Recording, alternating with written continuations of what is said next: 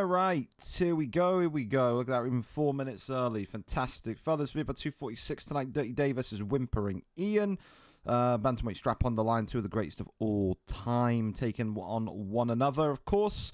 Evo back in there again against Silver Soul. He wants as many title defenses as possible. Still aims to hold the record in welterweight for most welterweight title defenses before that turn of August. We know that once August hits from July, Evo will not be in that 170 division anymore. He's got a couple of more cards to kind of go and put himself on that legacy leaderboard. One time for the gringos. Won the title, defended it 3 times. A successful defense tonight makes it title defense number 4. When you look at the legacy rankings in terms of title defenses, 5 puts you on the board, and it would put him on the board over Kyle MCC because, of course, 5 is matched, but welterweight is a harder weight than middleweight. So he would immortalize himself with a win here tonight and even just 1 win next week. He goes and gets 2 wins next week. If he signs up for both cards, for example, then yeah, he could be up there with the likes of Jack Oakley and Bless Style for one of the most successful champions of all time. On top of that, you got King E161, a surprise victory of the light heavyweight strap against Top Gun 2 Skywalker, an all-American bash there in the 205 division. You got Zurojin as well against Raids. Raids finally getting his opportunity at the heavyweight championship of the world. We've had swaps. I said in the UFC channel, I think there's been across Tuesday and today, if you add both of them together, 19 fight swaps, 19 changes, 19 fight swaps, call it whatever you want to call it, but we've managed to make it work. One of them is, of course, Gherkin Gotten. I still have no idea how to say his name, but we'll call him Gherkin. Why not? We'll call him the Pickle. Takes on Picked Lawyer. Juan Fei against Final Block, which is just a great... Talk about falling upwards. To have Sacred pull out and Final Block come in. Oh, that's a good fight. That could be a fight tonight right there. Daichi against Jazz Cox. Jazz Cox looking to go on a win streak, get 2 wins in a row. He will be buzzing. Neve against Riley, which of course feels like it's a light heavyweight contendership opportunity. Adam Toy against Trolled by PG. That there is definitely a heavyweight contendership opportunity. You win there, you got to be next. And of course, Slenders against Gerard. Gerard, the... surprise winner against the fan favorite in Rakib on Tuesday. Tonight he gets an opportunity against one of the baddest men in the division in Slenders. Thank you as well, quickly, before we start the fights, to Duels for the follow, and also Danielle Ray 74. If I've butchered that, I apologize, friend, but appreciate you very much. Of course, let's just make sure that we're all on it tonight, yeah? It was a very kind of smooth card on Tuesday. Yes, we got a bunch of decisions, which made the card go on longer than what it needed to. But, I mean, listen, there was really no timing issues beyond that. So props to everyone that, of course, competed on the Tuesday card. We're going to hide this for now. I still need it for my admin work. But, yeah, I don't want to kind of confuse people with the document. But let's get right into it then. I think we've got our first fight ready to go. And, of course, what a way to start the card. LSJP against Allergy Zeno here tonight in the lightweight division. Both of these two eager to get back to winning ways. LSJP 1-3, Allergy Zeno 1-3. Both of these two are identical in form. They lost 2, they won 1, and then they lost their bounce back fight, which of course puts them back to ground zero. Tonight, one of these two gets back to winning ways. For the other, a move perhaps to welterweight is looming. 1-4 starts to really put you in the conversation of, are you ready for the division that you're currently in? Do you need a move? So both of these two fighting for their lightweight futures here tonight. It is a boxer against a wrestler. It is standard. And let's go and see exactly what the picks are going to be tonight. LSJP is our cameraman. And of course, Fight Pass prelim card, fellas. So 4-star picks are the mark tonight. For now, of course, 4.5-star will then come into play a little bit later on. Hopefully game volume is good as well. Don't want it to be too quiet. Don't want it to be too loud. So forth and so forth. Paddy the Baddie tonight for LSJP. Interesting going a jiu-jitsu guy. That is brave from Ellis, unless he's been drilling wrestling without us knowing. But Chase Hooper on the other side for Allergy Zeno.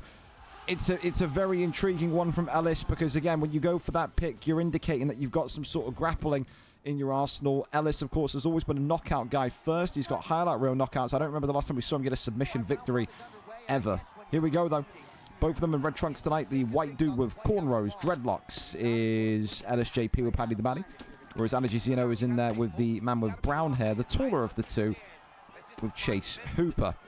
Again, you expect Ellis to dominate these boxing exchanges. You expect Allergy Zeno to smother this fight. And there's the first takedown of the evening, and immediately tries to bail him. Ellis says not happening, denies the bail wonderfully there. We've said before, Allergy Zeno is all about ground game, all about takedowns.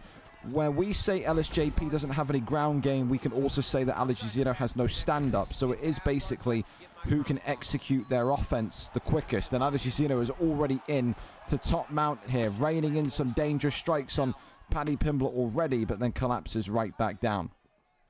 Of course, as well for LSJP, there is that expectation for him to do well in this division. He's got that great coaching corner, of course, usually of Ken Muir and Keza, but it's a difficult division, the 155 division. There's so much wrestling talent in there that seems to be what has kind of derailed LSJP early into his UFC 6 career.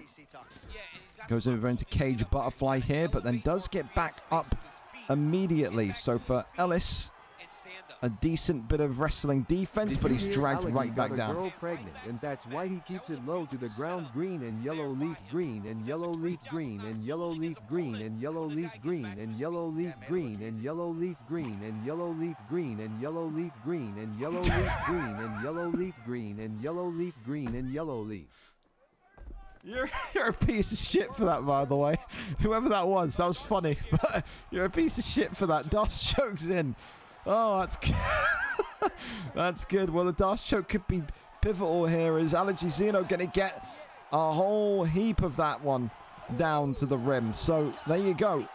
Around about 85-90% of that submission bar gone. And for LSJP, the day could be about to end very, very shortly. It is a textbook, typical Alagizino performance. He promised us a round one finish tonight, and he may well bank on that promise. The Das is in again. LSJP could be about to fade to black and fade to the welterweight division. As Alagizino, is he going to lock this one in? No, he cannot. LSJP survives for the time being, but does take back flat, goes right into the rear naked choke here. And LSJP is tapped here in round number one. In his ground game 101, and Alagizino will stay in the lightweight division, but for LSJP, that could mark the end. That could mark a drop down to 170. The fan favorite, the guy that everyone wants to see do well, goes to 1-4. He's a great boxer, but boxing alone in that lightweight division does not get you over the line. For Alagizino, he will not care about being booed. He will not care about the fight style. All he cares about is wins and staying in that lightweight division. He's made a huge step towards that tonight. Congratulations to him. Commiserations, though, to LSJP. Hopefully back on the saddle in that welterweight division. Who was that as well with duels, with the text-to-speech? For a guy that's come in for the first time ever, I like you already. That's the funniest text-to-speech I've had in some time. So yeah, brilliant from you. You get fucking chatter of the day. We got knockout of the night, performance of the night, submission of the night, fight of the night, chatter of the night. You're the chatter of the night so far. That's fucking right up there, man. That'll be bursting. All right, we can keep on going then. Lucky 13 against Steven 7654 up next. If those two are ready to go for us, if they need a little bit of time, that's absolutely fine. We've got Foreignino there as well and Ninja Boy, so we can go to them first if Lucky and Steven need the whole allocated time. If they're in the lobby, I'm down to go with you boys. So, yeah, we'll keep it going. We'll keep it going. Whatever. Oh, we said you're in the main menu. Again, you want to go early? Ninja and Foreignino? Pop on through, boys. I'll do it. Lucky's there as well. Let's see if Lucky's lobbied up. It's whoever... Oh, there we go. Ignore me then. We're going straight to the Lucky and Steven fight. Fantastic. Early. Thank you so much, you two, for being down and good to go. 5 early. Lucky tonight comes in 1-3. We got to see the War Machine collect his first victory in UFC 6 last time out. Brilliant ground game.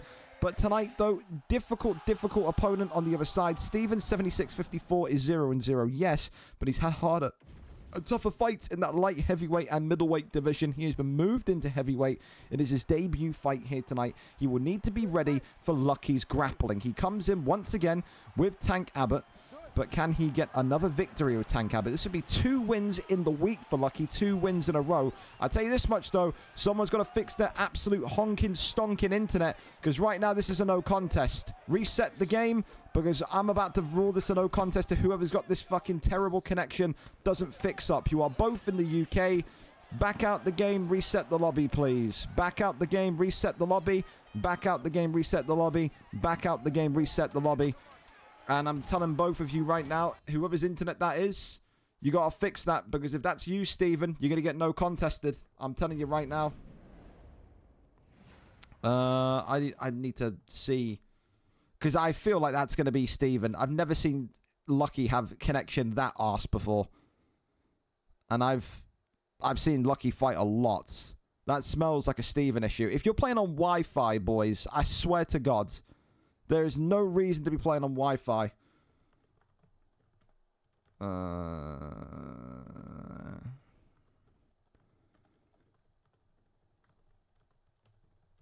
There we go. I'm telling Steven, you got to get off of whatever shed Wi-Fi you're on. I'm absolutely convinced that that's Steven. Both of you are in the UK. There is no reason to have internet that fucking bad. I don't know if you've got a download on the background. I don't know if you're watching fucking porn on your phone in the background. Whatever you're doing, fix it. Fix it. Because we are not doing that. That's the definition of a no contest right there. So, we go again, though. Take 2. We are on time, so we can have it happen. I'm watching the ping like a hawk, boys. I am. I'm watching the ping like a hawk. 18 to 20 ping looks fine enough. 41 it's jumping to, but that shouldn't cause any sort of serious lag issues. Take 2, then, as Tank Abbott and Vitor Petrino step into the octagon again. Let's see if we have a little bit more success this time round. Looks a bit cleaner already, doesn't it? Here we go, then. Take 2. Lucky 13 in the black trunks to like Steven in the blue trunks. Some of you will look at that and say purple. It's purple, to be fair.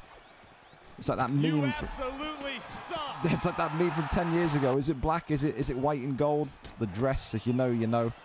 That's from my school days, isn't it? Steven, of course, the predominant boxer out of the 2. Lucky will, I think, need to lean on his wrestling again here this evening. He looks so good with the wrestling back on Tuesday evening to get his first victory. And you know what they say? If it's not broken, don't fix it. And Lucky here, sticking to that mantra, goes to the first double leg, gets him down into side control nice and quickly. Crawls over into top mount already. This is the new version of Lucky 13 we're seeing. The wrestler. We've seen the boxer. We've seen the guy that goes for decisions. We've seen everything in terms of Lucky's style. But maybe now finally we're seeing a little bit of that wrestling come to the forefront. Denies Steven there. Tries to cross over. Steven denies him right back. Steven, though, of course, like I said, has had those tougher fights in light heavyweight and middleweight. So he is maybe a little bit more prepared for this than Lucky could imagine. Good denies, though, so far from the pair of them for the heavyweight level. Can't complain too much as a posture up there from Tank Abbott again is raining down and strikes on Vitor Petrino's nose, temples, everywhere. Sways away from it, though, and gets right back to the feet. There's that clubbing blow on Tank Abbott, though. Lucky 13. 2 fights this week. 2 excellent starts this week. Finally combining that wrestling with that established striking that he's got. And I'll tell you this much, Steven cannot keep eating bombs from Tank Abbott like this. I'll tell you that. Body shots, they're coming in. That's what he's got to do, I think, Steven. Stay on the outside with Petrino and just kind of throw shots to the midsection and be ready for that takedown. Lucky they're shooting and then getting kind of reversed and thrown down. Interesting that Steven has decided to go down here with him, though. Maybe he's got a little bit frustrated that Lucky is doing so well in the ground game. And then gets right back up. Maybe it was a mistake. You never know. Little leg kick there comes in. Body shot was just being looked for, but ultimately caught up. And there's the knee from inside the clinch. Flying knee is a little bit dangerous from Steven, in fairness. Lucky, oh my goodness me. Still looking for the aggressive and the aggression in his forward striking. I tell you, Lucky's got to be careful because he is throwing very wildly as well. If he gets clipped by Petrino, he could get flashed. He's just got to maybe reduce the volume a little bit. And don't stray away from the game plan of the takedown. Again, I was very impressed with Lucky's wrestling in the start of this round and, of course, on Tuesday. Still think that's going to be maybe where he has the most success here because Steven now is finding comfortability in the striking. Shoots the takedown. That one there is denied. In fairness to Steven, though, he's done an excellent job. Really, really good job in adapting to denying those takedown attempts from Lucky early on in this round. And that overhand there will seal the deal at the end of round 1. A good start from Lucky and a good response from Steven. I think this is the thing now. You know, we often talk about in the heavyweight division, wrestling is key and wrestling becomes king. in terms of these types of fights. It still is a viable option for Lucky, but he has to figure out a way to disguise the takedown and try and get Steven down without him realizing. You usually do that through clinch work, through taking the back against the cage, through, you know, fake jabbing into a takedown. Lucky has to be a little bit sneaky now in getting that takedown because Steven's defense has grown into this fight. It has. Gets the trip there. Lucky was just looking to maybe pounce in, but ultimately decides not to. Maybe he was stuck in animation, only he knows. I think for Steven as well, on the striking, all he's got to do is try and bait Lucky into a brawl. You can see there, that uppercut onto Lucky. Oh, my goodness me. Is dangerous. Lucky's stamina as well is starting to drain because of how many shots he's taken and how many takedowns are being denied. It could well be the long game required here from Steven this evening. Oh my God, cracks him with that left hand. Tank Abbott continuing to maneuver around the octagon. Uppercuts coming in, but there's the counter shot. That's what I'm talking about, man. Lucky's throwing a little bit too wildly for me inside the pocket. And that's going to give Steven a huge boost of confidence. I don't know what Steven's doing here. I'll tell you what, if Lucky connected a body shot when he was kind of gyrating away, that could have been game, set, and match over there. Steven's got to make sure he doesn't do that again. That was completely putting him down into the ground from stamina. Lucky here, now going back to the body as well. Uppercut, left hand, right hand, flying knee comes in from Petrino, but another takedown. Dude, I tell you, I've got to say, that's more like it from Lucky. Gets the bail this time and then puts him down into a bottom side position of full guard. If I'm Steven, I'm getting right back up, and that's exactly what he does. Head kick, that's nice from Steven. Lucky block low, but there's the spear takedown from the fattest man to ever do it, Tank Abbott. Half guard position here, that one is denied, and then goes over into top mount. This is big from Lucky. And look at this, flow state enabled here. Steven's in big trouble. This could be the end of the fight. Sways out of a decisive blow there. And ultimately keeps himself alive for a little bit longer. On the feet, clearly, you're liking Steven. On the ground, clearly, you're liking Lucky. Great deny again, but an equally brilliant deny and reversal from Steven. Steven's got to just calm down a little bit, though. He's getting a little bit panicky with his transitions. This, again, Lucky has to just make sure that when he starts to do this kind of the shimmying away shit, he throws a body strike, because it will TKO him. It will. I don't know why Steven's doing that. I don't know if he's got stick drift on his right stick, but that's a serious tell. If Lucky can just... oh, that's another great head kick from Steven, though. Lucky is in really big trouble now, man. Not just the head health, but the stamina. He has lost his ability to land the takedown consistently. And that's going to play a big part in the stamina drain. Round 2 here coming towards its conclusion. And for Steven, definitely a great round for him. You can even argue that Steven got the first round from significant strikes. Lucky is running out of time to win this through ground game. That's the truth. He shot so many takedowns, 3 for 7 in round number 2 there. Only 6 significant strikes landed. Lucky has not been able to take advantage of the ground game when he has got Steven there. For Steven, ever since that second part of round 1, takedown defense has been some of the best I've seen. This is the kind of performance we wanted to see from young Steven, and we're finally getting to see it. For Lucky, time to show that veteran status. Time to show us that you know what you're doing. You need a finish, in my opinion. Third and final round in this heavyweight division. And Steven here gets us underway with a brutal leg kick already. Uppercut there comes right down the center. Leg kick there comes off again from Petrino. Head kick was attempted by Steven. And again, you can just see Steven just keeping it nice and calm here, man. Sitting on the outside. Oh, working leg kicks, but now working a right hand, which clips Lucky. Continuing to just throw more shots to that lead left, but look at this now. Tank Abbott against the cage. This could be dangerous. Steven's got to get out of there. Head kick comes up. Lucky's block goes down again. Those head kicks have been Lucky's kryptonite tonight. And another one from Steven. He just does not know when to keep his block high or his block low. Overhand now comes out. Another one drops him. The head kicks over and over again. Lucky's got so much CTE, he hasn't got a clue what's coming at him, man. Big shots coming in now from Petrino.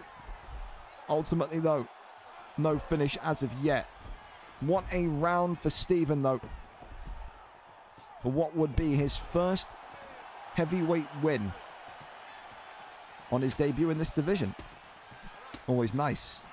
Body shots there coming forward again. Left and right-handers potentially being looked for. Lucky still throwing heat down the center. Body shot comes in. Works the left hand. Right hand uppercut drops. Lucky though. Knee on belly. And this one tonight is all over for Stephen. What a performance to christen yourself as a heavyweight contender. The first part of round one, the first 2-3 minutes of round one, he was looking a little bit lost in there. But it's when that takedown defense woke up. It's when he started mixing in those head kicks with those body shots that Lucky kind of lost all combobulation. He didn't know what to block, what to really defend.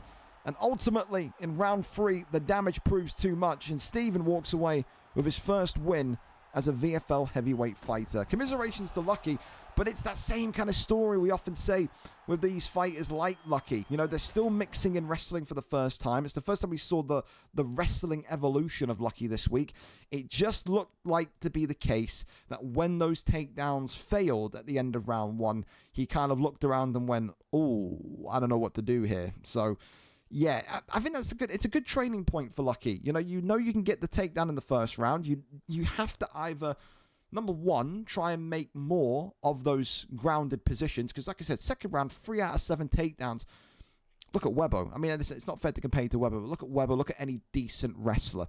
3 takedowns, that's usually enough to get a whole heap of damage in. Lucky got 3 takedowns and 6 significant strikes in the whole round. So that is 2 significant strikes per takedown. It's got to be a little bit more, you know what I mean? It's got to be a little bit more commanding than that. And I think that's definitely a good point for Lucky to kind of go back to the drawing board on and work on. Regardless, I think Lucky will still be happy for this week. He got a win on Tuesday, a loss today, but the signs of progression are there. And for Stephen, again, like I said, to get your first win in a new division, always going to feel great, always going to feel awesome.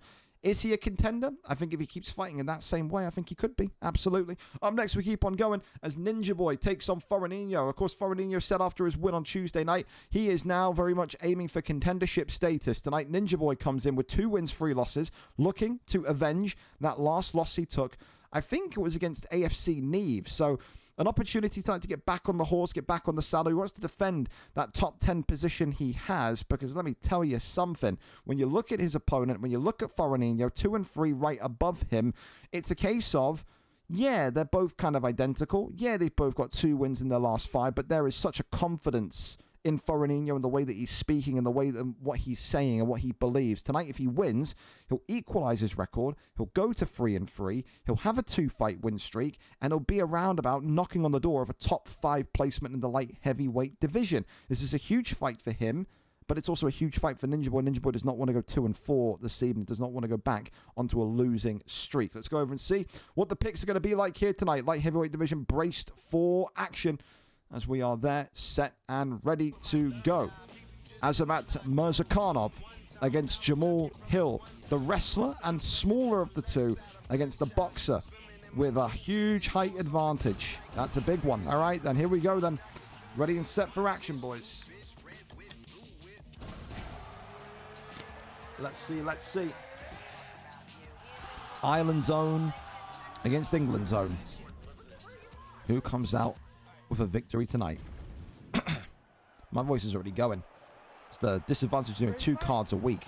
Dear Lord. I'm going to sound like a croaky old man by the end of this stream. Cope. Here we go then. Red trunks tonight for Ninja.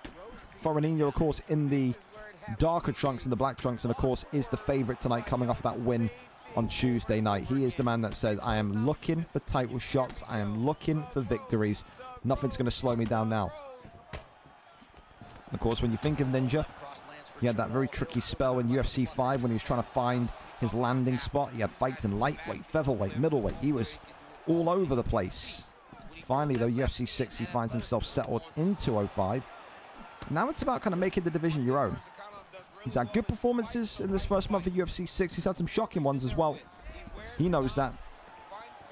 But tonight, the pressure's on him again. Camera's on him again. He's got to find a way to get past a very tough Irish opponent in Foranino. Works that flat right hand there. It's the thing as well, you know, how does he cope with such a huge height difference? Because again, Foreignino with Jamal Hill can effectively just sit on the outside and just punch inwards. It is Ninja who's going to need to wrestle. It is Ninja who's going to need to close down the spacing. You can't effectively sit on the outside of Azamat Mirzakhanov and expect to, you know, be given anything. Big shots there, though. Uppercut was nicely worked, though, from Ninja. That was nice. That was good. Shoots the takedown. That one there denied. Left and right hands again. Uppercut swinging on forward. Foreignino here. Head kick comes up. A little bit concerning for me with just how I wouldn't say, I want to say a word, but I don't truly believe in it. But I don't know what other word to use. It's a little bit reckless striking from Foreignino at this minute in time. It just feels like he's throwing because he believes that Jamal Hill's got severe knockout power, which is true. But he is getting countered. You know, he is getting countered. Look at the head health damage. It's kind of the same. Nearly got countered there again with the uppercut from Mirzakhanov. 90 seconds to go in the round. So a slow and patient engagement here from Ninja. Oh my God, how's that uppercut from Jamal Hill not stuck him though? Left and rights again, chasing him down now as Foreignino works the body shot again. Left and rights, but one body shot in response there from Mirzakhanov. It could be who kind of works the level change the best out of the two. I have been impressed by how Ninja continues to attack the body.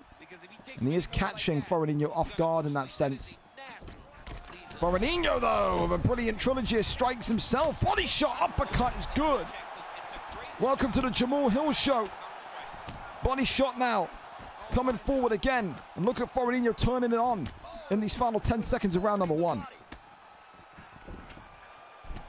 He needs to do that more in round two. He just turned that aggression from a 7 out of 10 to a 10 out of 10 in that final 30 seconds, and it really paid off brilliantly. Just when you feel like he's a little bit kind of reckless and a little bit kind of, you know, is he throwing with any thought behind it? There was a little bit of thought there at the end of round one. That went from a pretty nice round for Mirzakhanov to a pretty dangerous round for Mirzakhanov at the end of things. Give that one to Foreignino, 10-9 to Jamal Hill for me. I mean, that 30 seconds definitely kind of helped this case. Ninja can't get too discouraged, though. He's still in the fight, and he still had some great moments. But now he is going to get tagged here by Jamal Hill, and he's knocked again. Foreignino, I said to you, his confidence coming into this fight was sky high. He said he believed that he was going to be a title contender after Tuesday evening. And right now he is bringing that confidence into the second fight that he's had so far this week. Continues to just throw those simple strikes with Mirzakhanov. Tries to throw one to the body. That one's caught. Knee to the dome though. Off the 1-2s now for Mirzakhanov. Right hand, that's a clubbing blow, but there's just no power behind it for Mirzakhanov. Big knee to the body. Body health for Mirzakhanov as well. Look at the top left of your HUD there. Not great. Body health's in tatters. Head health's in tatters. Your Foreignino here, it's just about parring the course, isn't it? And if you're Ninja Boy, you pick the wrestler. At what point do you kind of shoot the takedown, activate flow state, and try and get something going in that regard? Well, the answer is now, clearly. But that is denied. Brilliant defense from Foreignino, man. Great clinch work also. It just doesn't seem like Ninja's got any answers right now, man. He's going to need a Hail Mary shot. So it's that right hand as well from Jamal Hill. Just off that slippery jab. That's causing problems. Big uppercut there. Comes in nicely, though. Still surprised that even with this advantage, he's still walking forwards with Jamal Hill. You'd think he would just literally sit on the outside, wouldn't you? But, hey, he's winning the fight. He can do whatever he likes. Body shots going down again. Huge shots. Right hand is nice against the cage here. Big shots raining in. Ninja's in trouble. He's in some severe trouble.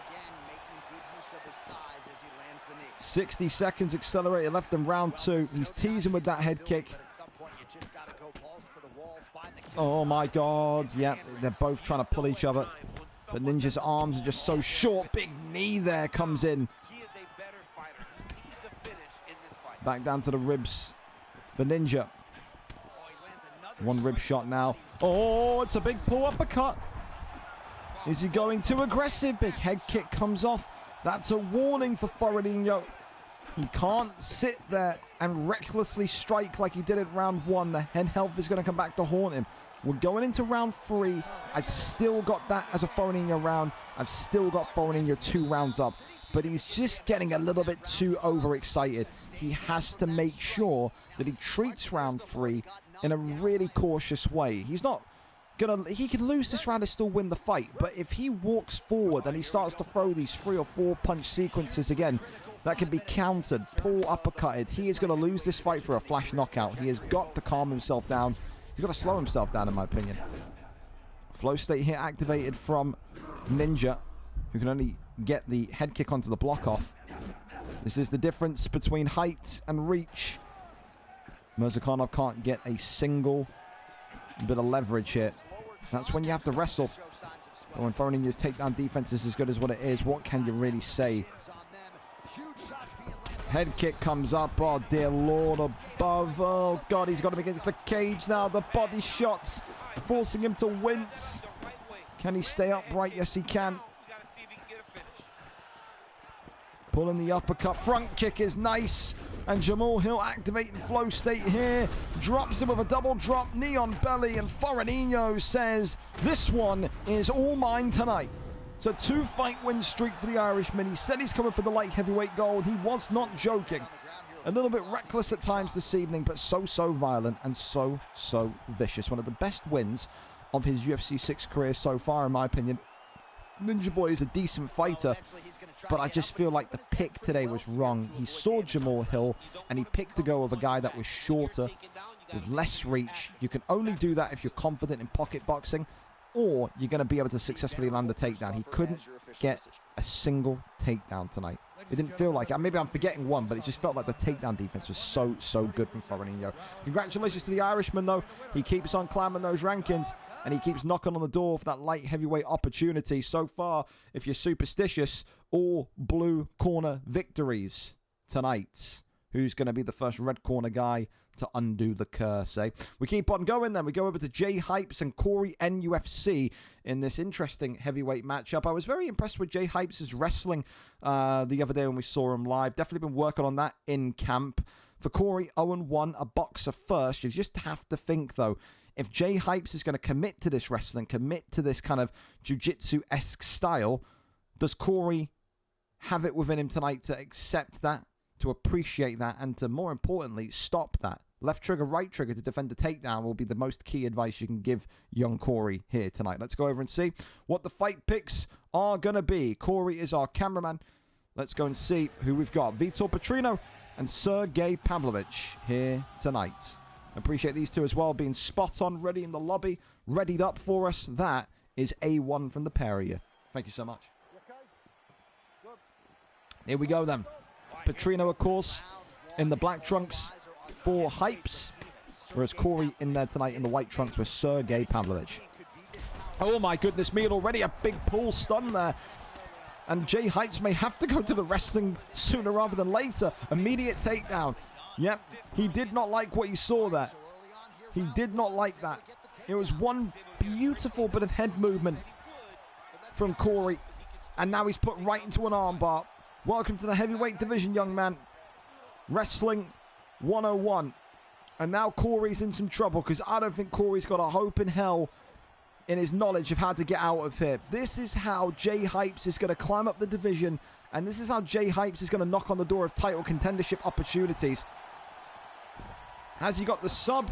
He has. Half the bar gone. He is no boxer, Jay Hypes. He is the division's jiu-jitsu machine. That is so clear. Trying to go for a Kimura there, that's not going to happen. Not going to work. Good deny there by Corey. Probably one of them. It's whipped him back into place as well. And top mounts, excellent. From the most brilliant start you could ask for, of a stun in the opening 13 accelerated seconds, to then getting your arm taken about a minute later. Life comes at you fast, man. Wrestling, the ultimate equalizer, as it's called. As Jay Hypes has now got him down here. The armbar's going to come in. And for Corey, I dare say it could be the beginning of the end. Is he going to get out of this one? He is. This time, Jay Hypes with a little bit of a slip there. But then he whips him right back into another one. And now Corey in the exact same position he just found himself in moments ago. And this is going to be the most frustrating type of loss you can imagine. Is he out of there? Yes, he is. Jay Hypes. Another brilliant wrestler's performance. Another brilliant jiu-jitsu performance. Forget about boxing when it comes to this young man. He will snap your arm. He will take your neck. He will do whatever it takes to get you to the ground and finish you in one. Another round one finish. And for Jay Hypes, I'm impressed by this guy, man. I'm impressed by him. A beginner. Didn't compete really often in UFC 5. He had a couple of fights here and there, but he had no wrestling. He is committing to that wrestling now.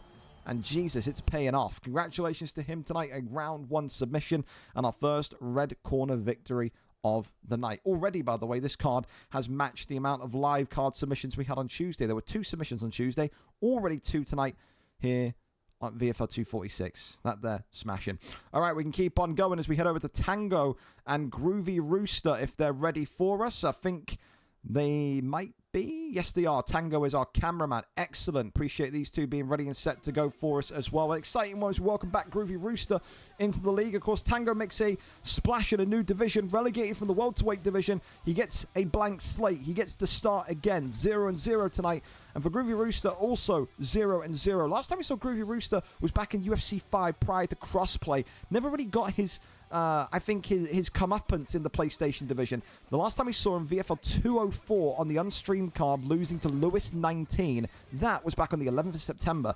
His biggest wins, of course, though, have been impressive. He got a competitive victory against Sir DJD, former VFL flyweight champion at VFL 169, and also Boz 10, who, of course, still competes in the league to this date. So there you go. Only 2 wins in his entire VFL career. Is win number 3 coming here tonight. Roman Koplyov against Joe Pyfer in this middleweight division. The UK meets the US once again. Here we go then. Pyfer in the white for Tango. Groovy Rooster in the black for Koplyov. Are we going to see a wrestler's performance tonight? A Sambo performance tonight from Groovy Rooster. Big welcome back to him once again. And thank you to him as well over in the US, giving us his afternoon. It's 2:30 p.m. there in the States, so maybe he took his lunch break for us. There's commitment. That's passion. But is that passion going to be rewarded? Time to find out. Big thing to remind you about Tango J. Although it didn't go his way in the welterweight division.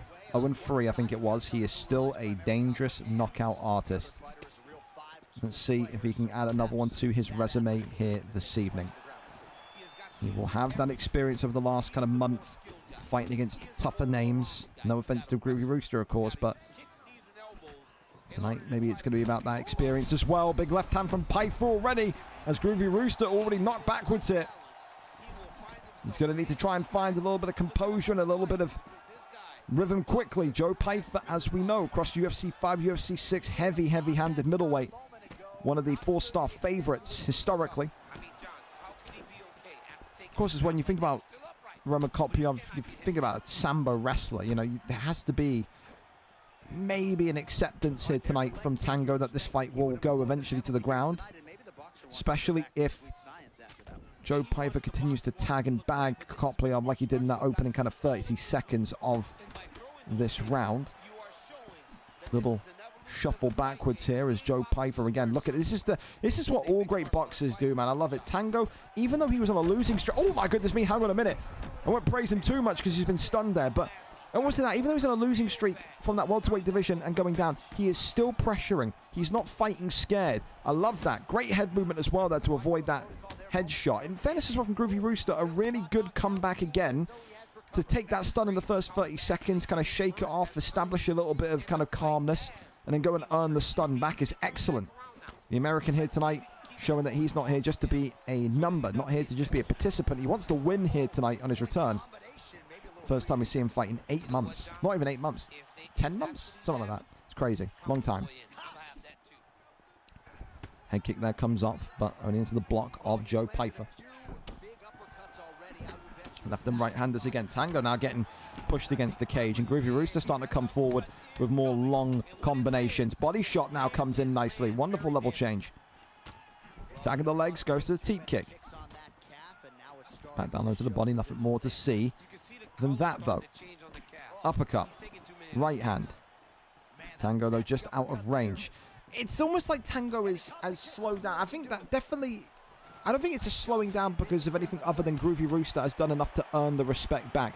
I think Tango is now looking at this fight after that kind of mid part of round one where, you know, Groovy was walking him down and Groovy was getting the stun and he's going, okay, you're not too bad. Now I've got to go and maybe fight a little bit more smart again rather than just kind of bum rushing it. Body, oh, it's wonderful trio of shots again from Tango J. And look at that, activates flow state. Also points to the ground prior to doing it. Look at that, the right hand from Pyfer. Left hand, right hand now coming in. Overhand from Pyfer. But it's not going to be enough to get a knockdown.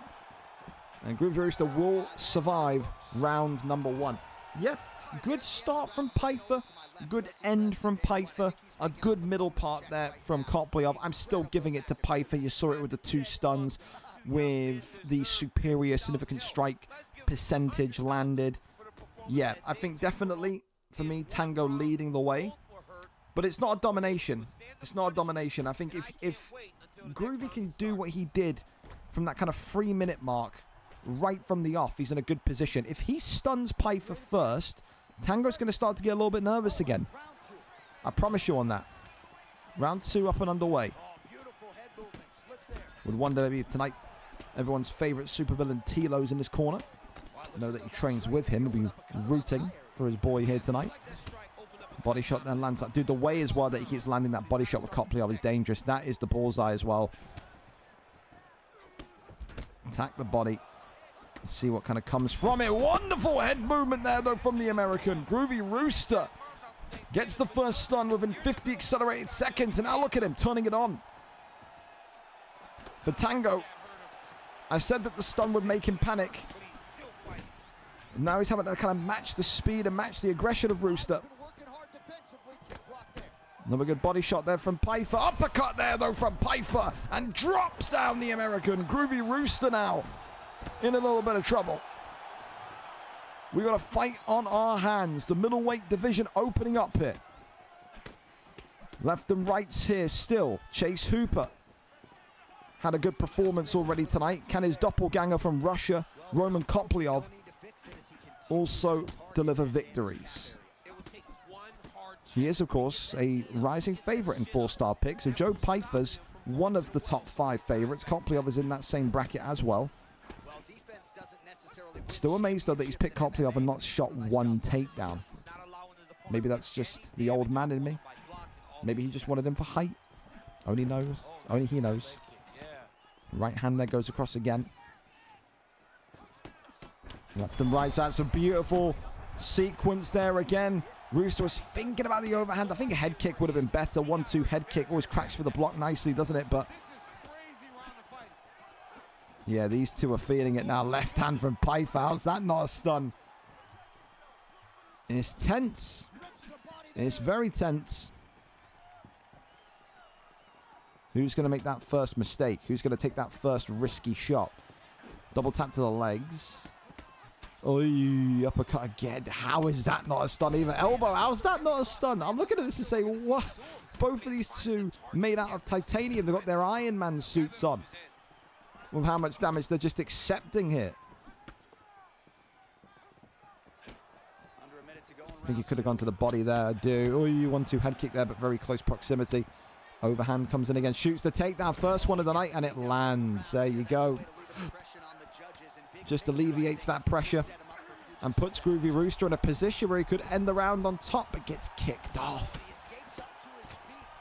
If he got a deny there and he got a couple of shots down, that would have been a special ending. Stamina, of course, you would say, is pretty equal. Head health is pretty equal. Everything's pretty equal. It's a very equal fight. Takedown landed again from Groovy Rooster. Koplyov there ends the round in side control, but dude, so far for me, fight of the night. It's a very, very good fight. It's a very good back and forth battle here. See the fight stats, 1 knockdown.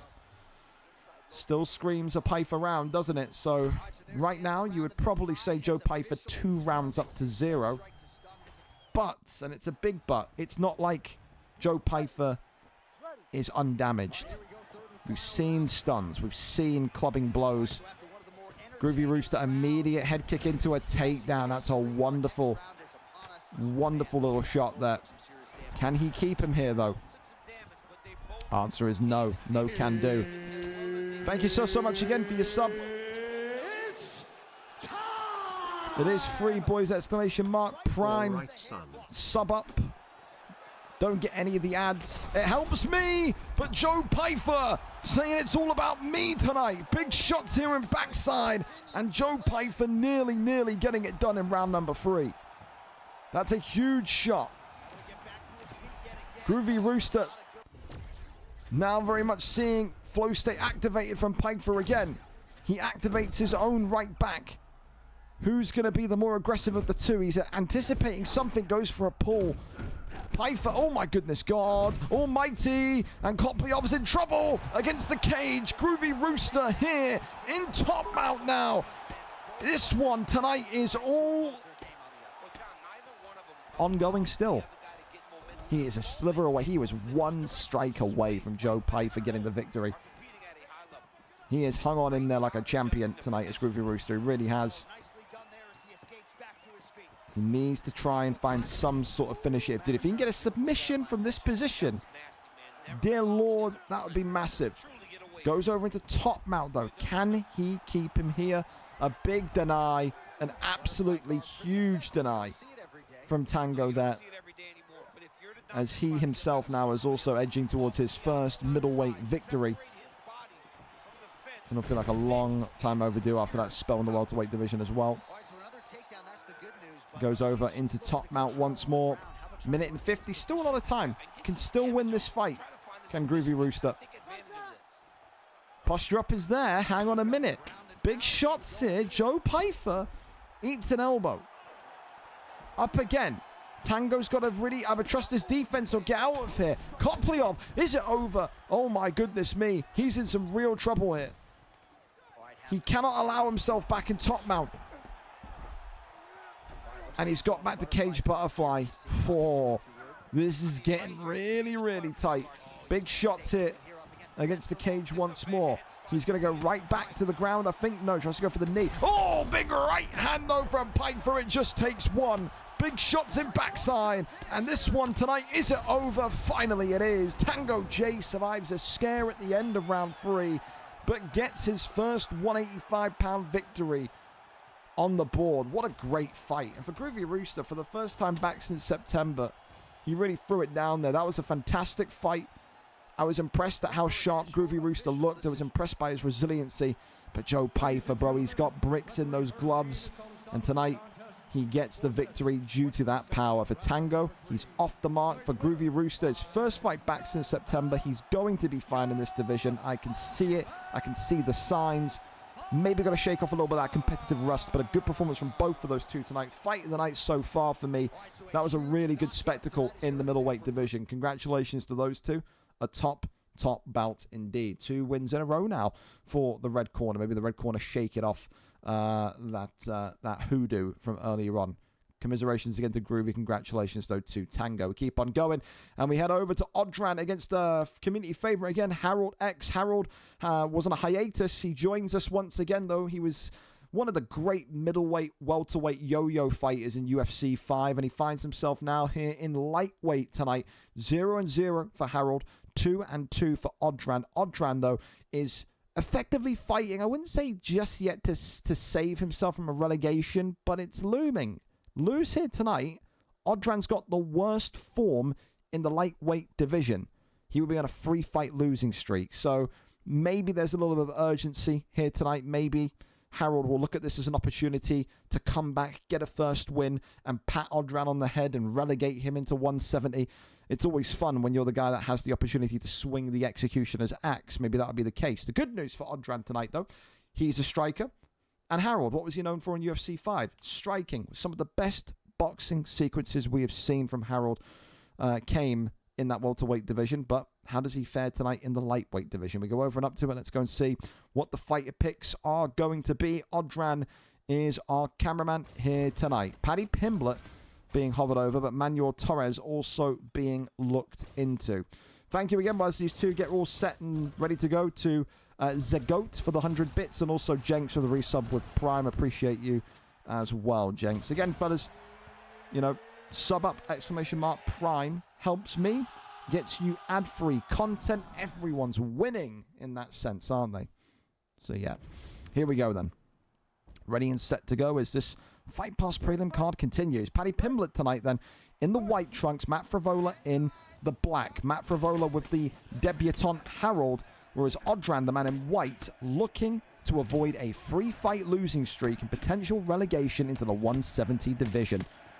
Of course, though, when it comes to a boxing match, you always like Harold based on what you know about him, but Odran will know nothing about him. Odran came into the league when Harold wasn't here. He left for about 2 years, and then, you know, he knows nothing about this young man. Talking about a multi-time middleweight and welterweight champion. But can he do it in what is described as the start of the big boy division in 155? Avoids that one, goes back down low to the body. Uppercut there cracks him. That's the left and right hands already coming forward. Still a little bit surprising that Odran goes for Paddy Pimblett, but then again, said the same thing about Ellis earlier on tonight, you know? That didn't seem like an Ellis pick either. Maybe Odran tonight is prepared, if he needs to take this one down to the ground and really try to test Harold's wrestling. Of course, Harold is a boxer at heart. He had that run, that spell, that form in Undisputed Boxing. He was sensational on that game. And he translated his skills into the octagon and never looked back. Odran now, of course, in half-guard position, tries to crawl over into top man. Not going to happen. Harold says, not today, not ever. Now full guard. Sometimes you can look at this and say, well, you've got to adapt. Especially if you're on a verge of getting relegated a division. Especially if you're on the verge of going 0-3 in your last 3 fights. Sometimes something's got to change. And Odran tonight is showing us he is prepared to potentially change that style. Tries to go over here into back sitting. And then gets right back to the feet. It's exactly what Harold wants to be. Wants to be on the feet. He wants to be boxing. Trusts in Matt Frivola like no other. However, big red health pack there appears on the eye of Frivola. So for Harold right now, needs to be a little bit more careful and concise with his shot selection. Matt Frivola still does have a lot more power in his hands, in my opinion, than Paddy Pimblett, though. Odran's got to keep doing this. The Irishman's doing a really good job here so far in just staying on the outside and almost, I like to call it mosquito fighting. You are buzzing around. You are annoying your opponent by just kind of floating in and out. If he brawls, though, he will be touched by Frivola. And he was touched there. Opens up a red health pack on Paddy Pimblett now. Cannot brawl for too long. Bank robbery, pocket boxing 101, fellas. Get in. Take what you can and get out. That's what he's got to do. Shoots the takedown, and that's a great slam. Boom! Drops him down. And gets him smack center in the octagon. As this one is set to cross from round 1 to round 2. Odran, though, tonight, maybe some disappointment from some of his fans. Maybe even disappointment from some of his camp. I could just imagine in my head Gerard booing loudly at the television. Just like when people were taking the knee in football. I could see Gerard booing at the television. What has happened to this guy? He's now wrestling. He's now one of those people. Sometimes you got to piss your fans off if you want to get wins. Maybe that's what's happening here tonight. Round 1. It's difficult. I think significant strikes-wise, about seeing the numbers, you would think Frivola landed more. But it wouldn't surprise me if Paddy Pimblett is still taking that round. Again, both of them are taking pretty equal damage. They've done equal amounts to one another. Oh, uppercut there. That was a great start from Odran, who sends the chin of Harold wayward. Uppercut there. Oh, he hit the force field of Paddy Pimblett. That was a ghost strike. It's not Harold's fault.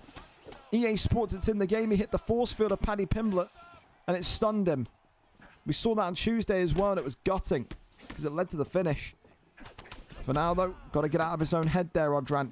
He's being pressured. He's being forced against the cage. Shoots the takedown. Turning takedown lands. Absolutely excellent shot selection by Odran. That there is one of the smoothest maneuvers he's probably initiated all night tonight. Tries to fake, but posture up is there. Rains down the strikes again. Pulls them back in. Body shots.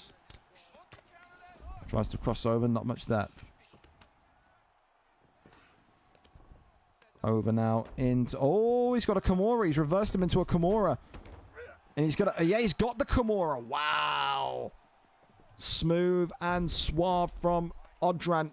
And that, of course, will drop Harold's block, which he kind of needs to be high because of that kind of wound on his face. I think it's that... You can see it from this angle here, actually, can't you? It's that big lump. It's that big bruise on the right side of his face. Can't see it now from this angle, but you will if he goes back over into the right-hand side of side control. Look at this. He goes back into top mount. Trying to posture up. Not going to happen. Oh, it's a good deny from top mount as well. Goes for the arm triangle. That one also denied by Harold. That's brilliant. The hand fighting down here from both of these two is wonderful. Couple of shots here coming in again. Rabbit punches just to build the G8. Goes back into full guard. Good defensive position here. As Paddy Pimblett wants to stand. He's confident he can maybe crack that block, but never ever underestimate the striking prowess of Harold. And look at this now. Flow state. Odran, oh, ducks that one. Wow, he only gets a straight. That could have been way more dangerous than what it was. Oh my goodness me. Ultimately, it was a great bit of offense from Odran's Paddy Pimblett there. Shoots the takedown again and gets the land again. All right, half guard position. Tries to get back up. Not going to happen. We head to round 3 again. So many great round 3 fights here tonight so far, fellas. Indicates that the matchmaking is looking pretty damn decent. Shout out to whichever absolute genius did that. So I got to pat myself on the back. Like Crucifix says, man, it's my ego chamber. I've got to make sure everyone understands that it's me. I'm the reason why this is so fucking great. I'm kidding, by the way. Jesus, relax. It's a great fight from both of these two. And I love it. I love to see people like Odran go from kickboxers to full mixed martial artists, man. This is the kind of thing that turns you from, you know, bottom of the barrel of the division to a contender. You know, you have to mix this in. That's exactly what Odran's done tonight. He's mixed it in. I think for Harold, he still will feel confident that he can get a knockout victory, but Odran's got that insurance policy in his back pocket. If he feels like he needs to win this round, get one takedown, try and take the arm again. If you do, it's a great position to be in. Works off the jab here. Double jab just being looked for. Still that hesitancy, though, that exists there from Harold. Oh, big left-hander from Harold. Drops Paddy Pimblett. Odran's in trouble again. He may well have to shoot. And he does. Turning takedown. Absolutely needed, required. And it's big, but it's a get up right away from Harold. Jesus, okay. Oh, God, it's that shoulder movement. Harold knocks him and drops him again. He's in huge trouble as Odran shoots another takedown and lands another takedown. He cannot allow Harold and Matt Frivola to stand back up. He is being torched on the feet now. Oh, and he's got the Kimura again, and this could be it here. Is it going to be? The answer is no. That's absolutely huge. He wants it on the feet. No surprise there. Another takedown. Turning takedown lands. He's found Harold's kryptonite. The turning takedown has worked 3 for 3. Darce choke attempted, but he gets flipped and rotated. And as you can imagine, Harold goes right back up. And as you'd imagine that from Odran, it'll be another turning takedown at some point. Oh, clipped him again, the left hand against the cage. Against the cage. This could be it. Harold, is he going to get it done? Backside. Harold, is he back with a vengeance? No. He's rolled. He's flipped. Oh, Odran, you lucky, lucky boy. The Irishman is struggling to reach the finish line here. Oh, my word. Harold so close. Not once, not twice, but 3 times in this round. Goes back down. Yeah, if I'm Odran, I'm camping this position, and we are just sitting here until the end. And ultimately, once again, they are back to the feet. He's got to shoot. He has to shoot instantly. Yep, there it is. Deny, though, from Harold. 49 seconds. It could be the big moment here that Harold needs. Another big deny on the takedown. Odran, he's running. He's a track star. He's out of there. Big shots. Double drop. Knee on belly. Odran, is he in trouble? No, he survives again. Oh, my God. Oh, Odran. Oh, my God. Can he get it? Matt Frivola still pounding away. Oh, my days. Harold won't believe that that's gone to a decision. Is that last round a 10-8, though? Is it a 10-8? I think it has to be a 10-8. Odran got his shit lit on fire there. If that's a 10-8, honestly, that could be a draw. It could seriously be a draw. Oh, my days. How has Odran and Paddy Pimblett survived that? Crazy. I think we may just have a new fight of the night there. Sorry about the last two, but yeah, let's go and listen. I am under serious pressure. Serious. Ladies and gentlemen, after 3 rounds, we go to the judges' scorecards for a decision. The judges scored the contest 29-27, 29-28, 29-28 for the winner by unanimous decision, Matt Frivola. Matt Frivola. And Odran, in the end, loses this one on decision. Paddy Pimblett survived, but he could not get in the win column tonight. For Harold, it is frustration to not get the finish, but it is a winning return to the octagon. It was the 10-8 in round 3 from Frivola. 2 judges gave round 1 a 10-10. That, no doubt, will cause a little bit of frustration from Odran's perspective. Did not have it down as a 10-10. But ultimately, dude, how in the Christ has Odran not won from a single judge? Round number 1, by the way. The judges gave it 10-10, 10-10, and 10-9 to Harold. That is crazy. He had the takedowns, he had the total strikes, the 6 strikes, the control. Like Top Gun 2 Sarah Walker said on Tuesday, man, the judging in this game right now is hot ass. You leave it to the judges, that can happen, but wow. For Harold, congratulations, though. What a fight, what a performance, what a comeback to the octagon. So, yeah, I'm going to flip that one. So, for Tango, he'll be disappointed because his fight of the night goes up in smoke already. That was a great fight, though, man. We'll give Tango performance because I still like Tango with how he performed tonight. So, we'll go performance bonus. Haven't got anyone else on it so far. We keep on going as Lucas 20 Alex goes up against Rossetti in another middleweight bloodbath matchup tonight. Lucas comes in, of course, 2 wins, 1 loss, whereas Rossetti comes into this one tonight. Where is he? 1-0 after that brilliant head kick execution of Charge just 2 days ago. We go over and up to it and see exactly what the fight picks are going to be here this evening as we wait and see. Thank you to these two again being lobbied up and set for us. We appreciate that one massively. Absolutely we do. Ramakoplyov and Shara the Bullet then seems to be the mark. Here we go then. Middleweight action set for us here. Some great fights though so far. And the Fight Pass prelims, man. You guys have smashed it out the park. Excellent so far. Here we go. Lucas, of course, fighting, I think, out of the Czech Republic. Rossetti fighting out of the UK. The battle of the Afros, you could say. Shara the Bullet here against Koplyov. Of course, when you think about Lucas, we've seen him previously. We know that his boxing is off the charts, but it's when it comes to the grappling that he's been a little bit kind of lackluster. Of course, he is or was a part of that disgraced camp, which, of course, had the likes of Luchak and Misfa. I think he even had Rich UFC, who ultimately kind of was weight bullying in the light heavyweight division and then like immediately left when he got moved up. So the camp has taken a little bit of a reputation hit. Can he bring that camp's, you know, I think, well, I don't want to keep saying the word reputation, but it feels that way. Can he bring their reputation back up? Big uppercut there already from Rossetti, though. Look at this. Ducks the head kick just about. Survives that one, though. Flying knee comes in. Rossetti found his mojo, of course, back with that huge knockout victory against Charge in round number 1 on Tuesday. Got him a knockout of the night bonus. He would love to go 2-0 here in this 185-pound division this evening. The aim is quite simple for Rossetti. Get back to welterweight and higher as quick as humanly possible. Body shot there lands on Shara the Bullet once again.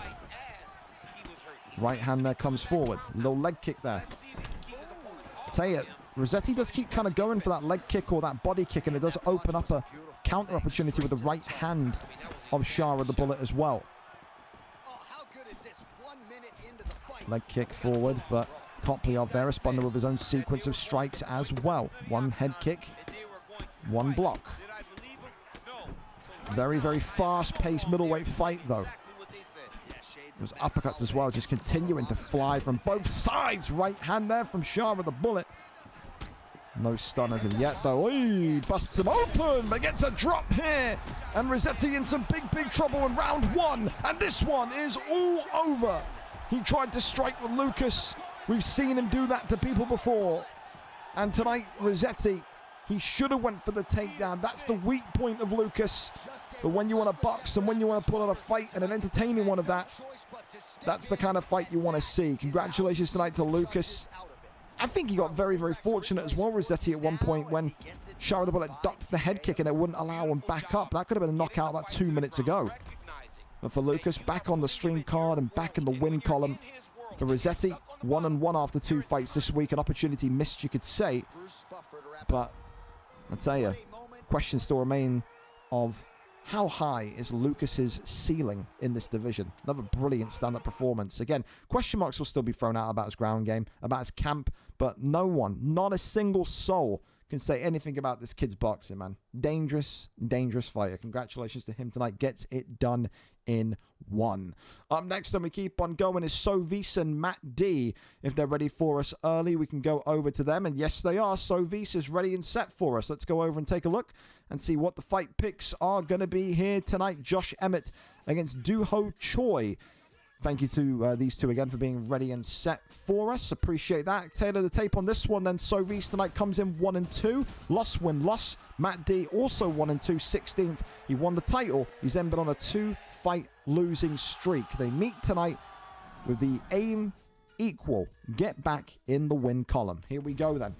Josh Emmett, of course, has been seen as a decent counter to a lot of the 4-star picks. He's got that wrestling base, but he's also got that hand power. Do-Ho Choi, of course, though, has that speed, has that agility, that nimbleness, and also that slight height advantage. Red trunks tonight for Sovis, whereas Matt D comes in the black and white, looking for his first win since VFL 240.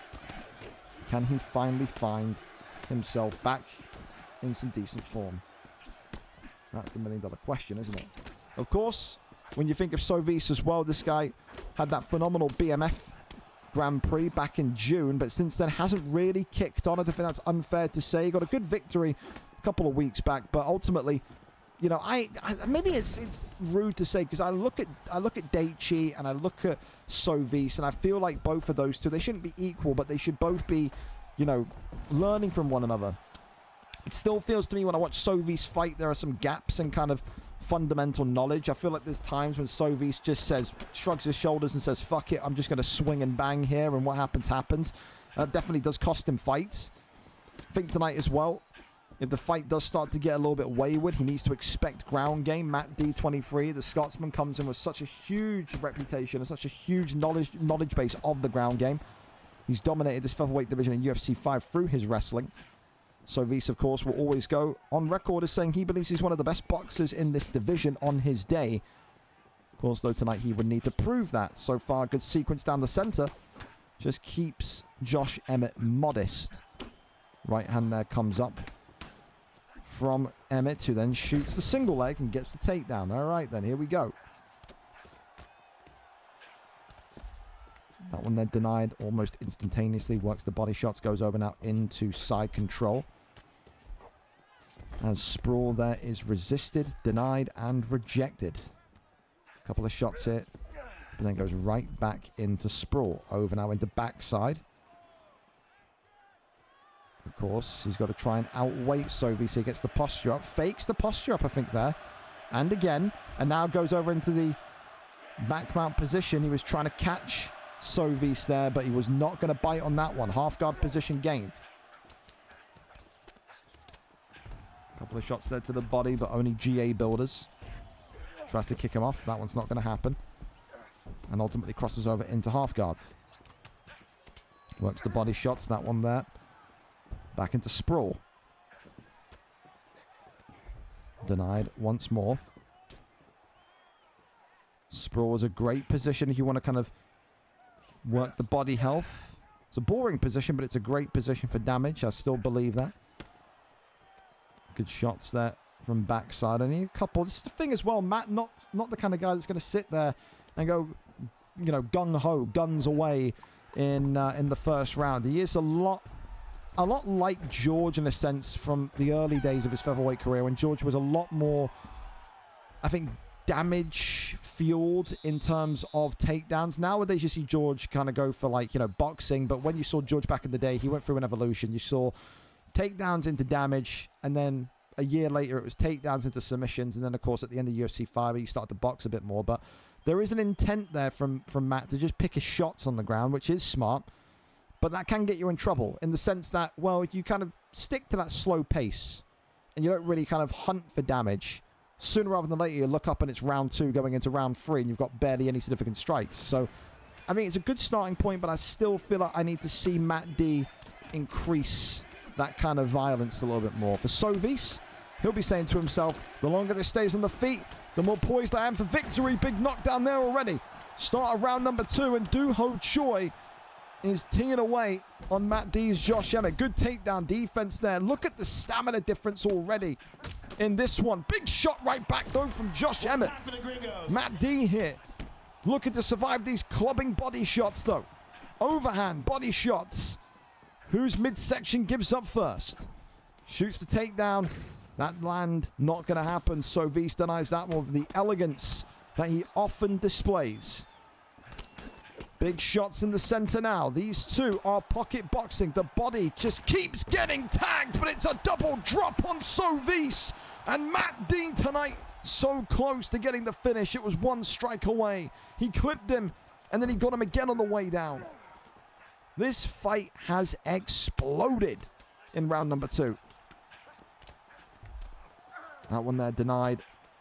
And now Matt D, I think, going to maybe look to try and maybe get this one back to a bit of a calm notion here.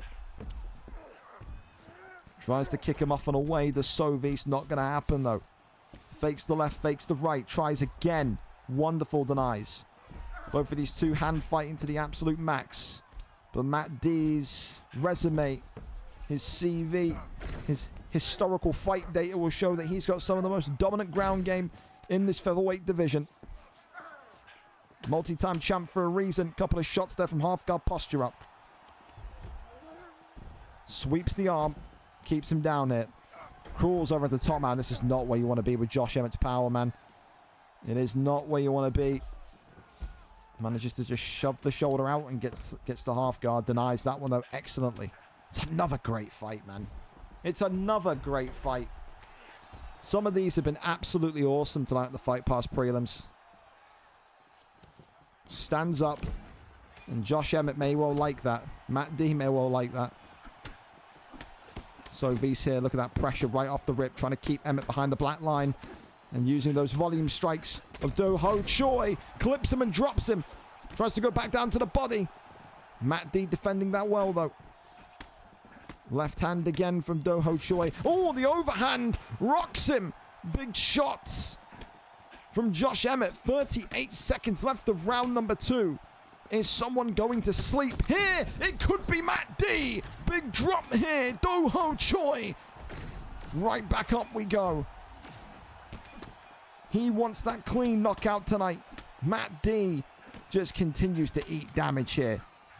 How in the hell has Josh Emmett survived round number 2? What a fight, man.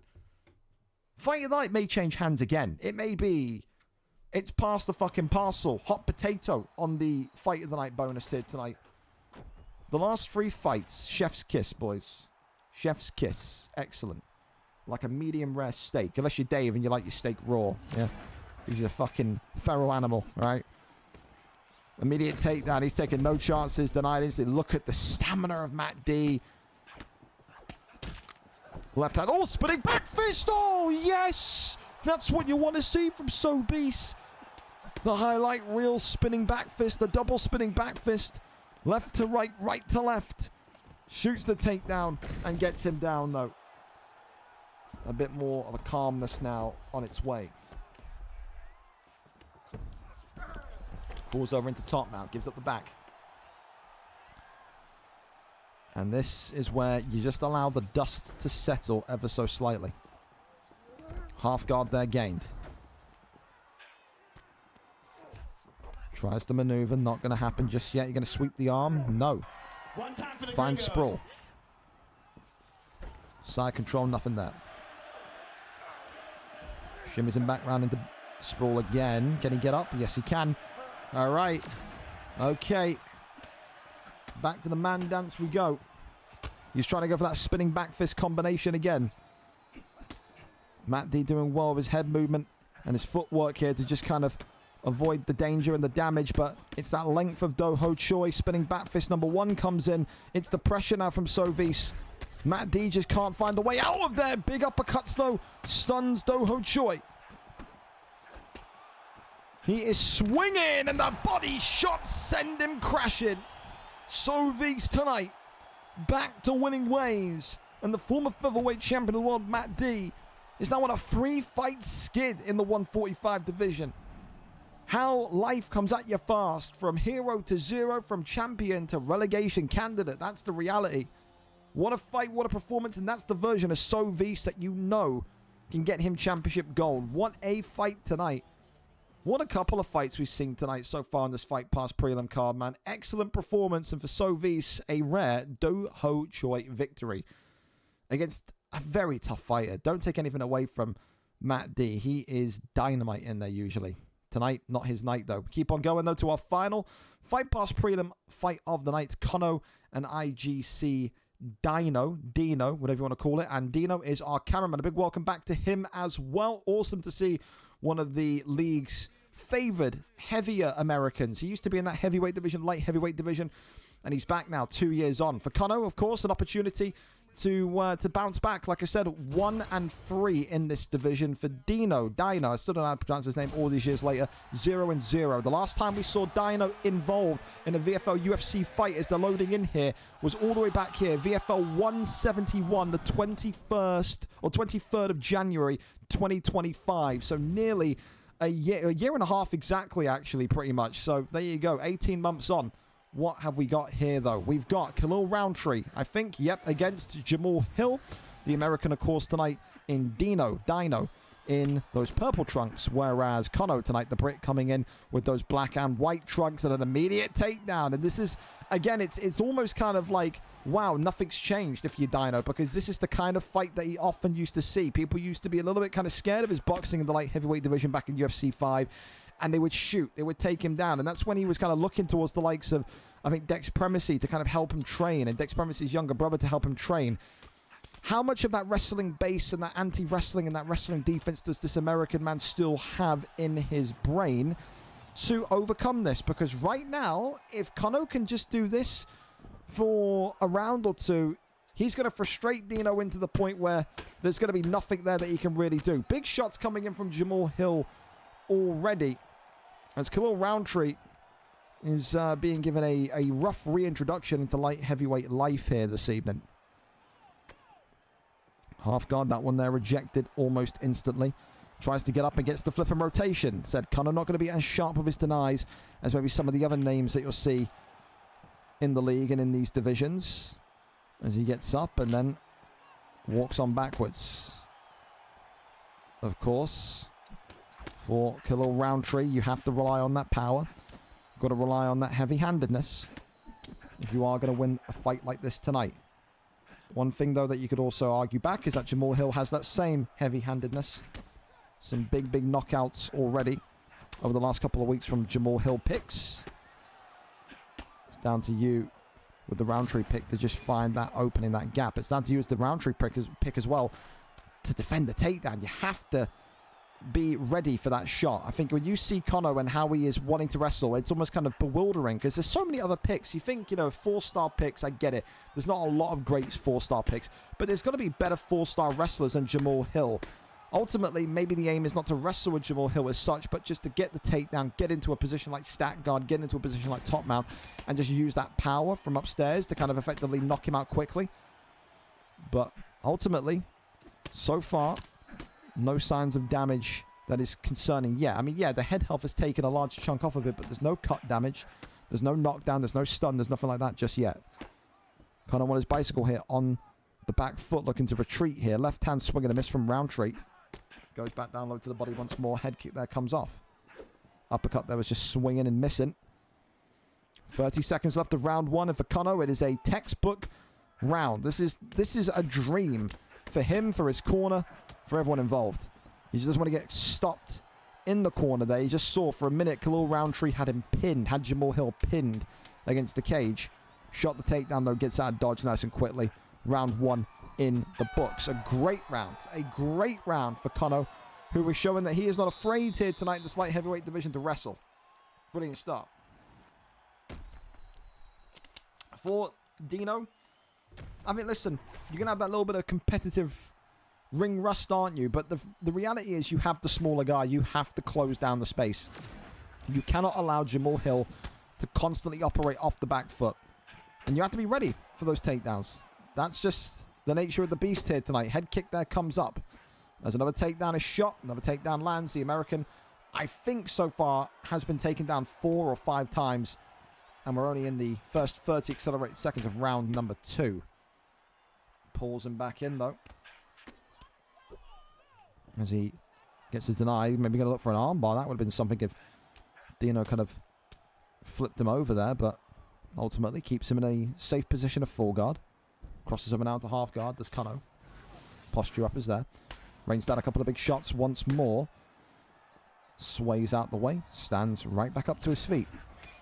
This thing as well, the American, even when he was winning light heavyweight gold, often made it more difficult than what it was. There weren't really many fights when you go back to 2025 or late 2024 when Dino was actively competing where you go, yeah, he dominated this guy, he dominated that guy. He always made his fights look a little bit more harder than what they had to be. Kind of made it more entertaining because of it, but right now, maybe the best flurry that we've seen from the returning IGC Dino. With that flurry of 3 or 4 strikes. And Khalil Roundtree continuing to land with a lot of venom, a lot of velocity. If you are Conor, if you are Jamahal Hill, you can't continue to take shots like that. Left hand uppercut. There's the stun. I think it was a stun at least.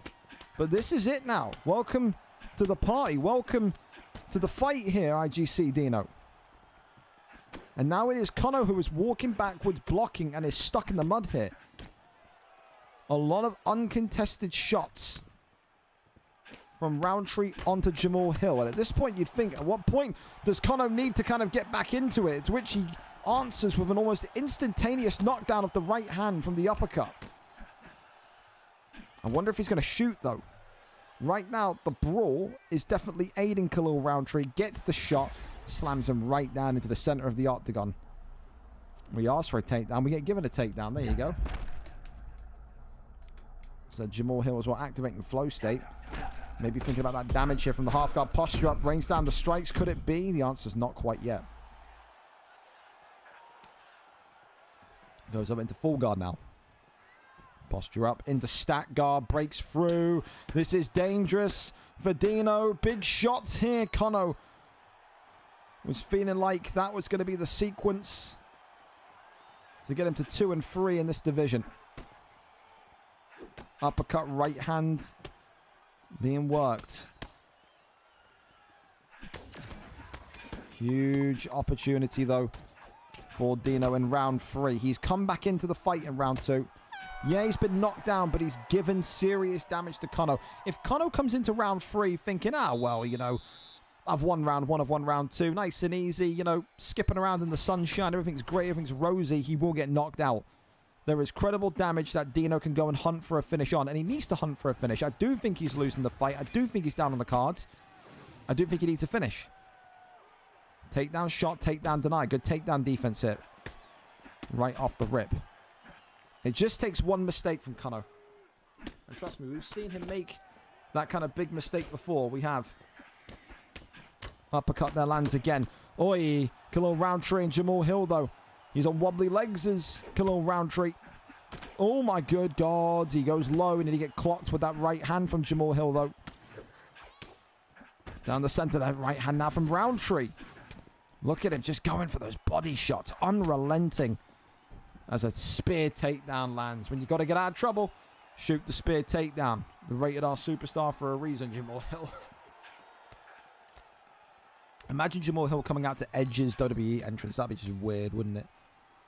I couldn't imagine Jamal Hill in a trench coat. Yeah.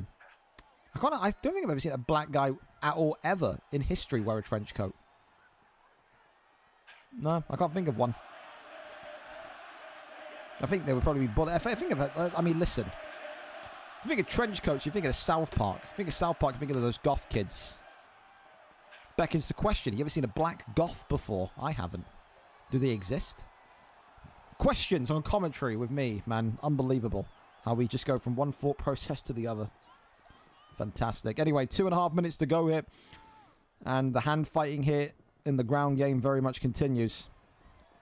Goes into side saddle here. Crawls over into backside. Goes into back. Oh, he flattens him. He flattens him. Can't get the posture up, though. But does it in top mount. This is not good. If you're Dino, reining it in. And this one is all over tonight. Khalil Roundtree is out of there. And for Kano, a big, big performance. It's his second win in the light heavyweight division. And he sprinkled in that wrestling with that boxing. And he needs to do that. That is, I keep saying it, that's the type of performance that gets you from middle of the pack in the light heavyweight division to the top end, to the business end, competing for the belt. For Dino, was there maybe competitive ring rust tonight? Yes. But did he improve as the fight went on? Yes. I thought his round 2 was a signature IGC Dino performance. That's the kind of performance from round 2 that I remember from UFC 5, that I remember from 2025 and 2024.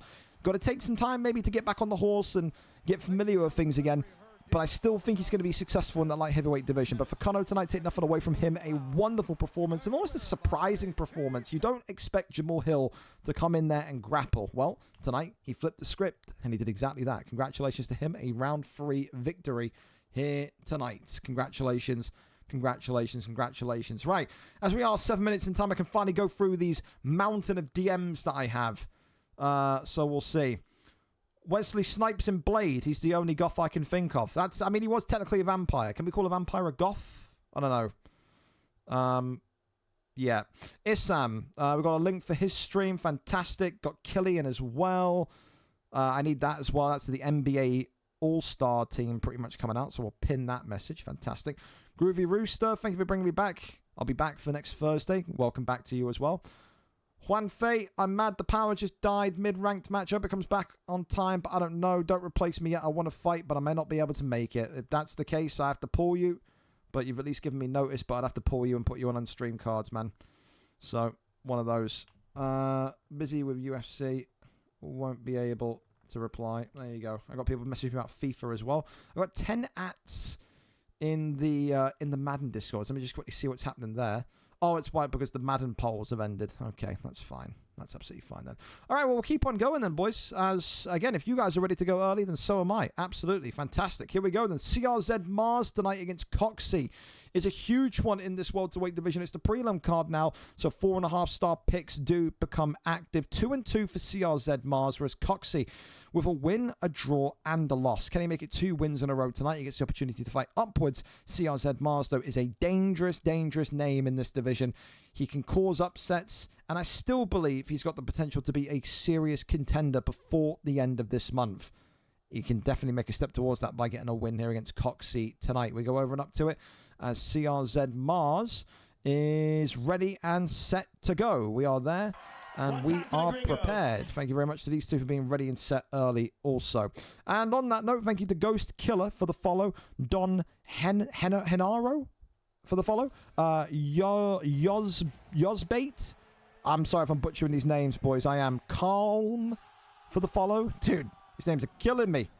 Absolutely killing me. All right, here we go, though. We're set and we're ready to go here tonight. Welterweight action on our doorstep. It's a great matchup as well, because I think for Mars and Coxey, they have the ability this evening to really have like a bloodbath type fight. I know that, you know, in an ideal world, Mars wants to kickbox, but he does have that wrestling background. Coxey may well say the same. It is one of those where you'd think maybe tonight that Leon Edwards pick indicates that he wants to stand up and strike, does Mars. Whereas Shavkat Rakhmonov, maybe a little bit more heavy, maybe a little bit more sluggish, maybe a little bit more, I wouldn't say wrestling orientated, but balanced, I think is the perfect word, because you can go for subs with Shavkat, you can, but I don't think he's going to have the speed to match up with Leon. Definitely will have the power, I think, though. Of course, if you're unfamiliar with who's who, blue trunks for Coxey, black and gold trunks, of course, for CRZ Mars. Right hand there comes across, works off the jab straight. That's a big one, but ultimately a head kick there. Only onto the block. Good counter strike already. Mars kind of pushed backwards on that one. You need to be careful, I'm telling you, because people don't often remember just how sneakily deceptive the punch power of Shavkat Rakhmonov is, man. You get hit by a couple of bombs from the Kazakh, you start to remember really quickly that you got to be a little bit more protective of yourself. Tries to go for a crazy spin kick upstairs. Ultimately blocked up, though. For Coxey. Had that incredible start to UFC 6 in that middleweight division, where he was, of course, immediately kind of promoted upwards. Now finds himself in the welterweight division, 1-1-1, on the cusp of being on a 2-fight win streak if he wins here this evening. Does get sliced open, though, by that sharpness of Leon Edwards. Only a yellow cut, so it's not anything too dangerous as of yet.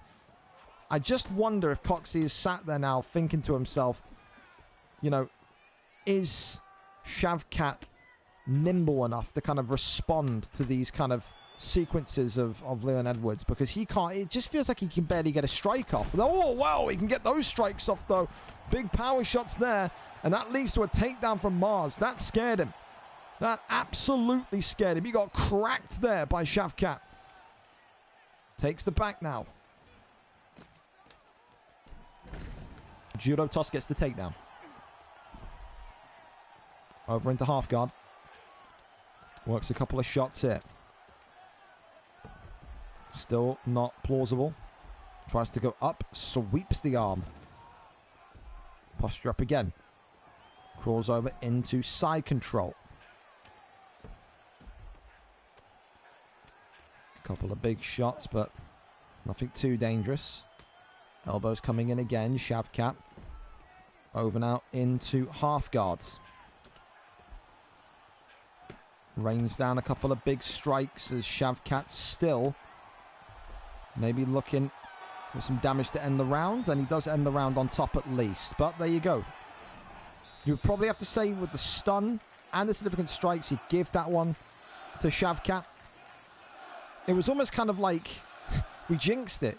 As Leon Edwards was doing so brilliantly with the speed and that sharpness and that nimbleness, you're thinking to yourself, okay, this is a good start for Leon. Can Shavkat respond? Because it did look for about 3.5 minutes of that round that whenever Coxey wanted to respond strike, I call it, you know, you see Leon Edwards throw two, you respond with your own strike. It was just a little bit too slow.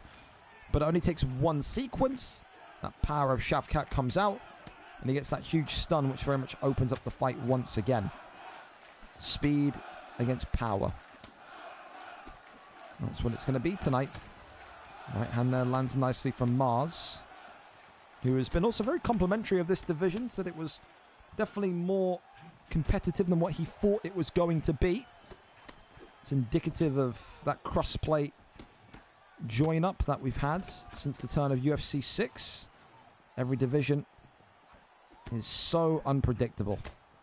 So one of those fights tonight where you just couldn't even predict the winner if you tried. Uppercut that was just being looked for. Head kick, oh, that's a dangerous one. Still, though, big shots coming in. Left hand comes across again. 1-2 down the center, swing and a miss. Oh, the head kick is right up there. Ducks down, left and rights. Swing and miss on the leg shot again. Uppercut. Still back down low to the body. Thank you so much for the follow again. Appreciate it. Welcome in. Still play. Oh, my goodness me. Head kick there from Leon Edwards. Right hands now. Look at that. That forceful pressure. Flow state activated from Shavkat. One time for the gringos. And you as well. You with the big penis in the back. Thank you very much for the follow. Appreciate you. Give you a proper shower after the fight. I don't want to tab out and miss a knockout. You just joined us, though. Only the start of our prelim card tonight. We're here until 12 a.m. or just before UK time. If you're in the US, that's around about 7 p.m. Eastern. 4 title fights tonight, including 2 of the greatest of all time. Dirty Dave against WhimperingIann for that VFL Bantamweight Championship of the World. Some great, great fights still to come. So stick with us. Even if you got to go, leave the stream on. Come back. We'll be here. My voice will get worse throughout the evening. You can mock me for sounding like I'm 75 years old. It's the joy of live commentary 2 times a week. Turn my lamp on. Let there be lights. There you go. Again, I'm very surprised still that Coxey hasn't shot more takedowns. Or hasn't even attempted to maybe kind of indoctrinate the wrestling a little bit more into his game plan. Kind of throwing shots at the legs. To be fair, the lead left of Shavkat's taking some damage as well. So Leon there using everything in his arsenal. Another tap there. Left leg's below 50% now. Having to switch stance here. Works off that jab. Just simplistic strikes here from Mars. I wonder if he's going to start to work on the lead right. Because, I mean, if he takes both legs down, Coxey's in a really, really difficult position then. Still prowling forward. Gets the takedown. That one there shoves up and off of him. Sways on round again. Body shot. That's going to be in the round number 2. How many fights are we going to see go around 3 tonight, boys? I'm telling you. Some great, great chess matches between fighters throughout the card tonight. Absolutely. And it was a very equal round there. I think if I glanced at that correctly, they both had 14 significant strikes landed.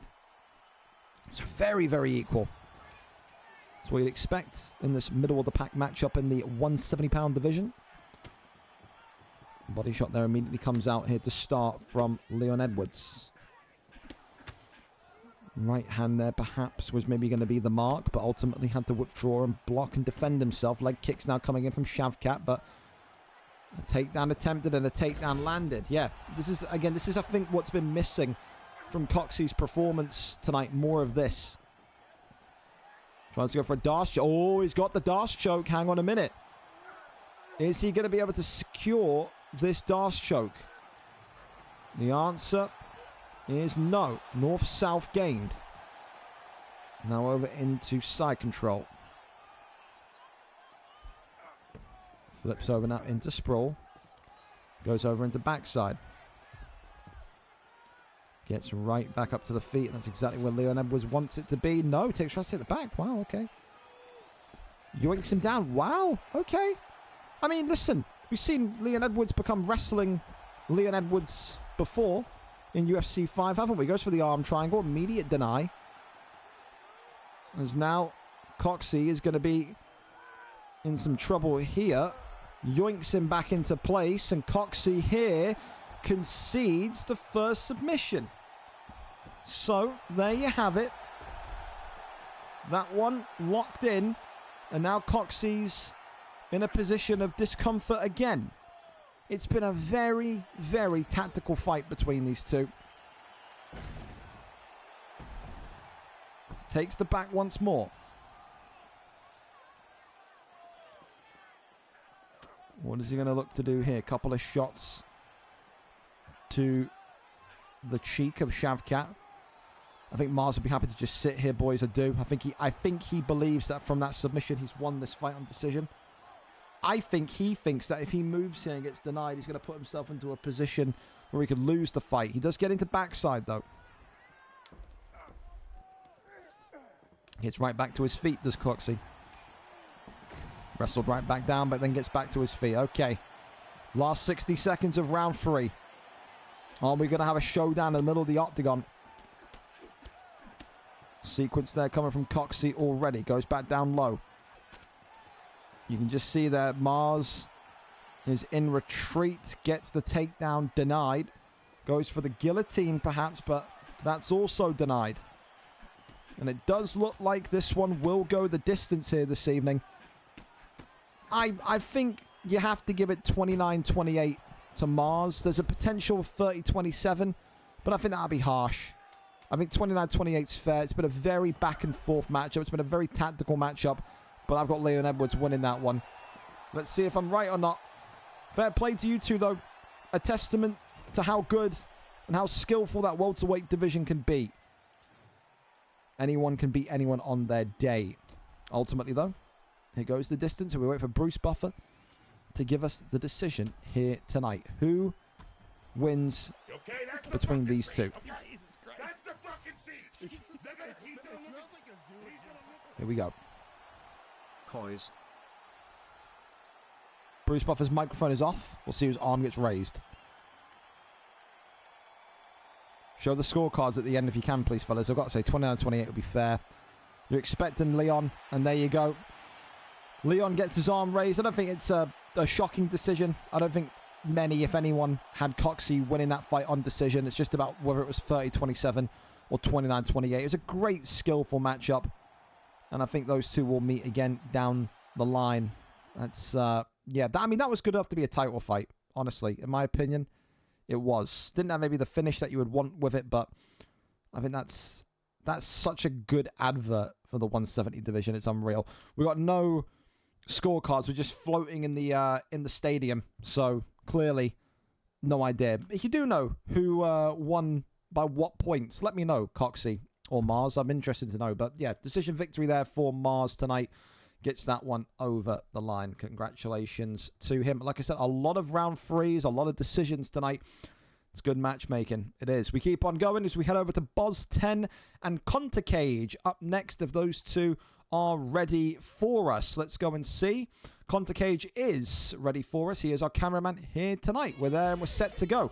Boz 10, of course, coming into this one 0-0. Conter Cage also 0-0. Conter Cage is almost relieved to be put in this division, whereas Boz 10 was celebrating. He was even egoing the heavyweight champion of the world, Zurojin. I've been moved up. Hey, don't be egoing too hard. Zurojin's set to be in the middleweight division at the turn of August. You just got moved up because you had the opportunity and lost to fight him, you know, so it's one of those.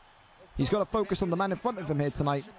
Less about, haha, you're in heavyweight and I'm in light heavyweight. More about getting your first victory in this new division tonight. Boz, of course, in there with Alexander Gustafsson in the blue, whereas Conter Cage back in the octagon for the first time in what feels like a couple of years in the purple with Carlos Ulberg. So Carlos Ulberg's not really been a used pick, has he? He's not really been someone that you've seen used often in this light heavyweight division. So he's a little bit niche, in fairness. It's two niche picks, despite Ulberg being quite decent.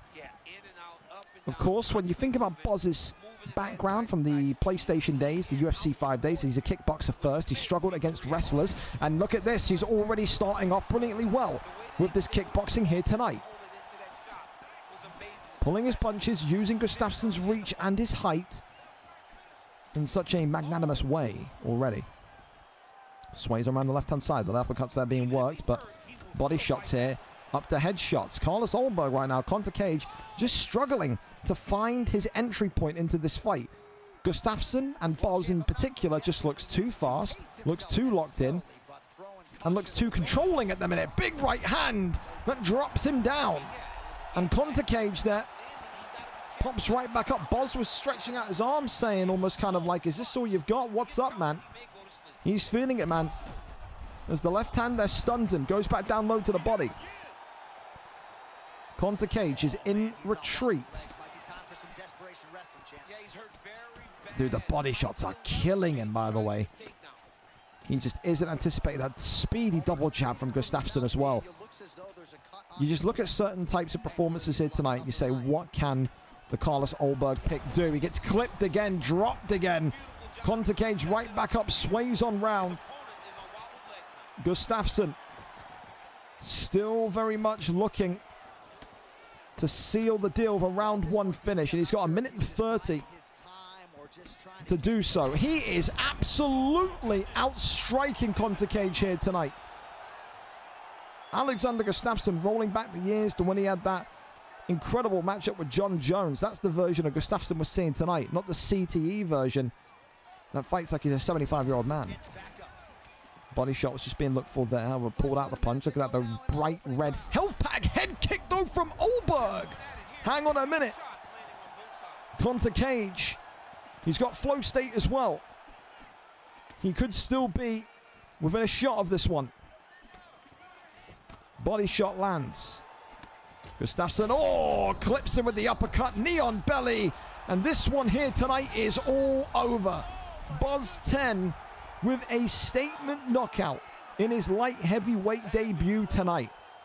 His Gustafsson is looking slick, man. Very speedy, very in your face, very dangerous, very pressurizing. And that there is one of the best boxing performances you'll see tonight in that 205 division. For Conor Cage, yeah, listen, maybe again, it's been a while for Conor Cage. You go back and look at the fight card history. I don't think he's been here for about a year and a half, 2 years. It's going to take a little bit of time to get back to rhythm with it.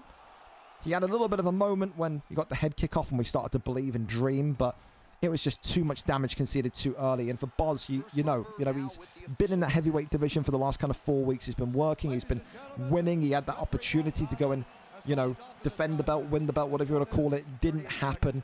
Moved rightfully so into the light heavyweight division. And that there tonight, that performance tonight proves it. I said at one point this kid was one of the best boxers in the heavyweight division. I'm doubling down and saying I think he's one of the best boxers in the light heavyweight division now. What a performance from him tonight. A round 1 victory. Top marks for Conor Cage. I guess we'll see him next week. Listen, I'm hoping we get to see Conor Cage get that. Because again, I want to see people succeed that go with those kind of weird picks. And it would be so weird to say, yeah, Carlos Ulberg's a weird pick because he is so good in real life. But people just don't pick him, bro. People just don't pick him. So clearly we're missing something. Up next, though, I believe the Hungarian. I always get this wrong. I've called him Belgian before. I've called him Hungarian before. I've got it right this time. The Hungarian BK Nondal tonight taking on everyone's favorite CTE-infused striker in Falcon. Nondal comes in 2 wins, 2 losses on a 2-fight losing streak, whereas Falcon 1-1, looking to make it 2 in a row tonight. Can the Brit get it done? Because I'll tell you this much, BK Nondal, his history on the PlayStation side is so rich. This guy is one of the biggest underdog fighters in the league, and you would have to think here tonight, although he's maybe an underdog in this matchup, he will be feeling like he's got a point to prove here, not just to the people that doubt him, but the people that are supporting Falcon. Falcon's good. Falcon's a brilliant fighter, but he is inconsistent. He will need to be very, very switched on tonight should he want to get this one over the line. Doesn't matter about Nondal's form. 2 losses in a row does not matter. He's seen worse. He's been through worse. And tonight he wants to get back onto the horse and get back to the winning way of things. Maurizio Ruffi for Falcon. And I think it was Ahmed Sarukian there for BK Nondal. Let's see if those picks are a good idea.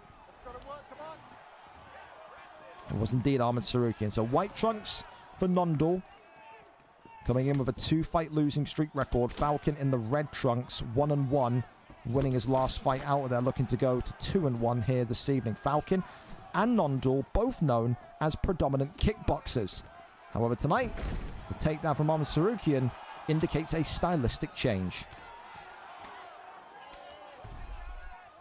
You are going to see those little buffers of lag spikes as well. It's nothing too crazy to the point where you can call a no contest. Both of them, of course, are in Europe. Falcon, of course, has been undone by this style before. The style being wrestlers. When it's a brawl, when it's a slugfest, he often comes out on top. But when you kind of ground him and you make Falcon roll his eyes and just say, why am I here? What have I done to deserve this, Lord? That's when he starts to become a bit more open. That's when he does start to maybe concede shots that he wouldn't usually concede. Right back to the feet we go, though. Body shot there comes in from Ahmed Sarukian already. Goes back down low to the body, but there's a good flurry inside the pocket from Ruffi. Falcon happy to kind of stay on the outside, but will look to pocket box, but it's a brilliant head kick from Sarukian there. Who would have seen that coming? Ahmed Sarukian, 1 head kick, 1 stun. And now we're getting a bit of a brawl. Goes back down low to high here. Steps out of dodge and pivots back round. Body shot there onto Ruffi from Sarukian. No elbow being looked for. Big uppercut into the left hand as well. Body shot once more. Left hand comes up and across. Double jab. Oh, little peekaboo uppercut there. It's the Falcon special, boys. Never take your eyes off this kid. Blink and you'll miss it. Highlight reel Falcon does it again. Just like that. He loves round one. He gets the job done in round one so many times. And he's added to the pile tonight. Fernando, you feel sorry for him. He got that brilliant head kick that made you believe that we could see a rare Armand Sarukian knockout tonight. But Maurizio Rufi continues to be one of the top picks in this division. And for Falcon tonight, goes to 2-1 on a 2-fight win streak. For Nondor, a great fighter. I love watching Nondor fight. I always say I wish we get to see Nondor more often on cards. But he slips to a 3-fight losing streak. And no one's too big for relegation, man. You talk about Rossetti getting relegated. You talk about, you know, Rapids getting relegated. Warbsy at one point was talked about being relegated. Is BK Nondor going to benefit from a move to the 170 division? Could be a conversation to have. Falcon gets it done tonight. Round one and done. And for me, I think we've got to give it so far knockout of the night. It was just out of nowhere. Loved it. And of course, with the Maurizio Rufi pick, you're always going to get my blessing. I love a Rufi selection. I do. Congratulations to him. Commiserations, of course, to Nondor. Thank you so much again, Falcon, for the tier 1 for 25 months as well. UPS special for the 54 months as well for the tier 1. Also to Laugh MF21 and also Pluto Boy for the follows as well. Appreciate you. You wonderful, wonderful people. Absolutely. All right, listen, we keep on going and we head over to OLMCR and Inked Beast if they're ready for us. We're ahead of schedule by 13 minutes, so if they're playing FIFA or whatnot, I can understand, but we'll see if they're ready. Of course, it's a great matchup if they are, because this is the heavyweight title eliminator, boys. Talk about the heavyweight division being a division where people are still learning their trade. Maybe not the best fighters, not top 100 players, but they are the prospects of tomorrow. These two are two of the most informed prospects of tomorrow. OLMCR, 2 wins, 1 loss on a 2-fight win streak. Inked Beast had such success on the PlayStation side of things back in UFC 5. He was once upon a time the great boxer of that division. He's now added wrestling to his game. He wants to become a more pure mixed martial artist tonight. If he can take out OLMCR, it derails his win streak. It puts a pin in the balloon that is OL's, I would say, hype, I think that's the only way to describe it, because there is a hype around Owen at this minute in time. He's come from nowhere, he's a FIFA guy, and he's riding this win streak. If he wins tonight, 3 wins in a row, there's a real potential that you could be talking about Owen as maybe one of the next contenders for the strap. So there is a lot of pressure and a lot of hype on Owen to get this win. But if there's a guy that's got the experience and that veteran status to kind of disrupt all that, it will be Inked Beast. I think for both of these two here this evening, the toughest opponent that they faced yet on UFC 6 is one another. And I'm interested to see who comes out on top. You've got that boxing background of Owen. You've got that wrestling now of Dalton, of Inked Beast. I think it's a very, very fun fight, man. We're there and we're set, though, as these two are lobbied up and ready to go. Appreciate you both massively for being ready to go early. You know me. If we can get going early, it helps everything just flow that slight bit better. Tom Aspinall against Mark Kerr here tonight. He comes in with shoes. So he's got weapons on his feet, but that indicates wrestling tonight. So, Tom Aspinall from Owen, Mark Kerr from Inked Beast. Win this, and you take a huge, and I mean huge, step towards the heavyweight championship of the world. Here we go. Black and gold trunks for OLMCR. We'll just refer to him as Owen tonight. That is his name. Whereas the red and white trunks for Inked Beast. Does the striking of Owen or the wrestling of Inked Beast come out on top here? Of course, you'll see almost immediately as well. Oh, Mark Kerr doesn't have the biggest arms. He's got small little T-Rex arms already. It's a big stun from Owen and Tom Aspinall. Immediate shot at the takedown and immediate land. All right, then. Here we go. Jesus, didn't take long, did it? 46 in-game accelerated seconds. And now we're in the Inked Beast world. Sweeps the arm. I have to say, I have been very impressed by Inked Beast and his consistency down here. He has been committed to learning the wrestling, and you have to applaud that with these guys in the heavyweight division. Arm triangle here is in, and ultimately, though, he can't stop Owen getting out of there. If you're Owen, you've got to get up ASAP. You cannot stay down here for too long. Pulls him back in, tries to go for the armbar, instead goes for the guillotine choke, and then again, Owen just about pops out. He's getting him into these submission positions, but he can't get it over the line just yet. Uppercut there comes right in from Mark Kerr. But, of course, don't forget Tom Aspinall, the more powerful on the feet. The longer this stays stood up, the more opportunity arises for Owen. If you're Ink Beast, you've got to get this one down to the canvas ASAP. Oh, my goodness me. I just don't like Mark Kerr in those exchanges, man. It's terrible. He throws strikes so awkwardly. He's so sluggish and slow. Shoots the takedown just out of range, though. Body shot comes in. Double one hooks, little elbow there from Tom Aspinall. Uppercut there lands nicely again. So he's almost ducking into the uppercut, which is crazy. There's a spear takedown there, though. Lands wonderfully. Elbows now piling on in. Gets the deny here. Side control still locked and loaded. Crawls over into top mount. Gives up his back, though. If this gets back flat, this is really dangerous. Mark Kerr, he's got flow state as well. If he activates this could be really bad. This one could be over. Nearly was. Top mount flow state, and it will be over. Couple of double taps here. And ultimately, that is a get-out-of-jail-free card for Owen. Just about gets out of there. That was really, really looking dangerous there for a minute. You can see now Owen just trying to find a way to get some damage back into this one. Oh, the uppercut! He shot right into the uppercut. Wow. Ink Beast is on wobbly legs now. Sweet heavens. Right hand from Aspinall. 14 seconds, and this is still thinking there's one more strike here, one more clubbing blow here before the round ends. Oh, there it is. You just knew it was going to happen. Oh, my goodness. All right. I still think that Ink Beast missed out massively.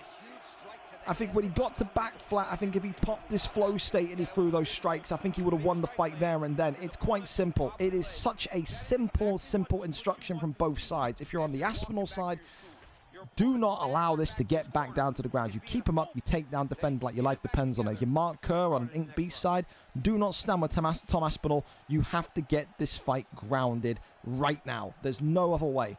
Fight stays on the feet, it's Aspinall's to lose. The fight heads to the ground, it is Mark Kerr's to lose. Round number 2 up and underway. How quickly does the shot come in? Instantaneously. 8 seconds accelerated. Slam takedown. Boom. We have arrived. Brilliant deny there as well in side control. And now one more again. Denies the sprawl. Goes over into full mount. Can he get the posture up here? Tries to kick him off. Denies him that time. Goes for the arm triangle here. Wants a submission with Mark Kerr. Of course, this would drain the stamina as well. Or stamina recovery, should we say. That's a big deny. Look at this. Could it be? He's chasing him. Is he going to lock him in? He is. And I tell you this much.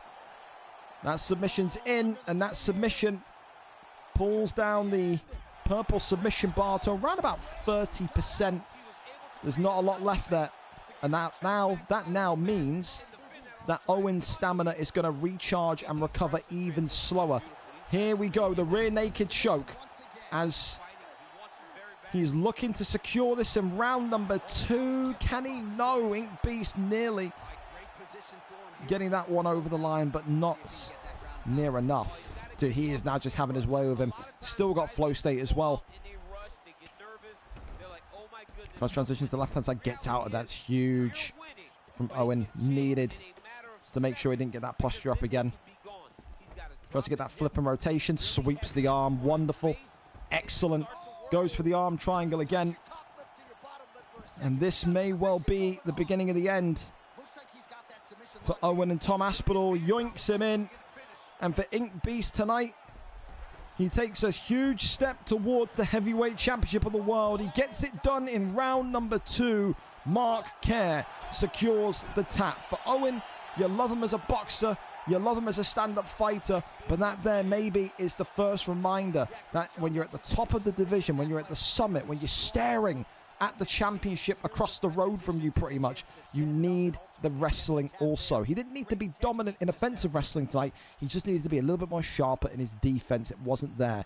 And for Dalton, for Ink Beast, to continue this kind of evolution of being the boxer turning into a grappler, it's only going to benefit him in the long run. It's another smooth performance from him tonight on the ground. Congratulations. I think maybe do we have a submission of the night already? Because I feel like I want to go for Mark Kerr out there is, you know, is niche enough for me. And also, I like the fact that it's a heavyweight that's doing that. I love to see the heavyweights evolving like that. So, yeah, for me, so far tonight, a round 2 submission, which will give submission of the night for now. Could it change? Yes. Will it change? I don't know. But take nothing away from him. Brilliant performance there this evening. Keep on going then, and it's a rematch up next as Driscoll takes on Smiley AUFC. Welterweight division action between two veterans. Driscoll 1-3, coming off of a loss last time out for Smiley, his first fight in this welterweight division since his relegation. Now listen, these two are brawlers. Driscoll still leads the league for career submissions, 36 career submissions, whereas Smiley AUFC has got to be on the cusp of reaching this knockout leaderboard. He's got north of 40 knockouts, doesn't he? In terms of the last time these two competed against one another, though, again, these two have had such incredibly long careers inside VFL that it may well take me 5 minutes, since we've got some time, to go and see when the last fight was. I don't think it was recent. I think I'm going to have to go the other way. I'm pretty sure. If I go the other way and it's nowhere to be seen, then I'm the asshole. But we'll find out. I feel like it was 2 years ago. There's something telling me 2024 in the back of my head. But I guess we'll see. Yeah, Smiley. Lee.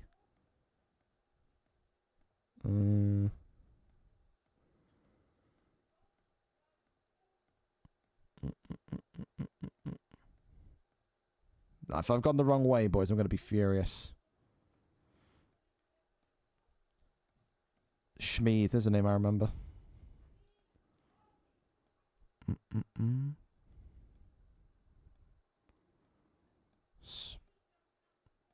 Smiley. Dude, I think I've gone the wrong way. There's no way it was back in 2023. I feel like I've definitely gone the wrong way. No, it was 2020. Jesus Christ. VFL 39, by the way. What is that? Quick maths. 207 cards ago. Jesus. Won it by decision, did Smiley. The date on that officially, the 24th of November, 2022. We're talking nearly 4 years ago. Oh, that makes me feel old. Jesus. All right, well, there you go. The last time they fought 4 years ago, well, 3.5 years ago, we'll call it, just to make it sound a little bit nicer. And Driscoll was the one chasing revenge here tonight. 1-3 for the jiu-jitsu artist, whereas, again, Smiley comes with a kickboxing background, but a record of 0-0 in his new division. This is, I think, joint lowest we've seen Smiley. We've never seen Smiley drop into middleweight. Welterweight, though, it feels like a millennium ago that we saw him down here. Let's see if he can start with a winning way tonight. But first fight between these two in 3.5 years. That's a little bit of history there for you. Wrestling takes on boxing. Boxing takes on wrestling. Kamaru Usman tonight for Smiley with those 5-star boxing combos against Driscoll, back in there with one of his favorite welterweight picks of all time. He had a serious bit of form back in the middle of UFC 5 with Shavkat Rakhmonov. Can he reignite that historical form here tonight? He needs to lose here tonight, the man in red. 1-4. Talk about Driscoll potentially then moving to the middleweight division. Again, no one is too big for relegation.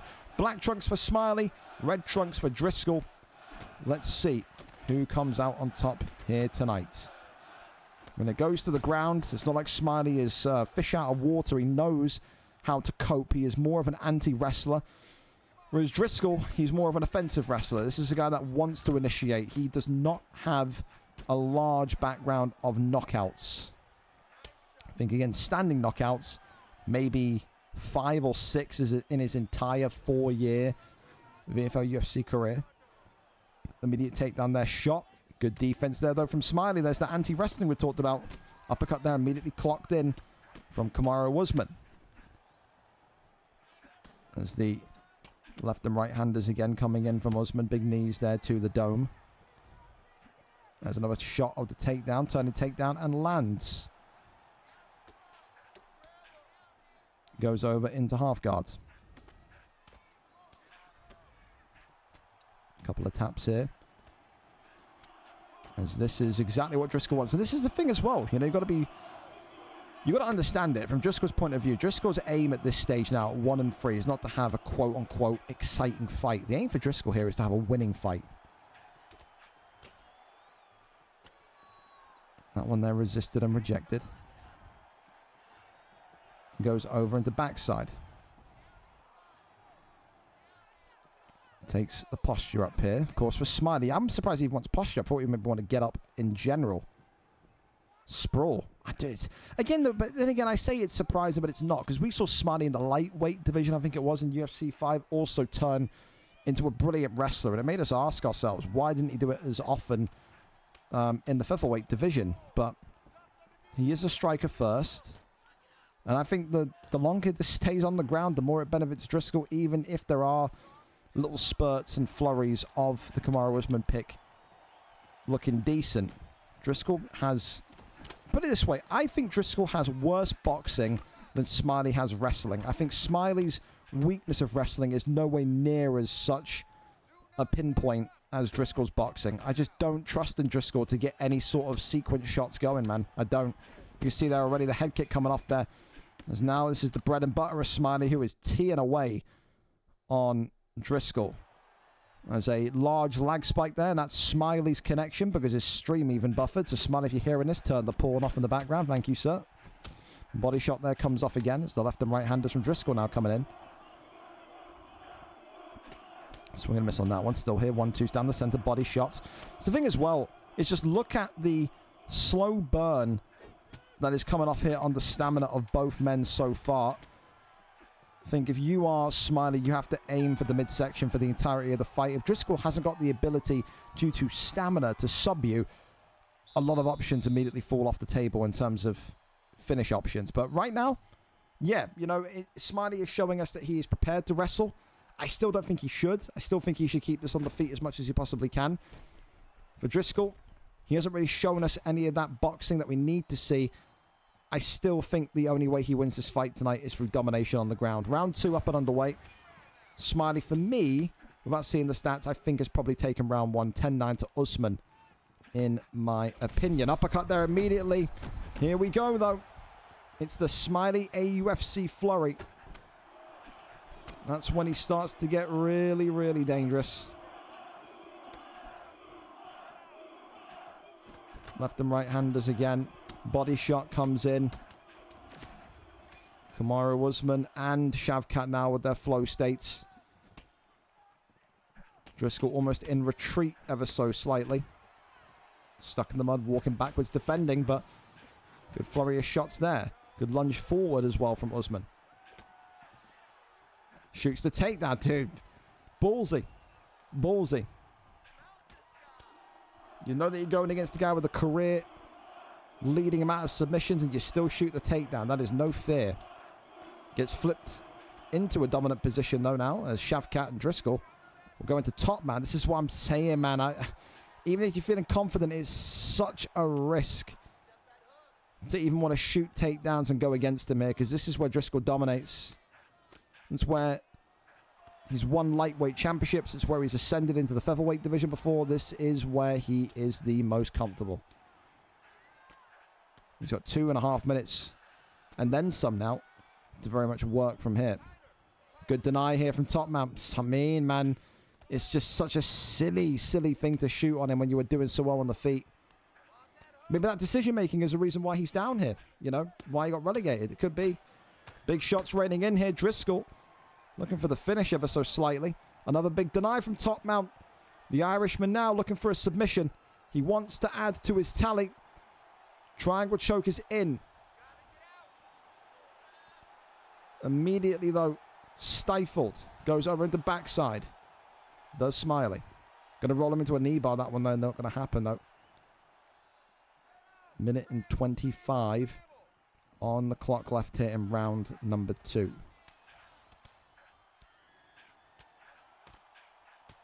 Body shots and head shots here and there.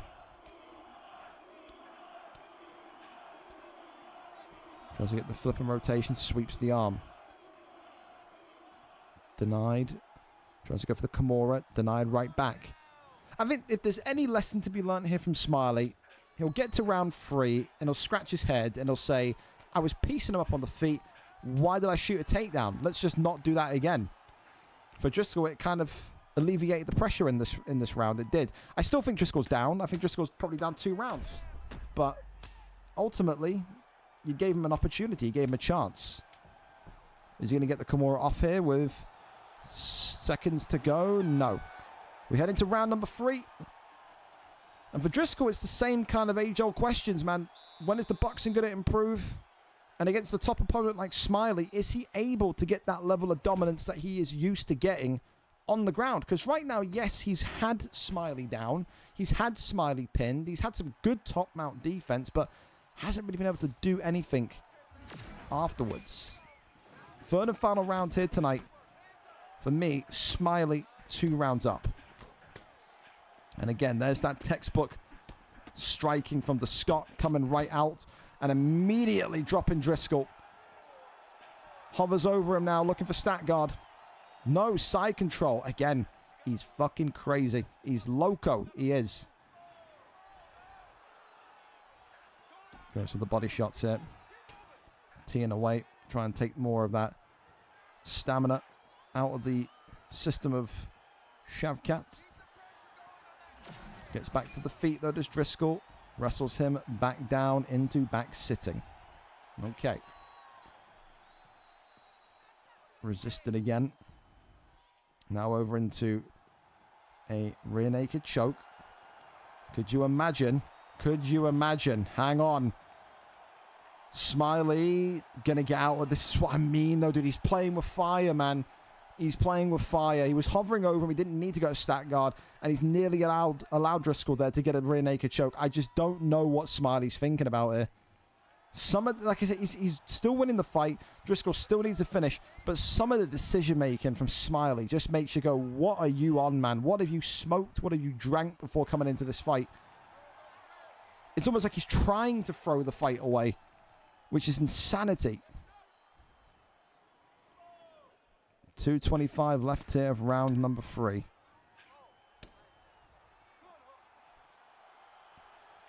For now, Driscoll almost kind of resigned to the fact that he would be losing a decision here this evening.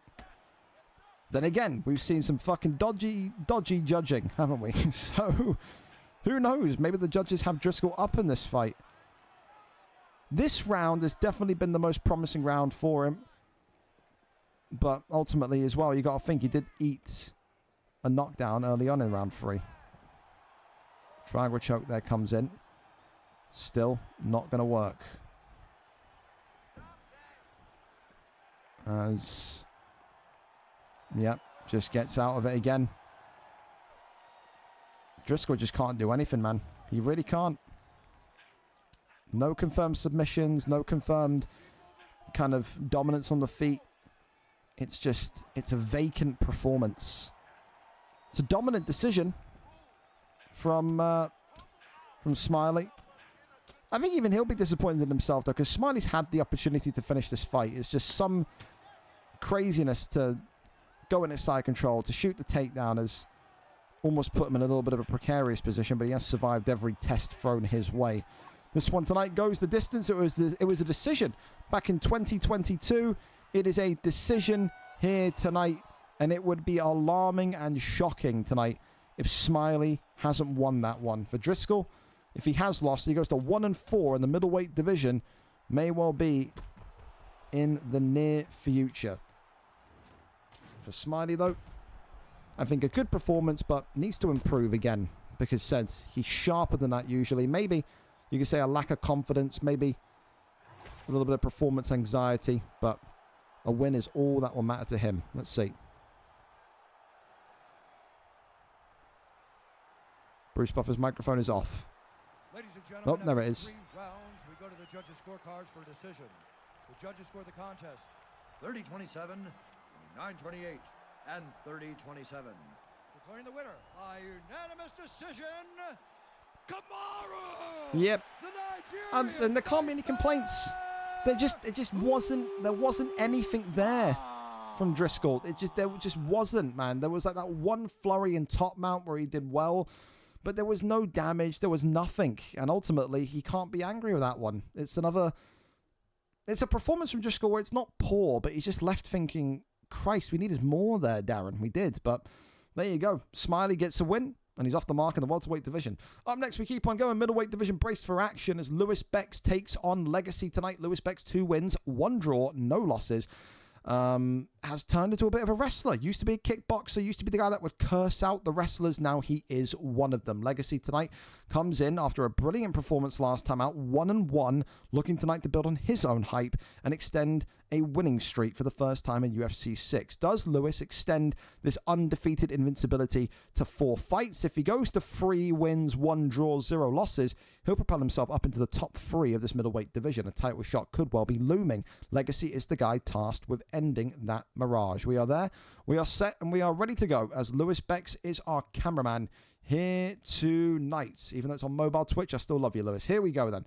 Ready and set. Sean Strickland against Michael Venom Page. And we appreciate, of course, Mr. Legacy again over in the States. He is, so only reaching about 4:15 in the afternoon for him. So hopefully he's not had to rush back from work, college, wherever the fuck he's at to get here. But appreciate you massively for doing so. Time to see. Sean Strickland, or MVP. Think about MVP picks. It's all about mobility. It's all about footwork. It's all about that, you know, that kind of that elusiveness. Strike and don't get striked. However, maybe that changes tonight. Don't be fooled by the Sean Strickland pick, because Lewis Bex has improved his wrestling. If if Rumble Johnson can turn into a grappler, if Conor McGregor can go and get a submission win, if Jamal Hill can be a wrestler, then Sean Strickland can be one too. Those are all examples of things we've seen happen over the years. Black tracks tonight, of course, for Legacy, the American, 1-1. Lewis Bex, 2 wins, 1 draw, no losses in the blue. With Strickland. So far, though, Michael Venom Page, like I said, it's that elusiveness, it's that speed, it's that flurry that he brings to the pie. And look at how many strikes he is dealing to Lewis Bex here. Lewis Bex has almost been hit by a tornado. He doesn't know what's hit him, bro. Legacy is absolutely styling and profiling here tonight in the middleweight division. Lewis Bex can't hit a single combination. He's having a panic shoot here because he needs to get this damage off and away from him. This may be one of the all-time Michael Venom Page performances here from Legacy so far. It's a nightmare start from Lewis Bex, though. Let me tell you that much for free. Got to try and calm this one down, does Lewis. Body shot there, just thrown into the wind. Not much more to see there, though. Another one comes up. Uppercut that was just being looked for by MVP as well. He slapped him again. Knee on belly. Not going to be a finish just yet.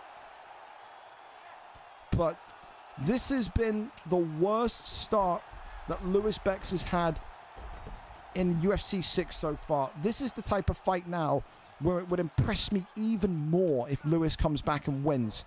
Because he has been in a really, really bad position since the fight began. A big deny there from top mount. Legacy going for the arm. Lewis Bex saying that's not going to be the way of victory tonight. You're going to need to do better than that one. Works shots to the body. Legacy there trying to have his arm felt by Strickland and then gets right back up to the feet. No shot there. He's been dominant in the stand-up here tonight. Just the way that he is just throwing these sequences with MVP. Ridiculous. Swing and a miss on the body shot there. Right back from Strickland. He misses one too. Strickland now coming forward. Body shot there comes in from MVP again. Keeps that spacing. Right hand clubbing blow. MVP fires back with a heinous body kick and another one. 30 seconds left of round 1. And if there's any positive here to take, if you're in Lewis Bex's corner, you said at least you've survived the first round, because this has been a nightmare. Look at, I think half of the head health is gone. This is going to be a real operation now to get a win out of the fire here. That is the most dominant round I've seen Legacy have ever. Not just in UFC 6, ever. Hell of a start and a hell of an MVP performance. There's a very big possibility you could be talking about that one being a 10-8 to Legacy, to MVP as well. Serious. He had absolutely mollywopped the shit out of Lewis Bex' Sean Strickland. And I think the only way that Lewis can now get back into this one is if he just does a round of wrestling. You have to get a takedown and you got to hold him there for like 5 minutes. No joke. That's how you equalize. A little bow of respect there from both of them as we restart once again. And if MVP starts with that same fury, that same tenacity that we saw in round 1, this will not go too much longer. Left hand that comes forward. Uppercuts now. Swinging for the fences. Great takedown defense there from Legacy's MVP. And then wrestles him down himself. Showing Lewis Bex tonight, I can do it all. Goes up into backside. Now takes back mount. He's going to flatten him out here. This could be it. It could be it. Michael Venom Page looking for the finish. Only gets one shot off though. Flips the arm out over into half guard. Big deny. Lewis Bex completely helpless, completely lost. And that 0, that invincibility tonight may well finally be going. Goes for an armbar. And he is going to sink in the armbar. Stamina advantage with, of course, Michael Venom Page. The arm extended. Takes the block down. And now Lewis Bex is in even more trouble if this fight is stood back up. And that's exactly where he wants it to go. Legacy saying, come on up then. His block is even more compromised. And this one here is all over. What a performance. Take a bow, Legacy. Take a bow, Michael Venom Page. The hype behind this guy at 185 has never been more truer. Takes the 0 from Lewis and takes the performance of the night bonus for me so far. What a victory. Vicious performance, man. For Lewis Bex, he just didn't start quick enough, man. Again, this is the thing. Who can start quick enough against a very well-handled MVP? That's the million-dollar question, isn't it? But I guess that's down for the middleweight division to find out. I would not want to face Legacy's MVP in that division if I was anyone. Tell you that much. Vicious, crazy. The way that he was throwing 6, 7-piece combinations was nuts, man. Crazy. We keep on going as Raw Matrix 420, the Canadian sensation, steps in to take on Lewis 19. Raw Matrix, of course, former middleweight champion of the world, gets that promotion into the welterweight division. 0-0 as he starts his 170 career tonight. Same with Lewis, though, but the other way, was in the lightweight division. Couldn't find consistency, couldn't find the wins, and now has a fresh start at 170 as well. So one man comes up from middleweight, one man comes down from lightweight, and they meet here in the middle in the 170 division. Who gets their first win of their 170 career tonight? Raw Matrix hailing from Canada, Lewis 19 hailing from the United Kingdom. We are there, we are set, and we're ready to go for this blockbuster matchup here tonight. We're there, and we are set. As Leon Edwards in the red takes on Islam. Well, can't be Islam Makhachev. 4.5-star picks only, so he's flipping, of course. Shavkat Rakhmonov. Seeing a lot of Shavkat tonight, man. Seeing a lot of Shavkat. The Shavkat love is back in the air. It's been a while since I don't think we've seen a Shavkat more than once until tonight's card. Since UFC 6 hit. So, there you go. People loving him. Here we go, though. White trunks tonight for Leon Edwards and Raw Matrix. Black trunks for, of course, Lewis 19 and Shavkat Rakhmonov. And again, Raw Matrix deserved this. He was the champion. He lost to Playboy Vinny. He knows that Playboy Vinny is going to be moved at the end of July, the beginning of August. There was no real need to keep Raw Matrix in that middleweight division. Just like Vinny wouldn't be kept in that middleweight division in a couple of weeks from now. It's all about kind of taking that immediate step. He is a welterweight. He showcased brilliant talent in that middleweight division, but now this is where it starts to get harder again. There's no ability to rest on your laurels. You have to be prepared for the next step. Our next step tonight is a dangerous, dangerous opponent in Lewis 19. And for Lewis as well, you know, so low on confidence. We're talking about a guy that, you know, I think, was he gassed up by people at the start of UFC 6? I think he was. He was a good fighter on his day. UFC 5, he had some great moments, but the way, and I don't want to say this like I'm offending Lewis here, but the way that some people were talking about Lewis, like he should be in featherweight. He should be on the door for bantamweight, flyweight. Needs to prove it. Didn't prove it in the lightweight division. A sequence of losses, and would love to start tonight in this welterweight division with a victory. Can't keep the armbar in, and ultimately, Raw Matrix comes away with his life intact here. Moments like that, like again, like in that situation, I'd expect Lewis to get the armbar off. Head kick drops him. Wow! Raw Matrix. Headshot dead nearly. The Canadian out of basically nothing, from nearly having his arm snapped to nearly snapping the neck of Shavkat Rakhmonov there. Shows you how quickly these fights can change. Shoots the takedown, takes a couple of body shots there, now takes the back. Shavkat Rakhmonov dragging him down, whipping him into side control. Very, very intriguing, the fact that Lewis cannot keep Matrix down. And of course, as well, if you don't know anything about Lewis, Lewis is, I think, a grappler first. Some of his best performances have been jiu-jitsu based, whereas Raw Matrix has always been the knockout guy. Lewis there maybe could have got a couple of more shots on the feet. The fact that he went straight into a takedown says everything. Stat guard gained here, though, from Leon Edwards. This could be a really bad position here for Shavkat. Could it be over? 1 or 2 strikes away. It's almost a back and forth. It's a tug of war for momentum. Breaks into stat guard again. Does Leon Edwards. And then ultimately abandons the position. Body shots here being swung at. Works up that left hand. Big one down the center. Oh my goodness me. Both of them swinging. Good head movement there as well from Raw Matrix's Leon. Oh my god. It's just that heavy-handedness of Shavkat. Whenever I see Shavkat get that leverage, get that left hand popping through, I'm like wincing. Because he is so powerful. Round 1 in the books. A great fight. A great fight again. I do just give it to Leon Edwards, though. I think he's 10-9 up, but it's such a tight one, man. It's such a tight one. And Lewis has got to be kicking himself about that armbar. I know him. I will absolutely know he'll be looking at that and saying, how did I slip there? That could have been the difference between winning and losing the fight come the end of all this. Big one down the center again. Right hand there comes up. Oh, big uppercut now from Matrix. So the thing is, well, that this is part of Lewis's DNA. Sometimes he will start rounds and he just eats shots. I mean, look at it. 40 seconds, 50 seconds accelerated off the clock. Has he landed a strike? Stat guard here gains, but ultimately not much more than a couple of attempts there. A couple of small taps to Shavkat. This is where he wants to be.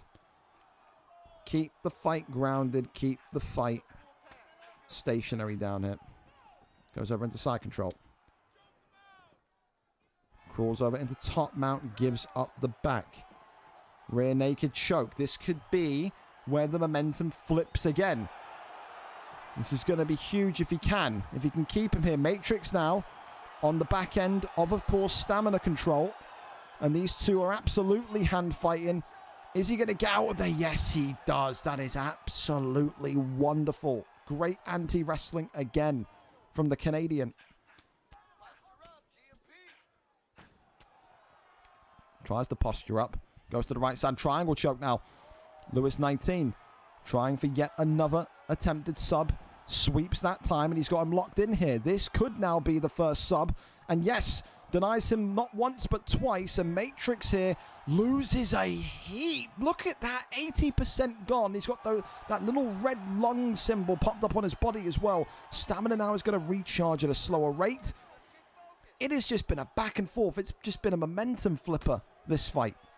And those are the best types of fights to watch as a spectator, I tell you. Posture up is hit. And right back to the feet we go now. And I don't think there's going to be anything in Lewis's mindset that wants to be up here. He wants to take down, and yeah, he's going to shoot for dear life. Denies the back take there, does Matrix. And yep, now the clinches are coming. He doesn't want to box with you whatsoever.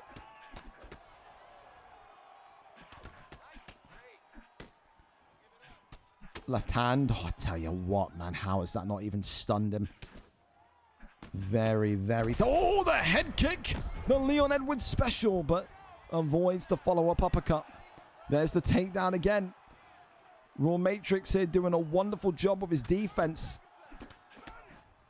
And there's the spear takedown. 25 seconds left, though you could probably say not enough to do anything really significant down here, as another fight tonight is headed to the third and final round. Great. Dude, the welterweight division tonight has been phenomenal, by the way. The amount of times I've said what a great fight in either the welterweight division or the middleweight division is nuts. So fair play to the 170-pounders and the 185-pounders tonight, man. Excellent. Excellent fights on the prelim card. For now, it is a question mark of, well, what do you have to do? If you're Leon, you've just shown at the end there, has Raw Matrix, that you can defend takedowns in sequence. Just keep that defense high. If you are Lewis, you need a land quick. Completely deflate that momentum, and he does. Instantly. 16 accelerated seconds. Boom. Lewis 19 drops the mic and says, here we go. He knows he needs just one more submission. And this is what Matrix would want to face, man. The Matrix isn't the guy that's wanted to sit down there and wanted to stay in middleweight and just kind of go and collect pointless wins against people that he knows he's at a higher level than. This has been the most high-level fight that Matrix has had, in my opinion, so far since coming back into the octagon for VFL and UFC 6. I have thoroughly enjoyed this fight. Back and forth. Positions of strength, positions of weaknesses, rotations. It's got everything. It's had everything. Gets right back up to the feet again. Look at this. Both of them are flow state. I wonder if we're going to have a flow state off here at the end. Should it stay this way? Judo toss attempted. And look at that. Gets him on his back once again. Shavkat, of course, with his flow state, can make the submission game very difficult if Raw Matrix gives him the opportunity to pop it. Tries to go for the back flat. Nothing there. Now there is. And now, potentially a couple of strikes. No. Rotates back out into half guard as well. Posture up. Pulls him down. Couple of shots to the body. That one then denied again. Posture up. One shot to the midsection.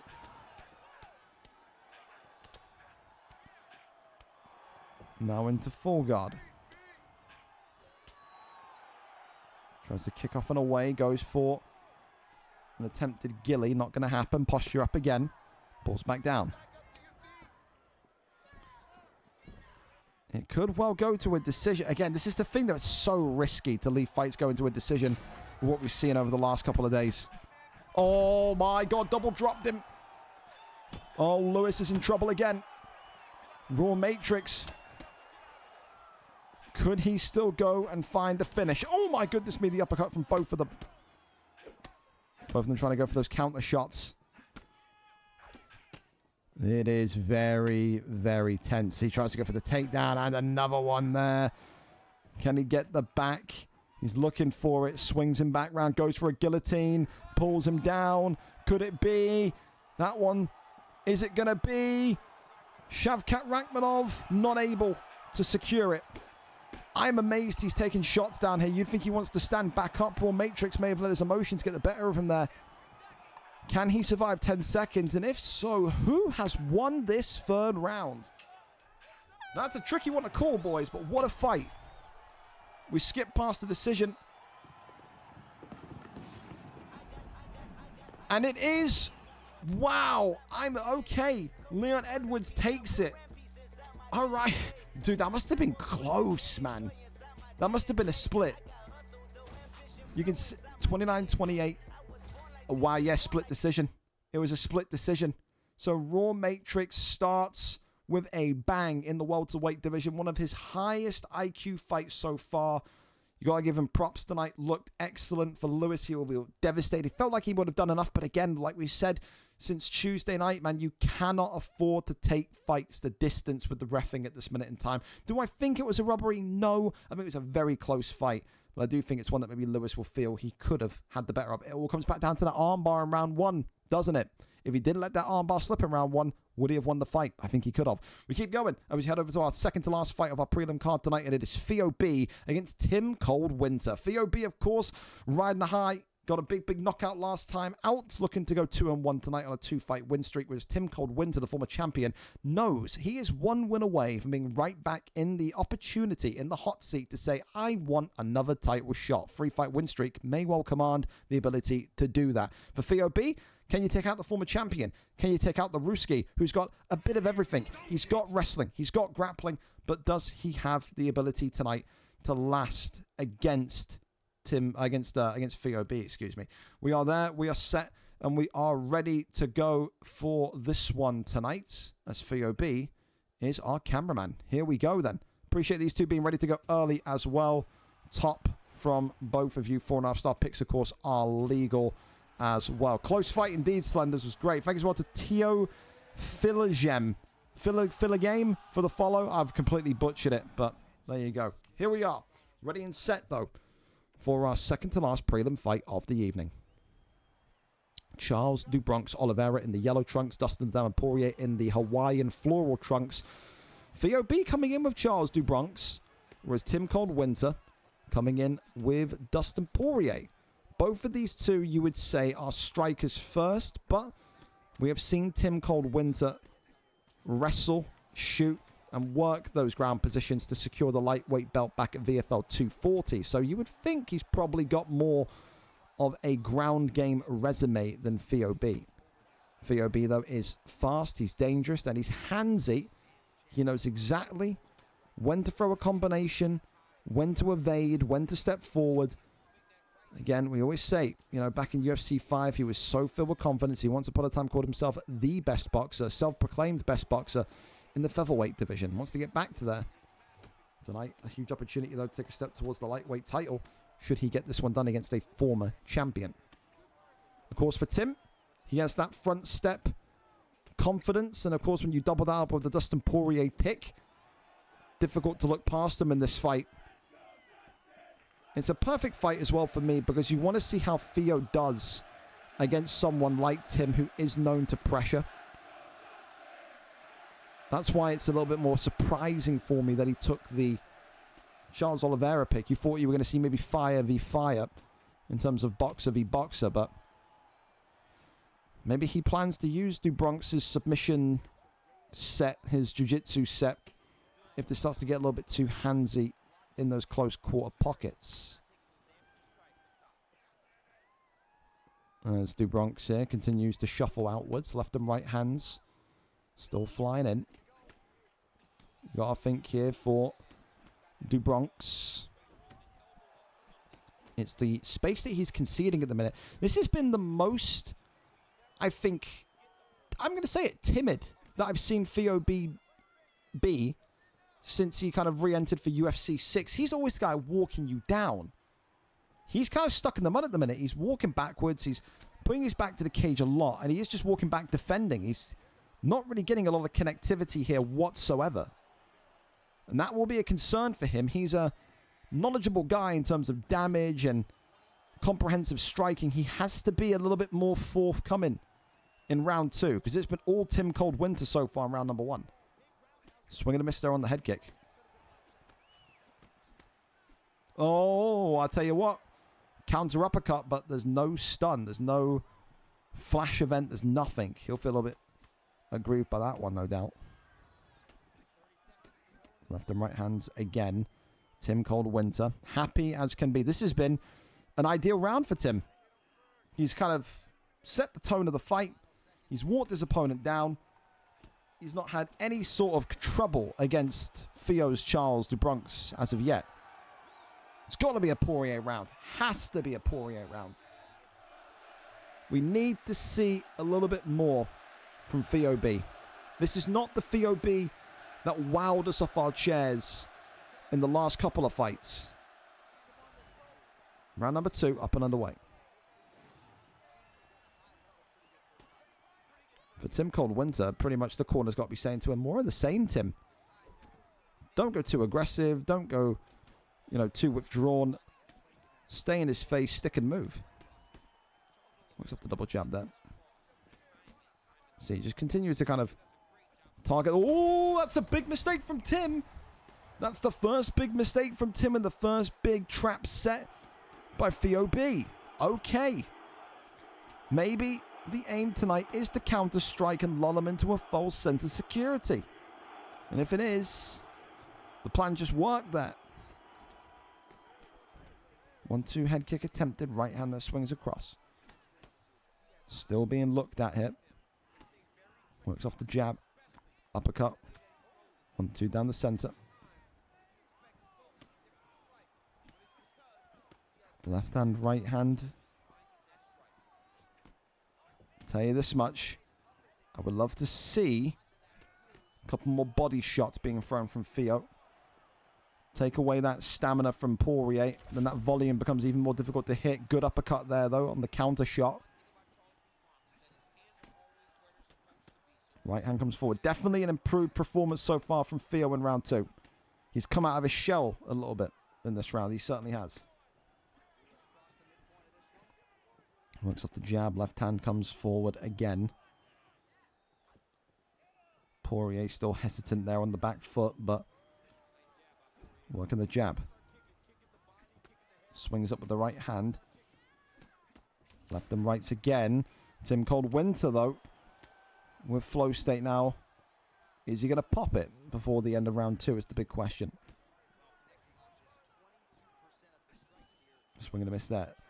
It's incredible to me. It's a compliment to Theo how comfortable he's looked being on the back foot, hugging the cage for so much of the fight. Because usually you see that and it's from fighters that maybe don't have a lot of belief in their forward moving ability. And they kind of get lost, they get stuck. I mean, I could still absolutely jinx this and he gets knocked out here against the cage, but he just doesn't seem to alter and change that plan, that game plan of back footing against the cage for the entirety of the first 2 rounds. Swing that. Lands from Poirier and a counter shot lands from Dubronx. And here's flow state enabled now for Poirier. And there goes VOB in kind of hot retreat. Tim Cold-Winter not going to get any sort of delivery on this one. Good head movement here, though, from Theo as he cracked through the block there. Did Tim. And once again, it's the age-old phrase here tonight. We head to round number 3. I still feel like Tim, despite eating that stun, recovered from it really well, pressured really well. I think significant strikes are in his favor. Again, I can't help but look at this and say 2-0 to Tim Cold-Winter. I do think Theo needs to finish. And I tell you this much, I think Tim Cold-Winter will want to finish based on what he's seen from these judges. You can't confidently go in and think you're going to win a decision anymore. It's just not going to be how it goes on UFC 6 until they obviously eventually patch it and update it like they did in 5. It's always been a thing, isn't it? First couple of months of UFC games, the reffing and the stamina system is just hot ass. Big uppercut there lands from Theo. Right hand there comes up, though, from Tim Cold-Winter. Staff wasn't back ever so slightly. Big uppercut there, though, from VOB. Go! It's a knockdown from VOB. Overhand now. Punches in bunches. Fists of Fury coming from the Charles Oliveira pick in yellow. 3 minutes and 20 seconds, though, for Theo to still go and find a finish. For Tim, is it about survival or is it about trying to go and get that stun back? You would think to play defense for 3 minutes is going to be quite the decision if he does do that, but I have seen stranger things happen. Right hand there comes up. VOB. Oh, the uppercut, little peekaboo uppercut.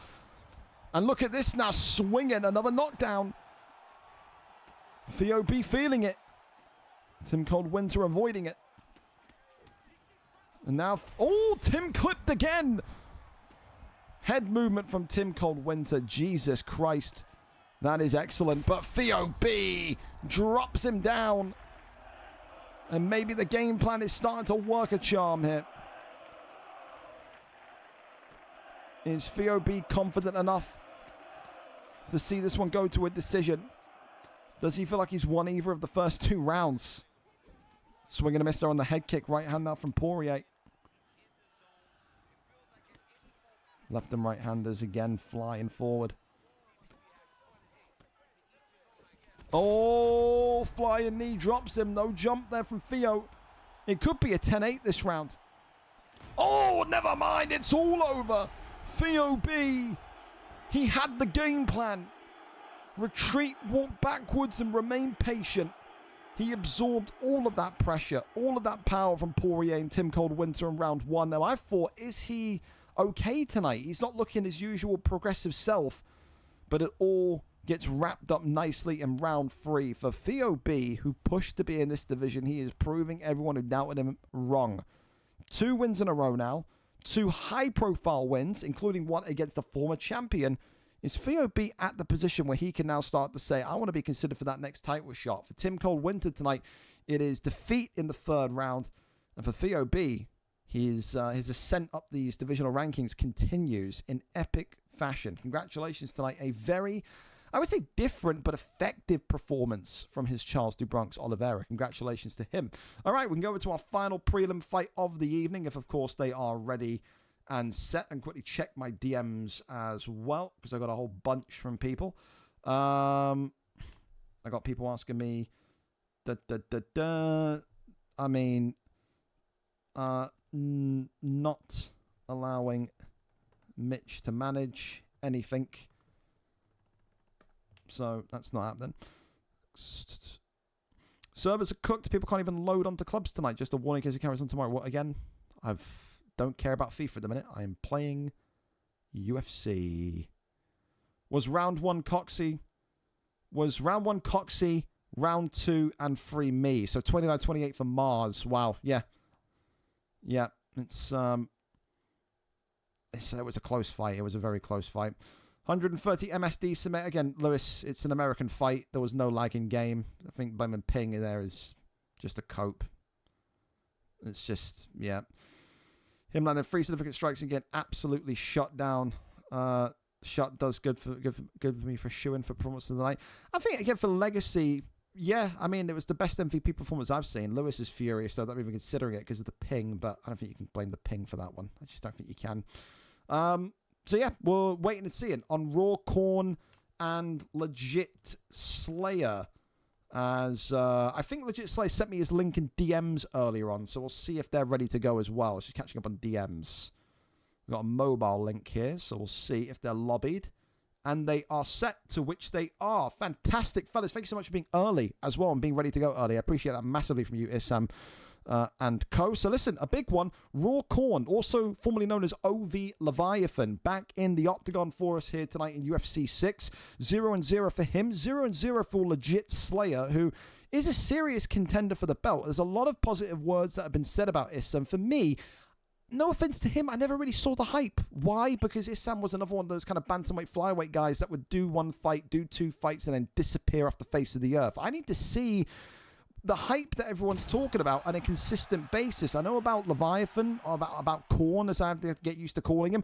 I think he is a phenomenal fighter.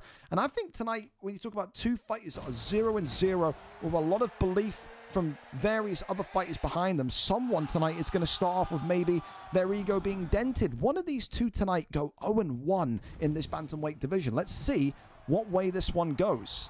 Final prelim fight of the evening before our main card begins. PurityIann against Sugar Sean O'Malley. Legit Slayer in the pink for Sugar Sean. Whereas Raw Corn in the white with PurityIann. And I'll tell you this much for absolutely free. When you talk... Oh, the controller's disconnected. He doesn't have to wait for him. He could do. Oh, my goodness me. He's not going to. He's going to slock him. Yep. Protect yourself for all times. The batteries are gone. He's looking like he's pulling away now. He doesn't have to. But his controller is out of juice. And he's not waiting. He's taking it. He doesn't have to wait. Oh, this is going to be controversial if he wins this one like this. But it's not his fault, man. I tell you this much. Legit Slayer has just had a legit disaster. How is his controller still disconnected? Is this brother going to the next door fucking neighborhood to try and find batteries? Wow. What a horrific way to take your first loss in the bantamweight division. Legit Slayer tonight loses by round 1 TKO. Protect yourself at all times. It's that simple. It's that simple. Jesus. What a disaster. Legit nightmare. He's had a mare, the poor guy. Always remember to charge your controller. Wake up, it's all over, dude. He'll be furious with that one. He will. Just to be clear with people that are more knowledgeable than me, is the glitch still in the game? Where, like, it's not his fault that the controller... Because there was a glitch, wasn't there, last game in UFC 5 where the controller was connected, but it would say that. Is that... That's not in? That's the legit... My controller stopped working. Hey, there you go. He said it himself. His controller stopped working. Issam, I'm sorry that it ends that way. Protect yourself at all times. Got to get wired. Pad, bro. I don't know what to tell you. It's going to count. It's going to count. But I feel for Issam because there's such a hype behind that kid, man. There's such a hype. I hope that doesn't cause him to rage quit the league. I've seen people rage quit the league over smaller things, but protect yourself at all times. It counts. I'm sure he'll be back. I'm sure he'll want that one back, but dude, that sucks. That's got to be the worst way to make your introduction into the bantamweight division and onto the card, bro. Jesus. Terrible. Hey, listen, and it's one of those. Does Raw Corn tonight get shit his direction? Should he have backed off? I think the camp's going to be split. You're going to have people saying, what are you doing? Why would you do that when he's clearly not there? You're going to have other people say, protect yourself at all times. It's all legal. Nothing wrong with it. So, one of those.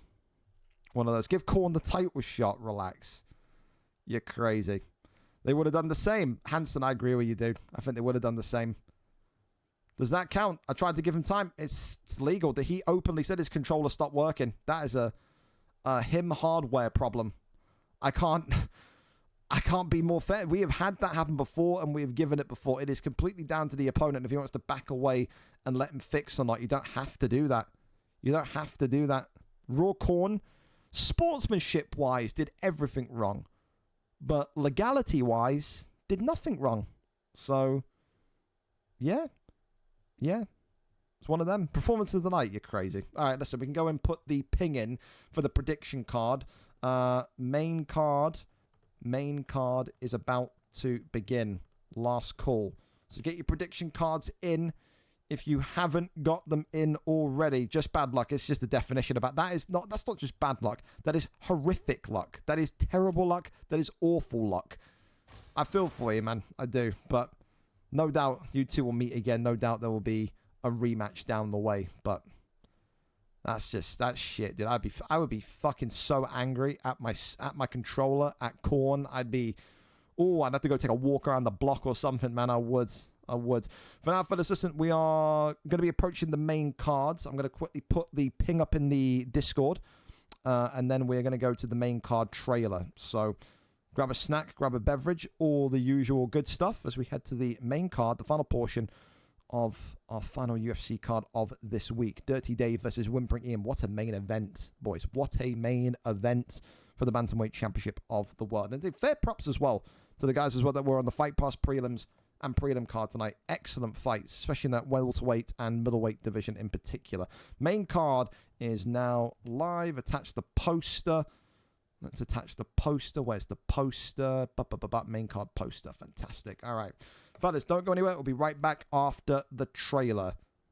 Do not leave us. Back in a moment.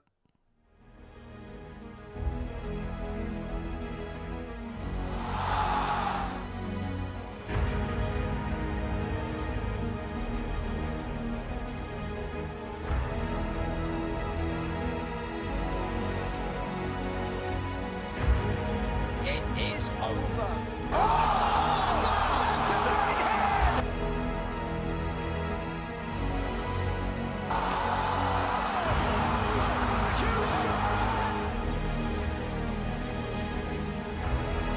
Oh my God.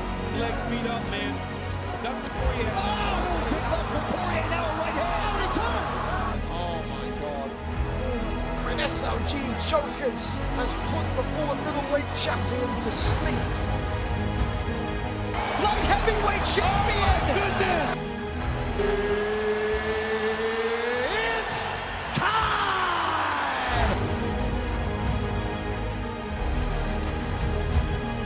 All right. Have I tagged Dirty Darth again? I better bloody not have, mate. Honestly, there's too many dirties in the VFL Discord. But listen, fellas, welcome aboard to the main card tonight. Our final stretch of action over the next 1 hour and 45 minutes set to be bangers, including that main event tonight, DirtyDave859 and WhimperingIann, closer towards 11:45 p.m. UK time. Tonight, though, listen, we're 10 minutes early, and hallelujah to that. We start off with Icelanders against Gerard, who no doubt will be quite happy that he gets to have a bit of an earlier night than usual. So I appreciate Slenders and Gerard being ready to go. Let's get these boys loaded in and get on with the show. It is the boogeyman of the featherweight division. That's the way that Slenders has been described. He is 2-1 for a reason on a 2-fight win streak and believes tonight a third win in a row on the main card against the guy that beat a fan favorite in Rakib last time out on Tuesday will be the perfect springboard to go and demand a impending title shot. Of course, Kruger and maybe Rawling will have different opinions on that, but he wants to add his name to the pot. Tonight, Slenders has to take care of business. If he looks at Gerard as an easy win, a piece of dirt on his shoe, he'll be humbled, because that's exactly what happened to Rakib on Tuesday, man. Gerard is a dangerous, dangerous boxer. Let's see who comes out of this one with a victory on their side. Let's go over to it and see who it's going to be. 5-star fighter picks are also now legal. I need a stream link because I'm not seeing anything in the stream section from Slenders or Gerard. So, yeah. I'm just waiting for that. Oh, there it is. Oh, thank you very much. In DMs. Remember, please, put it in the stream section in future. I try and avoid looking at DMs because it's always FIFA people spamming me. Thank you, though. Here we go, though. Conor McGregor. Dude, we have not seen this Conor McGregor on the main card. This is like kind of babyface McGregor, isn't it? Here we go, though. Slenders and his Conor McGregor against Gerard and his Max Blessed Holloway. Time to see which one of these featherweight juggernauts takes a huge step towards the strap. For Gerard, he wasn't expected to win on Tuesday. He will be the ultimate underdog here once again tonight. People really, really rate Slenders. They said once upon a time, when we made these rosters up, he will be a bantamweight flyweight in no time. Will he continue to prove people right tonight? Slenders in the black trunks, where, of course, Gerard tonight comes in with Holloway in the red trunks. Nobody really knows from the PlayStation side who Gerard is, but he will look to show them tonight. What a start already as Max Blessed Holloway gets the first stun on Conor McGregor. That's a little reminder. That's a little, sequence there just to let Slenders know. I'm here. The Irishman tonight in Gerard fighting an Irishman in Conor McGregor and letting him know quite quickly exactly what to expect. Look at the sequence work here from Gerard, about a 6-punch combination there. And right now, only a minute and 30 into this fight, is it unfair to say that Slenders is getting out-pressured? Slenders usually the guy that does that to people, but Gerard tonight is putting him in a very, very precarious position nice and early. Big left and right-handers, though, from Slenders, but he then gets the drop right back. Never disrespect Slenders ever again. That's what maybe he'll be saying to me. He talks to himself in the third person like Ibrahimovic does, maybe. Left and right-handers. What a war already between these two. Getting the hands moving nice and quickly. I'm amazed we haven't seen anything more. Oh, my goodness me. Oh, and it's all over. Just like that. He is one of the most dangerous fighters you will see in the 145 division. And even when he's being pressured, even when he's being outstruck, the composure that Slenders fights with is ridiculous. Tonight it was speed, it was precision, and it was, of course, that McGregor left hand, the power that shuts down Max Blessed Holloway, which will be disappointing for Gerard because he started so well. Got that stun earlier on, about 1 minute into the fight. But ultimately, Slenders is a bad, bad man. And that's a reason why he is one of the most notorious names in that featherweight division. A notorious performance from the notorious McGregor. Slenders joins the list, joins that impending list of featherweight potential that want an opportunity at the strap. For Fat Bot Loves Food, if he is going to have one more or two more fights or whatever it's going to be in this division before moving up, he has got the pick of the town to pick from. I mean, just look at that for a brief second, right? Just look at this over here, okay? You've got Slenders on a 3-fight win streak. You've got Webbo, who is just a trash-talking draw like Colby Covington on a 3-fight win streak. You've got Rolling, who is just an exciting fighter on PlayStation. Kruger, you have got such a list to pick from.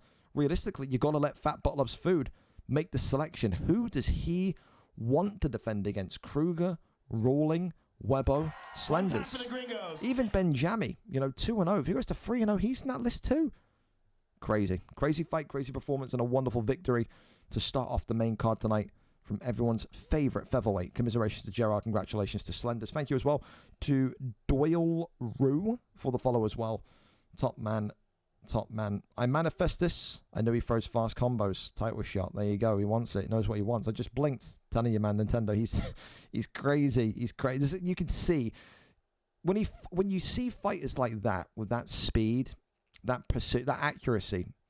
You can see what people said so quickly. This guy needs to be in bantamweight. Needs to be in flyweight. Yeah, dude's crazy. Hell of a performance from him. We keep on going then as we head to the heavyweight division tonight. Adam Toy against Trolled by PG. And again, it is another contendership opportunity. Adam Toy tonight comes in 3 wins, 1 loss. The opportunity to go on a 2-fight win streak is there. The opportunity to go 4 wins in 5 fights is there. However, for Trolled by PG, he is someone that is on a 3-fight win streak should he win here tonight. And arguably, you could say, would be maybe taking out the best boxer in the division. I'm sure Welsh Pac-Man may not like me saying that, but ultimately form creates title fights. Welsh Pac-Man's on a 2-fight win streak. PG wins this tonight. 3-fight win streak. You would have to edge PG for getting the title shot. So it is a kind of do or die type of situation here for both of these two tonight. You don't want to have to restart again. And for Trolled by PG, a huge congratulations to him, because if I'm not mistaken, it's his first ever main card slot. So that's awesome for him. The former PlayStation contender, now a serious heavyweight championship contender. Let's go over to it and see what our fighter picks are going to be tonight. As we're there, we're set, and we're ready to go. PG and Adam Toy, appreciate you as well. Being ready to go early helps us so much. 5-star fighters, of course, as we said, once again, are legal. John Bones Jones against Tommy Aspinall. Time to see if Adam Toy can cross the finish line towards another title opportunity again. He has got there before, but it's been a long time since he's actually achieved the belt. He gets to the belt, he always falls at that hurdle. Trolled by PG, never ever had a title shot. Will he get one tonight? Black and red trunks, of course, for John Jones, Trolled by PG. Those straight red trunks for Adam Toy. Adam Toy will fancy himself as the better striker. Oh my goodness me, and already a head kick there, uncontested. Kind of cracks the dome of John Jones. This is the thing that maybe PG has got to be ready for, though. It's this pressure. Adam Toy, one of the best pressure boxers in the heavyweight division. That's why his record is as good as what it seems. One time for the Gringos. Of course, though, when you have John Jones, you're not thinking about maybe sequence punches. You're thinking about maybe a little bit of wrestling. You heard Top Gun 2 Skywalker say it when he was last on commentary. You don't pick John Jones if you don't plan to shoot a takedown at some point. Tom Aspinall, though, is slicker. He's faster, and he's more powerful. Maybe faster's a bit harsh, but definitely more powerful. I don't know if this version of John Jones has the 83 punch power, or if it's another one. But so far you can see Adam Toy just happy to step forward and to just launch combinations. And so far, PG has only really got maybe a couple of body shots going.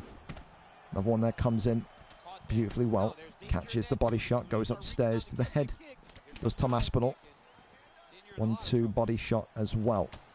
So the thing is, what that Adam does brilliantly is that he does level change constantly. Oh, uppercut though, clips John Jones. Gives his chin there, did Trolled by PG. Still though, that's the other thing as well, that Jones can go for those leg kicks. Those leg kicks will impact Tom Aspinall massively. As the body shot there comes forward. Uppercut there responded by Tom Aspinall. Swing and a miss there. Both of these two trying to get their distance management absolutely nailed down here. Oh, the left hand from Jones. Doesn't result in anything too nefarious there. Leg kick comes forward again. Look at that lead left now, Tom Aspinall. It is starting to concede health. So it may well be tonight. That's going to be the best road to victory. Another one taps in there. And now he forces Tom Aspinall to switch legs. And it's so important because, again, the switch stance reduces power of Tom Aspinall, but it also inverts the combinations. A jab straight goes from XY to YX when you're on the opposite leg. You know, that all depends now on how comfortable Adam Toy is with his sequence work. Shoots the takedown, and clearly he isn't liking what John Jones is doing on the feet. That's the first sign tonight for PG. And maybe his opponent is starting to feel a little bit annoyed, which is great. You need in these fights to annoy your opponent. Good defense there, by the way. Fantastic. Kicks him up and away. Right back to the feet. 31 seconds to go here of round number 1 of the potential 3-round fight we've got. It's a body shot there, not an official knockdown. Swing of the miss there on that one. Head kick there comes up. Tom Aspinall once more just kind of stepping inwards, and that left hand could have been the final strike of the round. It certainly was. Well, it's an interesting one. You know, Tom Aspinall, as we said, Adam Toy, as we said, happy to walk forward, happy to walk into scary situations, to walk into fiery situations and let those combinations go. But he is getting a little bit miffed. He's getting a little bit annoyed at those constant and continuous leg kicks from John Jones. Round 2, up and underway. Tom Aspinall, for me, 10-9 up. Controlled by PG. What can he do to bring this fight back into a contest? Works off the jab, still nothing there. Body shot. They're coming in from Jones. Spin kick there was attempted. Left hand comes up from PG. There you go, tapping the leg again. Forces Aspinall once more to switch onto that opposite leg, which isn't anywhere near as damaged. Hasn't taken any sort of bruising whatsoever. Now starts to work on that one. And that's the thing as well now. You know, PG is sending shots to the leg. This is where you then start to kind of work for head shots. You go for head kicks now. Force him to block low. And then take that headshot opportunity that opens up. You can definitely see Adam Toy does not want to go inside the pocket as much now. He is trying to avoid all of those leg kicks. Tries to go for that right hand to finalize that sequence. Doesn't happen. Body shots just continuing to come in bunches. There you go. Checks that one. He's finally got that lower defense working. Avoids it. Left hand from Jones is nice. I wonder if Jones's flow state does include anything about leg kicks. It would be a massive help if it was. Spin kick upstairs. There you go. You see he blocks low. And that opens up an opportunity upstairs. Takedown there is a nice idea from Adam Toy as he now crosses over into top mount. Dangerous position to be in with 2 minutes left. That's a huge deny. Going for the armbar here. Trolled by PG. Could be in huge trouble. Heavyweight division often separated by guys who know they're grappling and guys who do not. And I don't think Trolled by PG is comfortable down here. Extends the arm. And I think Adam Toy has just found the secret answer. The solution to how he beats Trolled by PG tonight. He denies him. He goes for yet another armbar, and this will be it. Tom Aspinall waiting and hoping Jones makes the first move. He does. He holds him in position. He extends the arm, and this one is all over. Adam Toy arrives at his destination once again. It will be another heavyweight opportunity in his near future. And for Trolled by PG, his first main card slot ends in a defeat. A shame, because I thought he did well in working those leg kicks. But listen, got to use this as a building block. Now, I would love to see PG and Adam Toy there train together. I feel like definitely Adam Toy could teach him a few things. Adam Toy, we know, is not going to be in this heavyweight division going into the month of August. He is looking so sharp recently. But for Trolled by PG, it's looking bright. You were nowhere near a main card slot back in UFC 5. You've had a good start. The progression is there, but tonight, not your night, and it is Tom Aspinall's night. For Adam Toy, a brilliant and wonderful performance. Found the gap in his game, the gap in his knowledge, and executed it brilliantly. A round 2 submission tonight gets Adam Toy across the finish line once again. Congratulations to him. We keep on going then as we go and take a look at AFC Neve tonight against Razor Riley, a Brit against an American in what is a big matchup in the 205 division. Of course, Razor Riley comes in 3 wins, 1 losses, looking tonight to make a 3-fight win streak possible. Neve 4-1, looking to go 5-1 and potentially book himself as once again a serious contender for the winner of tonight's light heavyweight bout, King E. And I think maybe Top Gun 2 Skywalker will be keeping an eye on this one, because this just feels like the winner is going to have the next shot. Let's go over to it, though, as number 1 meets number 3 in this high-stakes light heavyweight matchup this evening. Razor Riley will be feeling confident, but Neve has got some phenomenal boxing, man, let me tell you. Here we go, though. With that, we're set and we're ready to go. Appreciate these two as well, again, as per usual, for being ready early. Absolutely world-class from everyone here tonight on the card for how they've shown up and been on time, man. Couldn't ask for a better night. Jan Blauschwitz here for Neve in the black trunks. Razor Riley going with Dominic Reyes in the blue. I mean, this is interesting. You know, Dominic Reyes is a counter to Jan. I can see it, but I can also see where it fails. Jan in the black trunks, though, will be the favorite. AFC Neve looking to go 5-1 tonight. For Razor Riley, another kind of milestone for him. Doesn't get to compete on these main cards often, but he gets the opportunity tonight, and Neve immediately launching into that wrestling and slams down Razor Riley. This is what Neve has been working on and focusing on. He said since the crossover from UFC 5 to UFC 6, he wanted to become more of a mixed martial artist. He was known for boxing and kickboxing UFC 5. He never really had the ground game nailed down. He looks more confident than ever recently to shoot the takedown, but to also hold you there.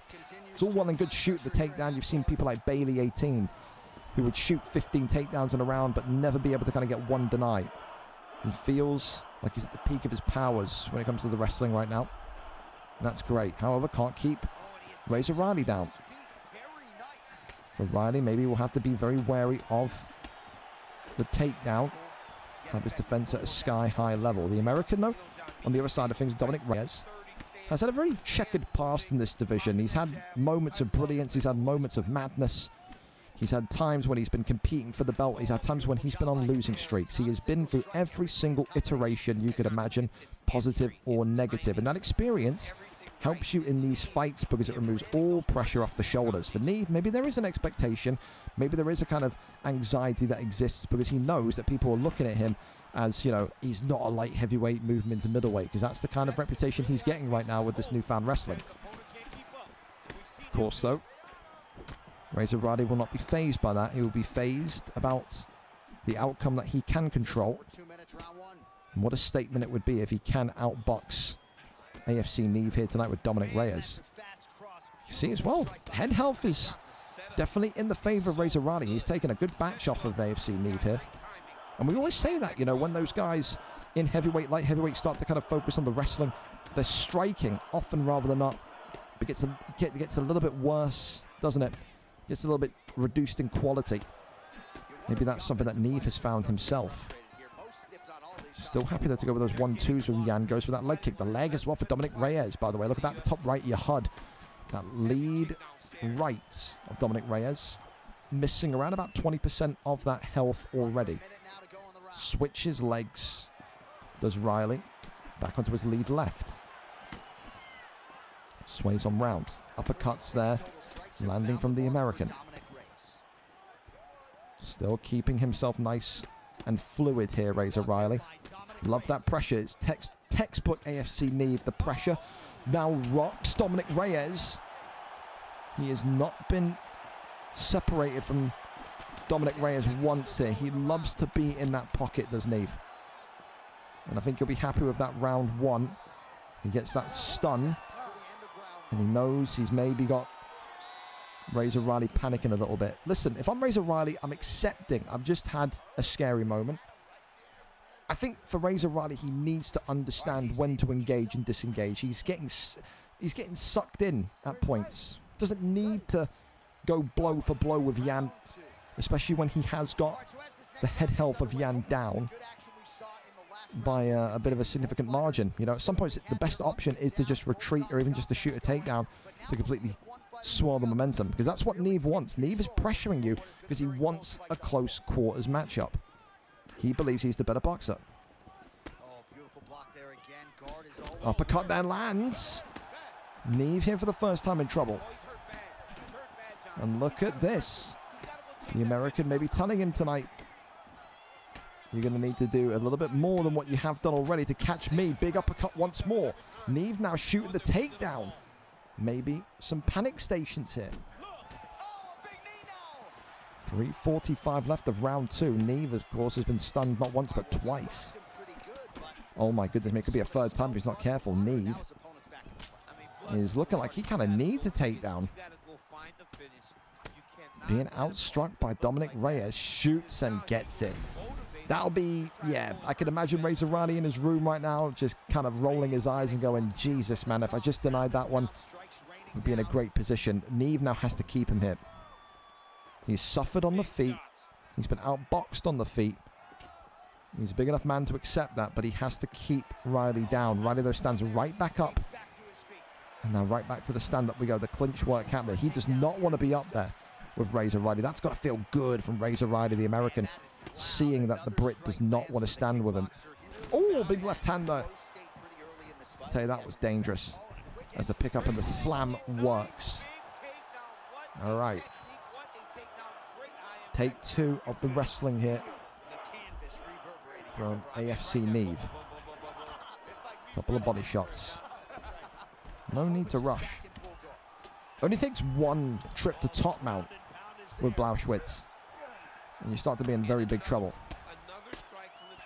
Huge shots here coming in, pulls him back down. Goes to the right hand side, not much more to see there. Flipped and rotated.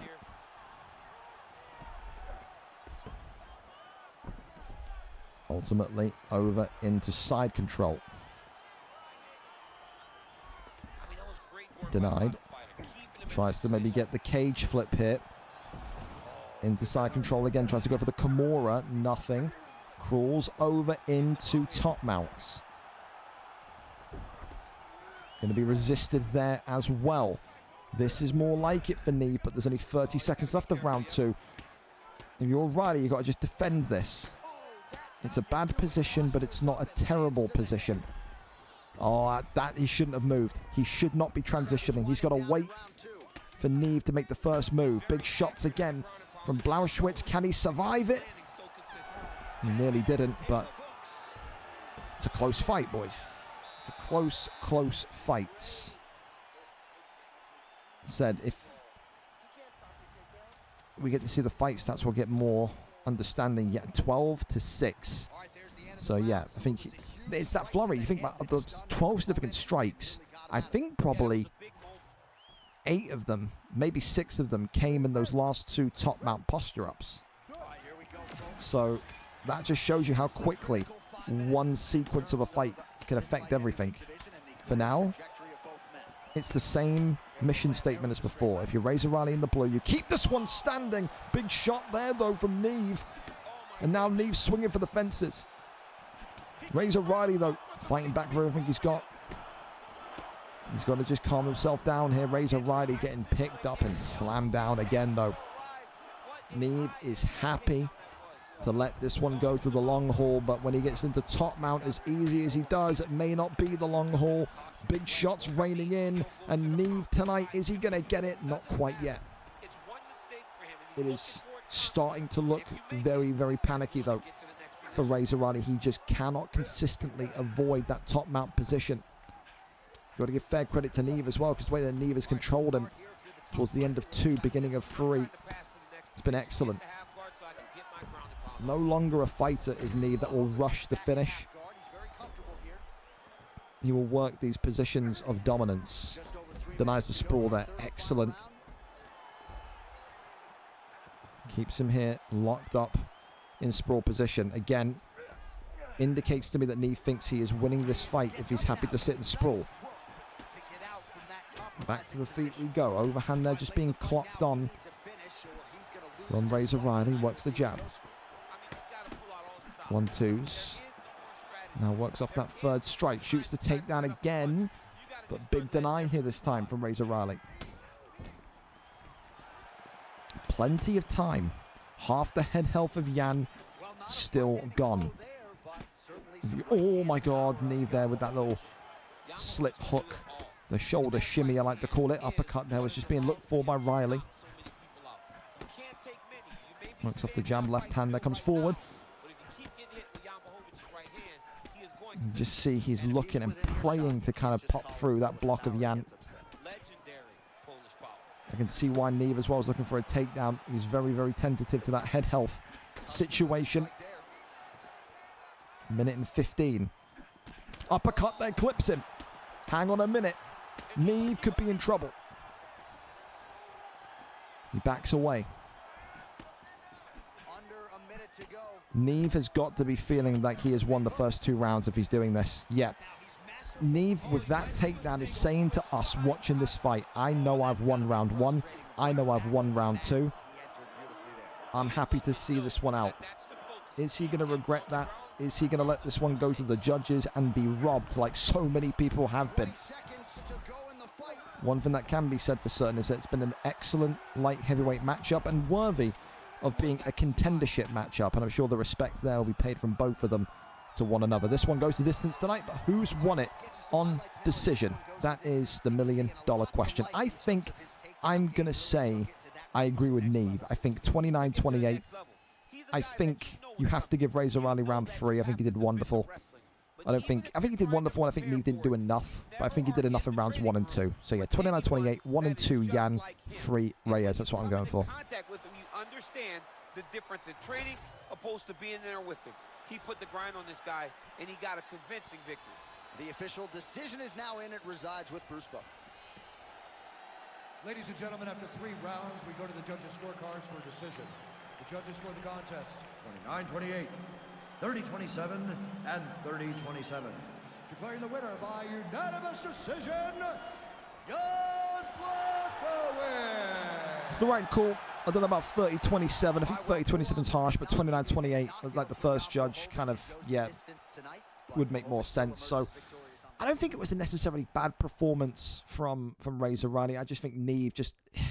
When you talk about fighters that have really matured since UFC 4, UFC 5, UFC 6, definitely Neve. Neve was the type of fighter where back in the day, he would get a stun and he would walk towards you just swinging his arms and praying to hit you. You know, there was no patience, there was no coordination in his attacks. He's now the kind of guy that will happily take the decision if he gets him over the line into a title opportunity, and that's exactly what he's done tonight. For Razor Riley, it will sting. It will, especially because of how well he did at the beginning of the fight. But I think he has to know tonight, it was those sequences, the end of round 2, the beginning of round 3, when he's gotten trapped in top mount. That was the difference maker tonight. Unfortunate, but that's just the way it goes. Up next, though, we keep on going as Daichi takes on Jazz Cox 69 in what is a fanfare matchup tonight. Of course, Daichi 2 wins, 1 loss, looking to go 2 wins on the spin this evening. Whereas, you look at Jazz Cox and you say, okay, he's 1 and 3 down in number 9 in the flyweight division. But if he wins here tonight, 2-fight win streak, beats the former BMF champion, could that start to put him in a position to compete for gold once again? It very well could do. Let's see. For Daichi, it's the first time he's fought Jazz Cox. And likewise, for Jazz Cox, the first time he's fought Daichi. Which one of these two entertaining flyweight fighters gets it across the line this evening? We're there, we're set, we're ready to go. Appreciate these two for being ready to go early as well. Massively helpful as per usual. Here we go then. Pantoja against Demetrius Mighty Mouse Johnson here tonight. Black trunks for Pantoja and Daichi white trunks for Jazz Cox. Can we see Jazz pull off the unthinkable? He is 1 and 3 coming into this main card fight tonight. Does he go to 2 and 3 and take a huge scalp? Daichi, of course, we've said is up there so categorically for one of the most improved fighters of 2026. This guy has been phenomenal when you go back to his humble beginnings in that lightweight division, and then how he kind of tore through the featherweight division, and now how he finds himself stabilized at the bantamweight flyweight division. He is no doubt a success story over the period of the calendar year. Jazz Cox as well, though, will say to everyone that watches this fight tonight, I've been such an underdog, whether it was PlayStation, whether it was the beginning of crossplay here in UFC 6. I know what it takes to fight against the tide, to fight against the odds. If he can do this tonight, then my word, it would never be truer. Of course, when you think, though, Pantoja, a great matchup for Demetrious Johnson, and likewise, Demetrious Johnson, a great matchup for Pantoja. For Pantoja, you're talking about durability and power. For Demetrious Johnson, it's about the speed of the strikes. He can throw at the speed of light, but also about maybe that wrestling. Talking of wrestling, there's Pantoja, throws up the first slam and puts Jazz Cox, puts Demetrious Johnson smack bang in the middle of the octagon. Of course, Jazz Cox has always been a kickboxer first. He's had maybe a little bit of trouble here and there over the months with wrestlers, with grapplers.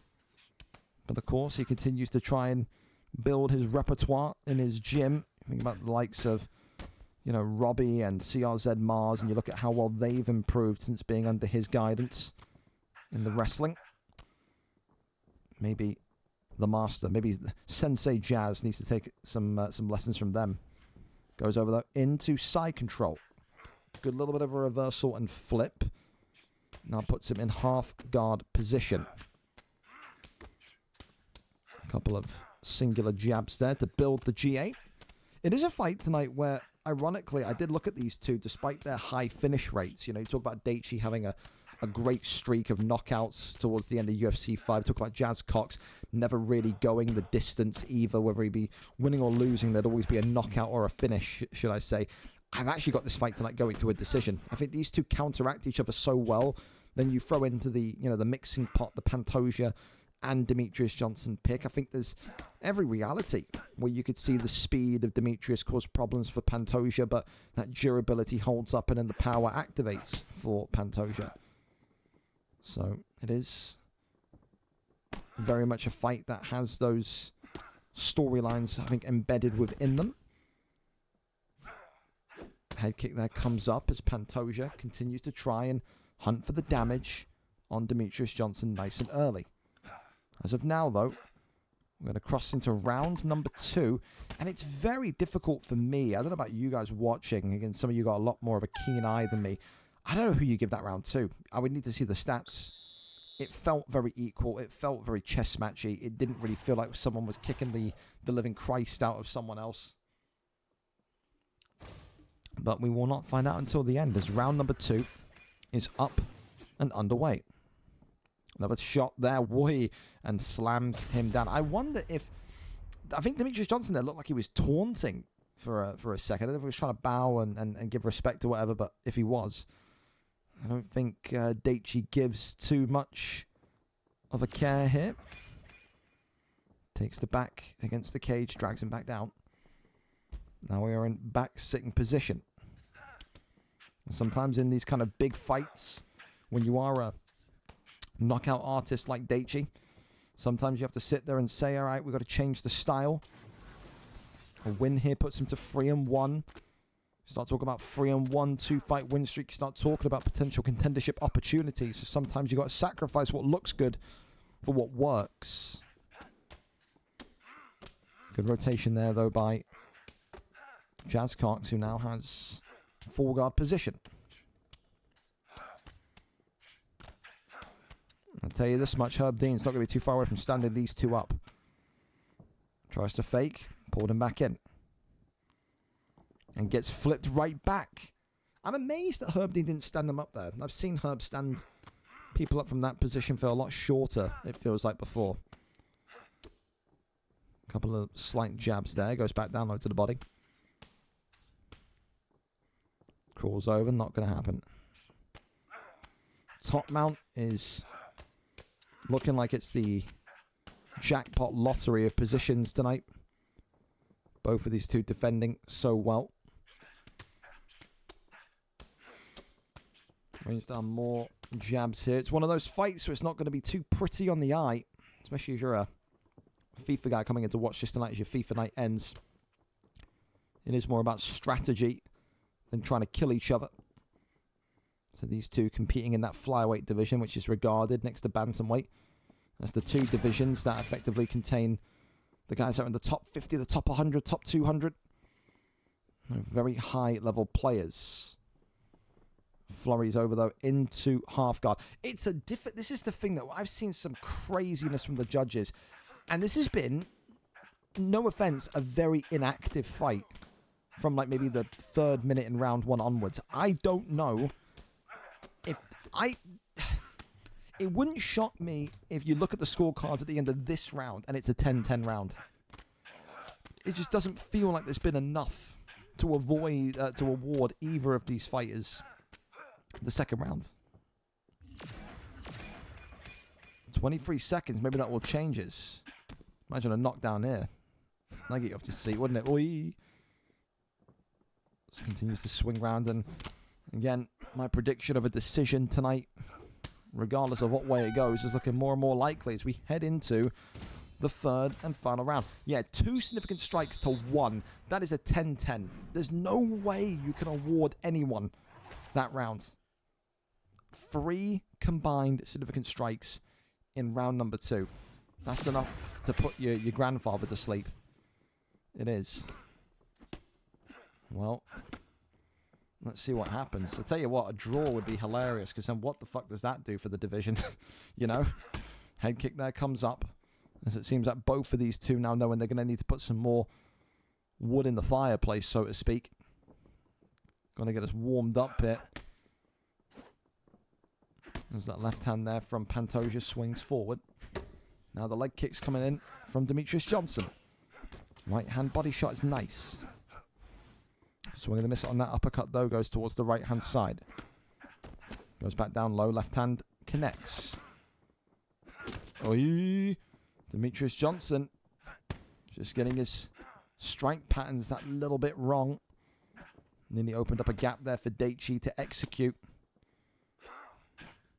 Continues to throw that left hand. Now look at that. It's that flurry work. It's those punches in bunches we know from Daichi's kind of handy days in the featherweight division. Uppercut into the lead left now. Connecting. Right hand, left hand there out from none other than Jazz, who sways around to the left hand side, lands a left hook into an uppercut, now goes back down to the body. Definitely more action in this 3rd round than the 2nd. I just do not think there's going to be a knockdown. I feel like these two just basically did nothing to one another in round 2, that it was almost like kind of a break round. But look at this, though. The left hand stuns Pantoja.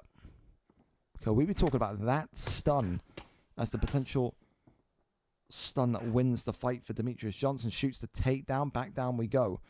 So you can see Jazz Cox's try. I think Jazz Cox with that is saying, I've got the stun. I've won the round. Now I'm going to control him. That's what it feels like to me. I'll be honest. Goes over into backside. The get up is there. Pulls him down. Takes back sitting. Goes over into backside again. Full guard. Tries to kick him off and away. Posture up is there. Departs. Goes back down low to the body. 50 seconds left of round 3. And what you could maybe say is the biggest likelihood for a draw tonight. I think Pantoja won 1. I think round 2 is a 10-10 round. And I think Jazz Cox here has won round 3. It has been the ultimate stalemate, hasn't it? That round 2 will do no one favours, though. 3 combined significant strikes landed. So another main card fight. And it is another decision here tonight. Who has got it over the line, though? We find out together. And there it is. Demetrius Johnson is celebrating. Wow. So Daichi has lost. And that is the most disappointing dashboarding you will see from Daichi all night tonight. It's not one that Jazz Cox is ever going to want back in a highlight reel package. That is probably one of the more slowest and technical fights he will have. It's not going to be a fight that immediately grants him a title shot. He just didn't see enough there. I would have loved to see the scoring, but Jazz Cox tonight, 2-fight win streak now, beats Daichi. And that just, again, showcases how the flyweight division is. Anyone can beat anyone. And sometimes when you're Jazz Cox, when you're Daichi, you've got to flip your style and be a little bit more boring, a little bit more careful. You want to get wins over the line. Jazz Cox did exactly that tonight. Congratulations to him. We keep on going then, and we head over to the Colombian assassin in Juan Fe against Ireland's own in the final block. Final block was happy enough to come in tonight and to say, listen, if Sacred's pulling out, if he doesn't want that smoke with the Colombian, I'll take it. 3-1 for Juan Fe, coming off of a loss last time out, but he keeps that main card slot because it is the final block. It is the BMF champion that comes in tonight looking to make his record 2-0. He wants the quick route to the title. He says, put me in against the hardest names, the biggest people, the biggest fights, and get me that championship opportunity against Dave or whoever it will be as quick as humanly possible. He gets his answer, he gets his request tonight, and he gets an opportunity to take out one of the most dangerous finishers in the bantamweight division. Juan Fe is our cameraman as we are there, and we are set to go in this non-title fight this evening. Jose Aldo against Dominic Cruz here tonight. Again, the ping expected to be high. Ireland against Colombia, UK versus North America. That is the way it will be. As long as it's not jittery in game, we should be fine. Here we go then. Jose Aldo, Dominic Cruz, both in dark trunks. The bold man, Jose Aldo, for final block. Whereas Juan Fe comes in with Dominic Cruz, the man with hair tonight. And like I said, both of these two are highlight reel level strikers. You want to talk about knockout resumes, highlight reel finishes. These are the two that you've got to study. I think when you talk about sequence striking, no two in the bantamweight division currently have a better track record. And it is one of those types of fights where you say to someone that's never seen these two compete before, blink and you'll miss it. Not the type of fight you want to go out and grab a sandwich or go downstairs and take a quick piss, because you'll come back up and the fight will already be over. You can just see already how quickly final block is getting in with those kind of sequence shots with Jose Aldo. And tonight, if you want to come in with Dominic Cruz, which is a good counter for final blocks Aldo, you have to use that head movement. You have to use all of the footwork. And you have to be very, very careful on when you engage and when you disengage, because he can lunge towards you, can final block. Look at that. Almost catches Dominic Cruz in midair, like it's clay pigeon shooting almost. You can see Juan Fe at this minute in time is kind of shimmying backwards, shimmying forward. He's trying to look for an angle. He's trying to look for a trap to set final block in. Final block, of course, regarded as one of the premier strikers in Europe. Such a dangerous opponent on the feet. Juan Fe maybe wanted to test himself against that here tonight. As the left and right handers again from Jose Aldo comes forward. Uppercut there, swings and misses, whiffs the air. I don't like this from Juan Fe, because Juan is conceding a lot of space already in the octagon. When you have final block being able to push you behind those black lines and smother you, it's almost like giving that opportunity to Suave Jamie. Because that's, ducks the head kick. That's a huge one. So because the way that Suave Jamie pressures and the way that final block pressures is just so similar.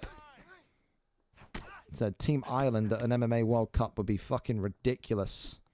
It would. Works off the jab again. Double jab now from Juan Fe. Still flies forward. There's that right hand again. I'll tell you this much. Final block showing no fear against the 3-1 former contender.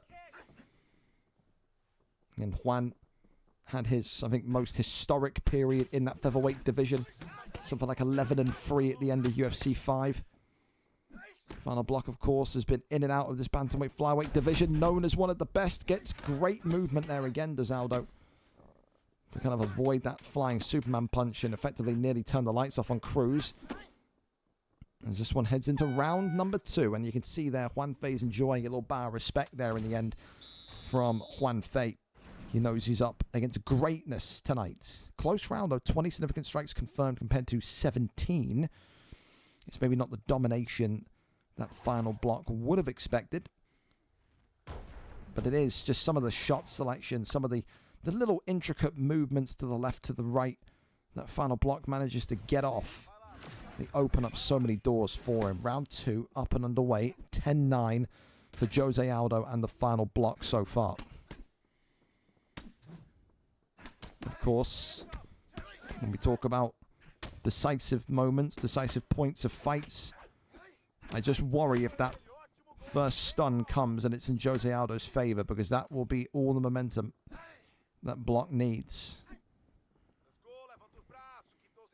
More and more we look at it now, it just seems like Juan Fe is less and less comfortable in terms of making that forward step. And I don't know if he wanted to try and look for the takedown there on final block or not, but if he did, it was still rejected anyway.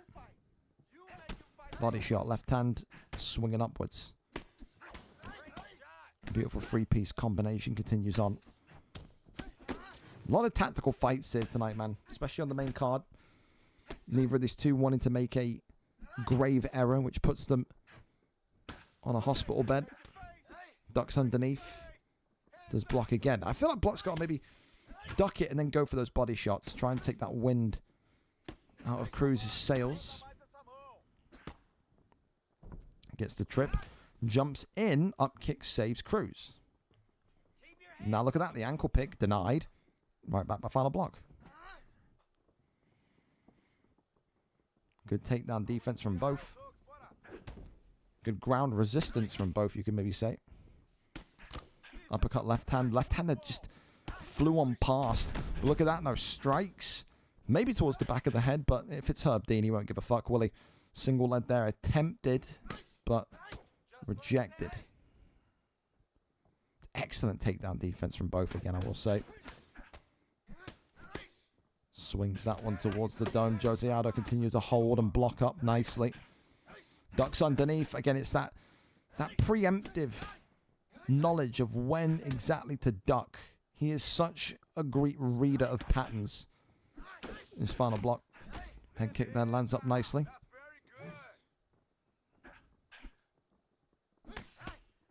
Left hand there is nice. Oh my goodness me. I'm just seeing when you know, Dominic Cruz is making that kind of lunge forward with the straight. It gets me a little bit uneasy. Seen him get stuns off of that before. Stamina, of course, is just about in the favor of final block as well.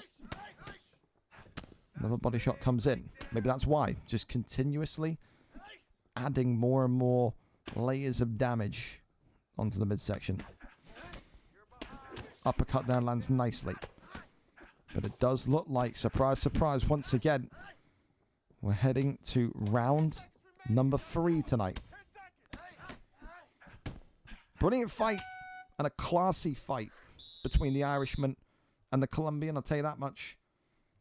But it's still all lingering as to who walks away with the victory. For the final block, I think he's 2 up. It would surprise me if final block and Jose Aldo isn't 2 up. But, like you say, you can just never be too sure with these judges. A little bow of respect there to start the 3rd round as well. Goes back down low to the body. Uppercut. Oh, Jesus. Coming forward. Body shots. And there's the left hand from Aldo. First big stun. And that's definitely maybe put a little bit of a dampener on the parade of Juan Fe. Back down over to the body. Juan Fe now has probably got to be saying to himself, I have to find a way to equal that stun back, to chase that stun back. Swing of the miss on the body shot. Left hand side from Aldo again. Another one to the ribs. Still down the center. Juan Fe has almost gotten a lot more quiet now. He's timid. He's not throwing as much. Is he starting to feel a little bit kind of overwhelmed as to what he can and can't land against the BMF champion of the world? Shoots the takedown. Wow. Takes the back. Is it going to land? There's been no wrestling as of yet. Does Juan Fe feel like he will need to wrestle to get this one across the line tonight? Goes bout down low after giving up on the takedown. The body of the body of Final Block is not looking brilliant. The bruising is bad. There may well be a slight opportunity that arises here for Juan Fe. Now the left hand, right hand is good. Takedown lands. All right. Okay. 2 minutes left of round 3. This now could be when maybe Juan Fe gets a little bit of joy. He has to keep Final Block down there. You cannot allow the Irishman back to his feet. To which he has done exactly that. Swing and a miss on the body shot. Yeah, not many people can pull the positive out of a potential loss. I will say, if this is going to be a loss tonight for Juan Fe, if he takes Final Block to a decision, only further elevates the case in point of him deserving to be in this division. No one said it was going to be easy. Goal goes down. I tell you this much, dude, there's still time potentially. Body shots now, flow state coming in. Final Block activating his as well. And could this be a flurry that seals the deal for Juan Fe against all the odds? 25 seconds left of round number 3. Swing and a miss on the body shot. Lands one there, though, does. Final Block, I tell you, it's really, really dangerous here against the cage as well. But measured, calm, and composed, this one goes the distance. I feel like it's 30-27. I feel like the accuracy, the precision, it was just like an orchestra of fighting, wasn't it? That was another really, really phenomenal fight, though, between those two. But Final Block just looked a little bit sharper, a little bit more intricate. And I think that probably got him over the line here tonight. But maybe a bit more head movement from Dom Cruz could be required. But yeah, we'll listen in and see who gets this one over the line tonight. Ladies and gentlemen, after 3 rounds, we go to the judges' scorecards for a decision. All 3 judges score this contest 29-28. Declaring the winner by unanimous decision, Jose Aldo Jr. 29-28 is kind of nice. At least, Juan Fe can say that he had that kind of, that one round where the judges unanimously said it's him. But yeah, I feel like tonight, Final Block was very, very sharp. And I think there's not often the time when you get to sit back and kind of watch a substitute kind of come in, not knowing he was going to fight and just look so dangerous. Final Block tonight gets it done on decision. Yeah, he would have liked a knockout. Everyone would have liked a finish. But ultimately, you can't turn your nose up at what was a really, really intelligent performance tonight from the Irishman. Congratulations to him. Moves to 2-0. That title shot is looming. Yes, it is. Up next, though, our final non-title fight of the evening. And it's a name that I still can't pronounce. Gherkin Gotten against Picked Lawyer 13. Gherkin, of course, came in tonight after, of course, a pullout from Big J, who was not sure he was going to be home in time or not. So it is the 1-0 Gherkin Gotten against Picked Lawyer 13 tonight. Both of these two coming off of wins last time out. But will we see a shock on the cards tonight? Picked Lawyer is always going to be the favorite. But this new boy on the block, Gherkin Gotten, are we going to see a potential championship-esque performance from him? It is the final non-title fight of the evening, and Picked Lawyer is our cameraman once again. Here we go then. Time to see if he can sit down Mr. Gherkin and announce himself once more to this flyweight division. Demetrius Johnson for Picked Lawyer in the white. Gherkin with Brandon Royval in those darker trunks. Again for Gherkin as well tonight. The first ever main card slot for him against a future VFL Hall of Famer. That's how good Picked Lawyer is. Time to see. Glove touch and we're off. Of course, you've got that height of Royval against that speed and that tenacity of Demetrius Johnson. We've seen Picked Lawyer have wars. We've seen Picked Lawyers have patient matchups. We've seen Picked Lawyer win fights by dominant grappling, for Christ's sake. He can do it all. On the other side of things tonight, Gherkin taking this fight on short notice and saying, listen, if I want to be the best, I've got to play the best, and I'm going to have to beat the best. And that's how he views Picked Lawyer tonight. He views him as the ultimate stepping stone to go from nobody to championship contender. He says tonight, regardless of the picks, regardless of the lack of notice, it will be a brilliant performance. See if he's correct in that. So far, you can really see that aggression pouring out from Picked Lawyer. He's wanted to almost kind of take the trash out nice and quickly, so to speak. So that right hand there comes across again. You got to think, for Brandon Royval, how do you approach this? I think realistically, you've never seen Picked Lawyer fight before, and it's your first time against Picked Lawyer. Maybe try and match the pace, and that's what he is doing so far. You're going to have to try and match that rhythm, match that pace, or you just try and survive the first round and gas him out. Does not seem like that's what he wants to do. He is trying to match Picked Lawyer blow for blow, bang for bang. Big left hand, though, already gives Brandon Royval problems, and Gherkin is in big problems already. Thought maybe Statgard was going to be looked for. The overhand there swings on in, but it's that Picked Lawyer flurry that we know all too well about, especially those PlayStation guys as of recent. It's been beaten up on the PlayStation division. Swing and a miss on that body shot. Goes back down to the left-hand side. Oh, good counter shot there, though. But a Royval pick. So when you go in for these brawls, mistakes can happen. Gherkin there, though, with a bright red health pack on the eye. So it's not all clean sailing maybe just yet. As he is right hand again. Thank you so much for the sub. I'm just locked in at the minute. Goes across there a minute. Aaron, you beautiful bastard. Lee, I love you, buddy. Thank you so much, man. Goes back down low to the bit. Oh, left and rights. Picked Lawyer looking for the finish. Picked Lawyer with the double drop, and Picked Lawyer says, new kid on the block, back of the line. One and done.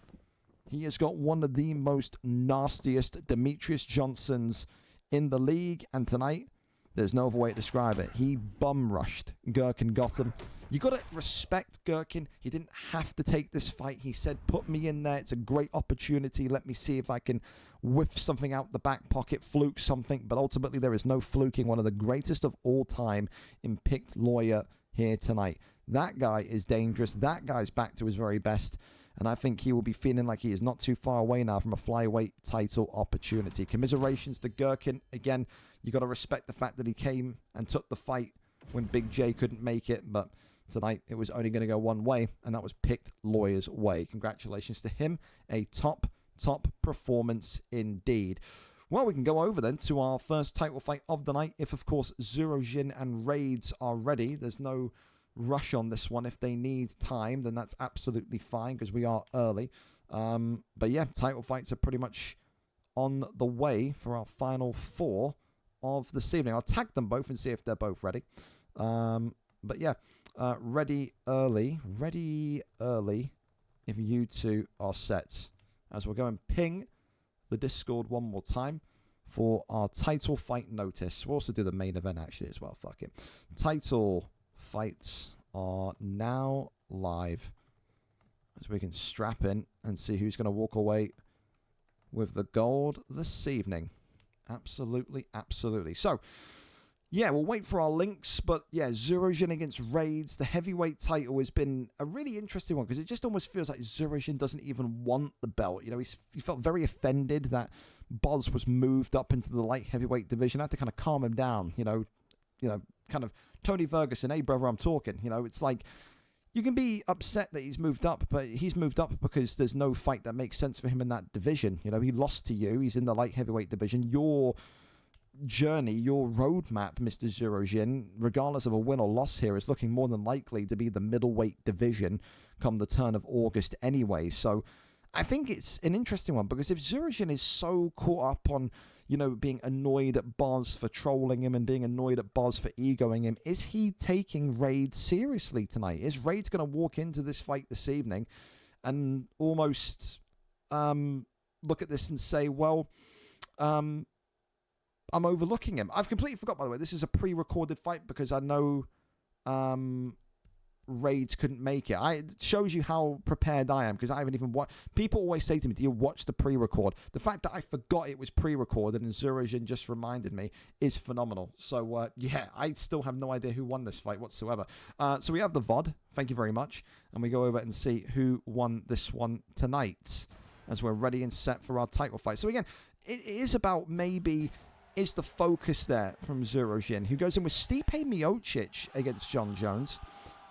The interesting thing here is we haven't seen a Stipe Miocic in UFC 6 yet, have we? So this is maybe a first on a title fight. But yeah, let's see. Because you're going to find out quickly whether or not Mason Zurojin is focused in that first kind of minute or two.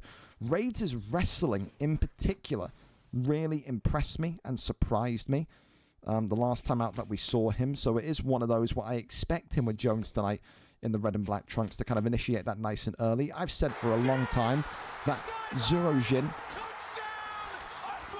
Thank you. I've said for a long time Zurojin's boxing, for me, is categorically the best in the division. I haven't seen him lose an exchange as a left and right hand continues to come forward. I tell you this much right now. Raids right now is offering his chin up on a silver platter like it's Thanksgiving. He's just not being smart here with some of his movement, but gets the guillotine here on Stipe and gets right out of it. Get up, cocksuckers. It's all over. Thank you, Joey Diaz. Thank you, Uncle Joey. As, of course, now the left and right handers coming forward from Stipe Miocic already. He's got to be careful, because that's the thing. You know, Raids tonight is not going to win this fight on the feet. He's going to be looking for these guillotine chokes. He's going to be looking for the jiu-jitsu as he denies that one. So the first big shimmy of the arm, but then can't get the second one. And Raids, again, slipping and allowing the champion back to his feet. This is what I talk about, though, man. When you're a challenger like this and you're getting these guillotines and you're getting these slippery submissions, you have to lock one in. You can't get 3, 4, 5 of them on and then let the man underneath you pop out. It just can't happen. He's done it again! That is a foul! Fucking little bastard! Yeah, it's true. Thank you, Lee Gunner. He did it again. Just let him slip out again. For now, though, half guard position as the challenger, John Jones, here goes up over into side control. As now, very much, the elbows are flooding forward.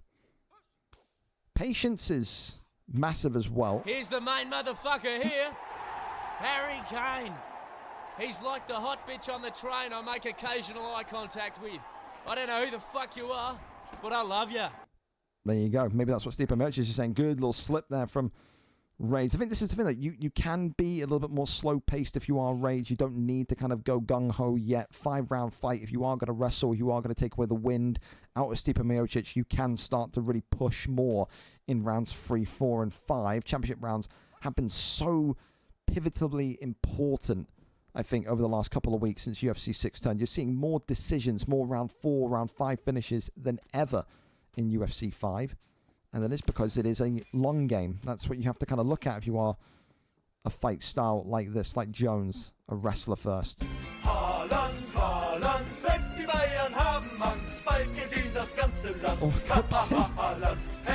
you go, Haaland spotted in the crowd. They started playing his music, and then that just generated a chance there for Zurojin to get the head kick stun.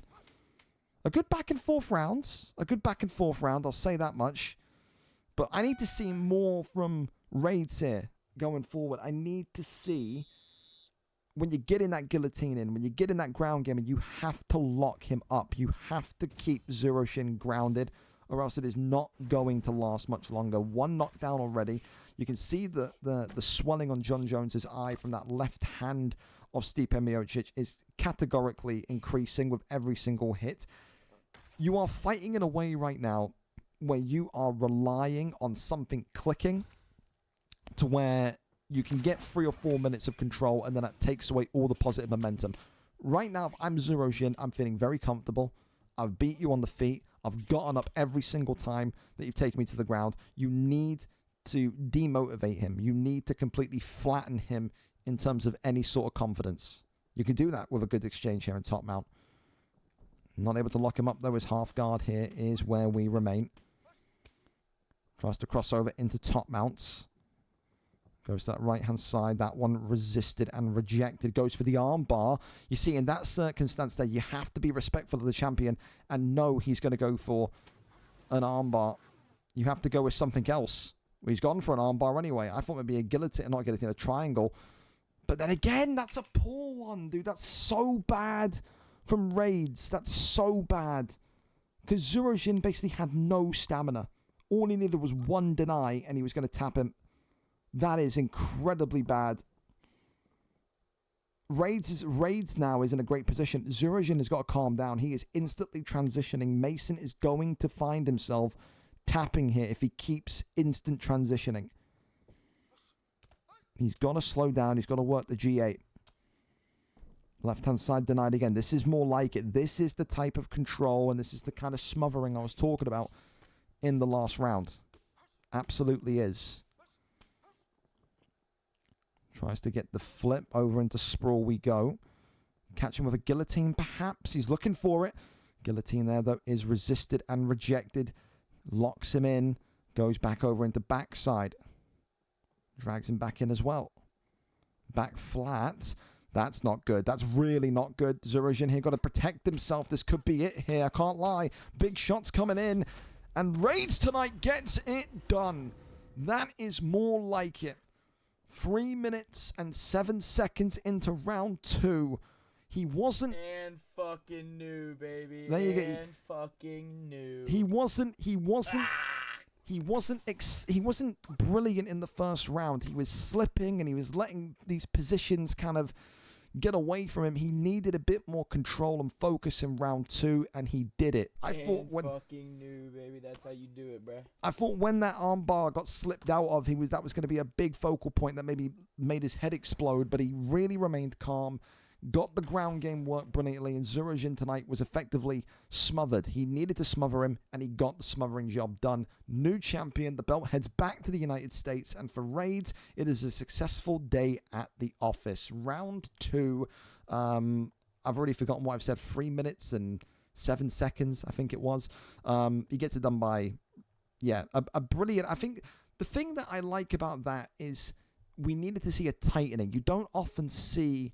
light heavyweights and heavyweights have a bit of a slippery first round, and then they acknowledge it, and then they tighten the screws. He tightened the screws there excellently. And yeah, John Jones in the end looked like a fantastic pick against Stipe. He needed to negate the boxing of Stipe. He did. He needed to be a little bit more tougher and a little bit more robust in the ground game. From round 1 to 2, he was, and that's what got him over the line. So yeah, for tonight, new heavyweight champion. For Zurojin, it's not all doom and gloom. He knows that a move up in these divisional rankings is still effectively there for him. But for Raids tonight, one of those champions, man. The ground game is excellent. Is his boxing up to scratch? I still think Zurojin's a better boxer. But you don't need to be a superior boxer to win this heavyweight strap. His wrestling tonight got him over the line. Congratulations once again. Top performance indeed. Thank you as well again, Lee, for the sub, and also GeekBar97 for the follow as well. Okay, well, we keep on going, fellas, as our second title fight should be imminently with us, as we are waiting for that one. King E and Top Gun 2 Skywalker, whenever they are set for us. Ready when you two are. So, yeah, we are 15 minutes early, so I'm not going to, kind of rush them. It's one of those. As Issam as well is saying to me, I want the fight again. I don't want anything else. That's some bullshit. And this dude DMing me apologizing. I need that fight again. So, legit Slayer is absolutely just ricocheting off of his room, off the walls of his room over that fight where his controller effectively exploded.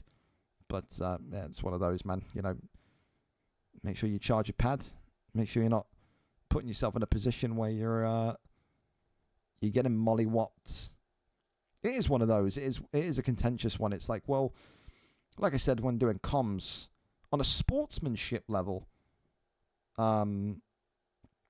what Korn did, what Leviathan did is fucking, terrible. But on a legality level, it's completely legal. You can't argue that, can you? Anyway, listen, Top Gun has sent me a link, so we should be ready and set to go here. Yep, we are lobbied up, so the light heavyweight strap is on the line. Two Americans meet in this one. King E, who shocked and stunned the world with that brilliant performance against Nintendo on Tuesday, is up for his first title defense just 2 days later. He says, I'm a defending champion. Send whoever you want to send. Tonight, of course, Top Gun gets that opportunity. The league's favorite cowboy looking to make it 3 wins in a row, but pave that number 3 in gold. It would only be his second ever title reign inside of a VFL octagon. So, of course, champion has advantage, and he is looking likely to take Jan Blauschwitz, whereas John Jones is seemingly the mark tonight for Top Gun. 5 rounds, light heavyweight strap on the line. King E showed a little bit of everything on that fight on Tuesday. He had boxing, he had wrestling, he had all of it wrapped up under a nice little bow. Can he do the same again here tonight and take out one of the most informed fighters in the 205 division? Time to find out. John Jones in the grey for the challenger tonight, Top Gun 2 Skywalker, whereas our champion, King E 161, in the red with Jan Blauschwitz. 2 Americans duke it out tonight for the gold. Of course, for Top Gun, comes in with that veteran status. He was around years and years ago, not in VFL, but just in the UFC comp scene. He will say, yep, my reactions may have gone a little bit. I'm a family man now, but I still have what it takes to get a light heavyweight strap over the line. Goes over immediately into side control. You pick John Jones, you do it for that pure sense of wrestling. King E, of course, will say the win here tonight comes from avoiding these ground exchanges and just kind of pummeling John Jones on the feet. Again, we saw the excellent use of leg kicks from King E on Tuesday evening, didn't we? That was something that maybe he will implement into his game plan again. That will make everything even more difficult for Top Gun to enact his game plan. Sprawl position here, as Top Gun immediately saying not going to happen. And King E gets us right back to the feet. Immediate takedown again. He is not letting Jan have a single moment of thought on the feet. It is a pure wrestler's performance tonight coming from Top Gun 2 Skywalker. And that's the brilliant thing. He was doing commentary with me on Tuesday night. He saw 5 rounds of tape live on King E 161. At that point in time, he must have been making notes mentally, maybe even physically, on how he approaches this fight. And clearly, in that 2-day turnover, if we're basing off the first 2.5 minutes, game plan's working a charm right now. Pulls him back down into full guard. Tries to kick him off, goes to cage butterfly. And ultimately keeps him down here in half guard position.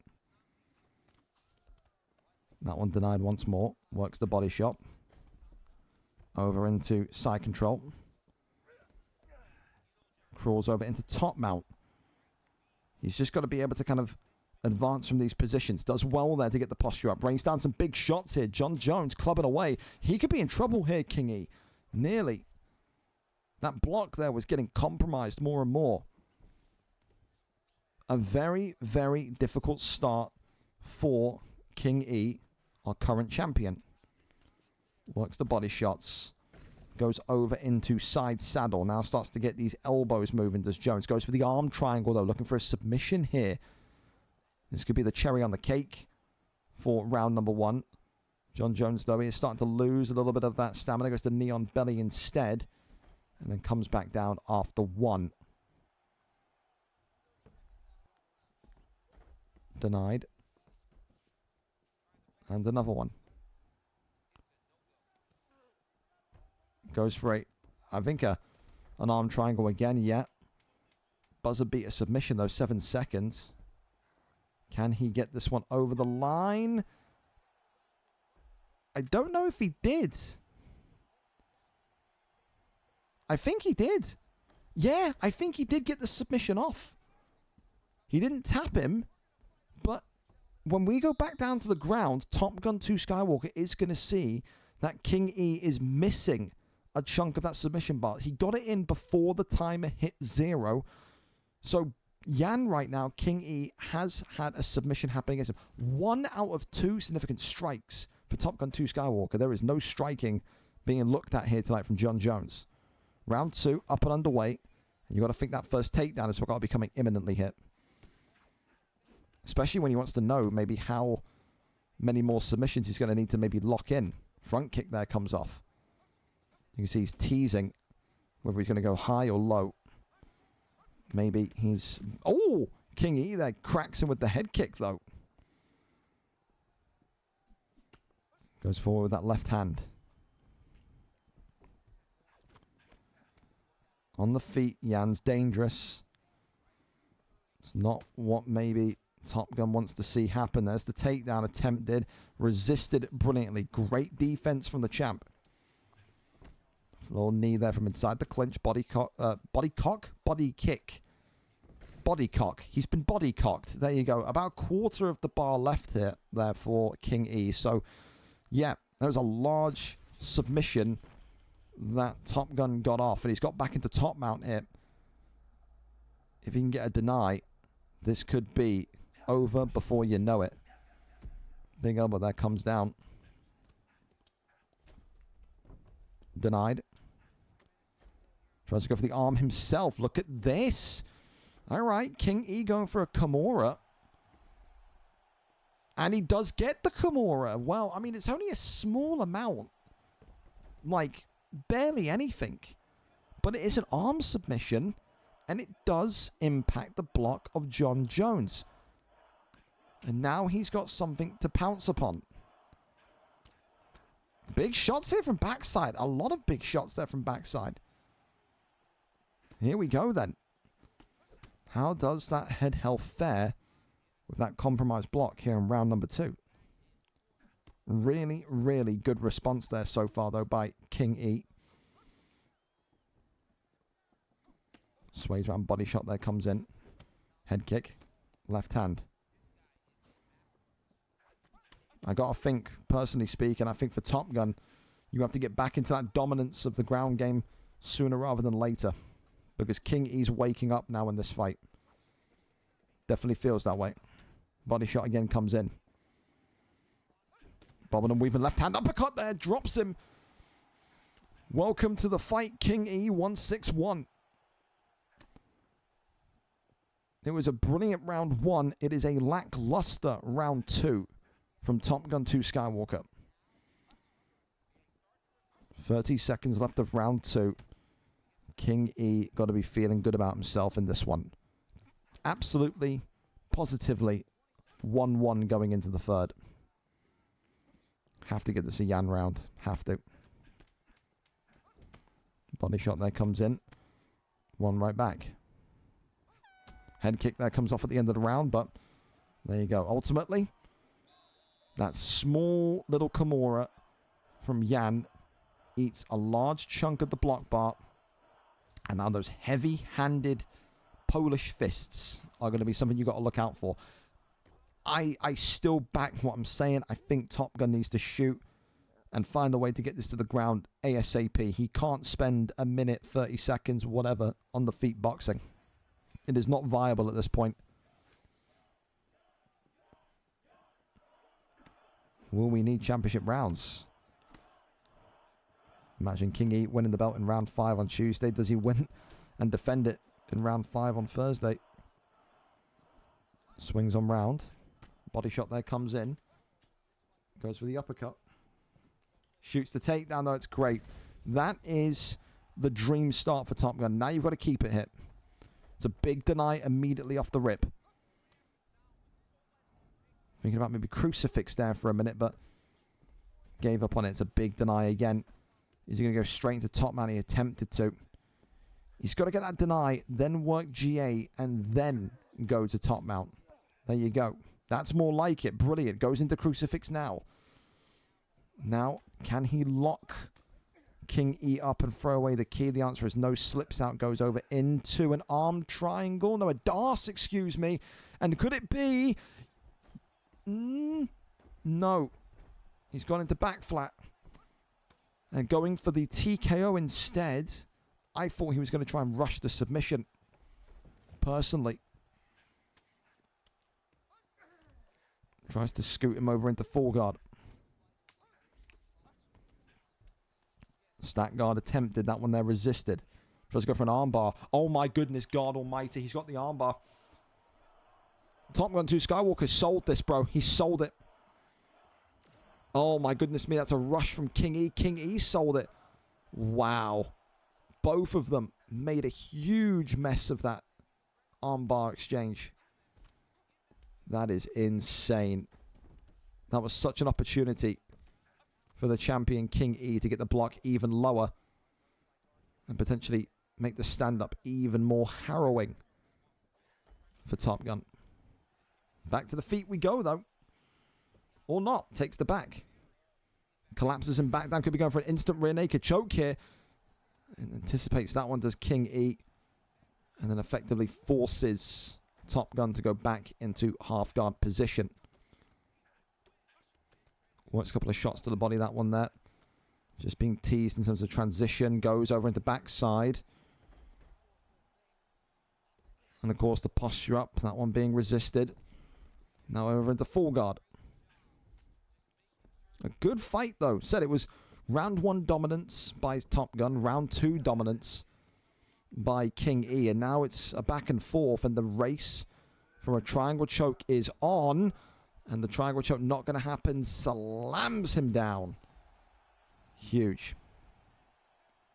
So just like Tuesday, this light heavyweight strap will require championship rounds. We are headed to round number 4. So dominance one side, dominance the other side, and an equal scrappy round in the third. Both of them are going to be feeling a little bit annoyed at how they handled that armbar exchange, though. If King E got that armbar off, bro, he'd be in such a great position right now. But we got a fight in our hands. And it's a good one, too. Round 4 of a possible 5 here in this one. Immediate kind of fake takedown. Pulled out of it, though. There's the takedown. Shoots, lands, gets right back up. Head kick. Body shot now comes back in from Yann. Sending forward the strikes and the damage. Uppercut there was just being avoided. Head kick comes up nicely. Gotta think, if you're Top Gun, you have to stay on the outside. If you have to box, that's fine, but you can't be cracking Jones from inside. You have to be very evasive if you're Jones at this point. Sit on the outside, work those body shots. Takedown attempted. Great defense there from the champion King E. And then goes for a back-to-back takedown. And that one lands. Great position again. With 3.5 minutes on the clock. He just needs one submission. That's what his corner's got to be telling him. But when you're getting told that, and when you know that, the anxiety starts to build and you start to make more silly mistakes. Right now, King E is the one in a dominant position. Gets the deny there. Brilliant. And another one. Fantastic. Goes for an arm triangle. The champion here could have Top Gun in some serious trouble. He's denied him. John Jones in big trouble. How much is it going to take? Now both of them just need one more submission. King E has come into this fight brilliantly. Round 2 onwards, he has woken up.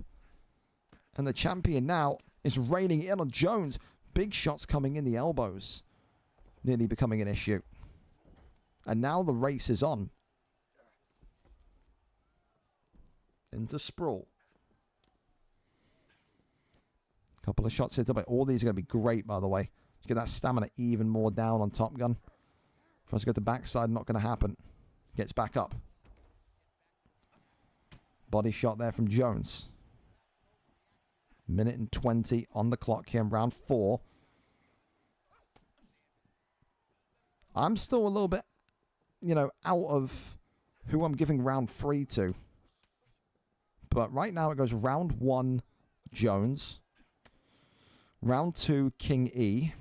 And then round 4, King E.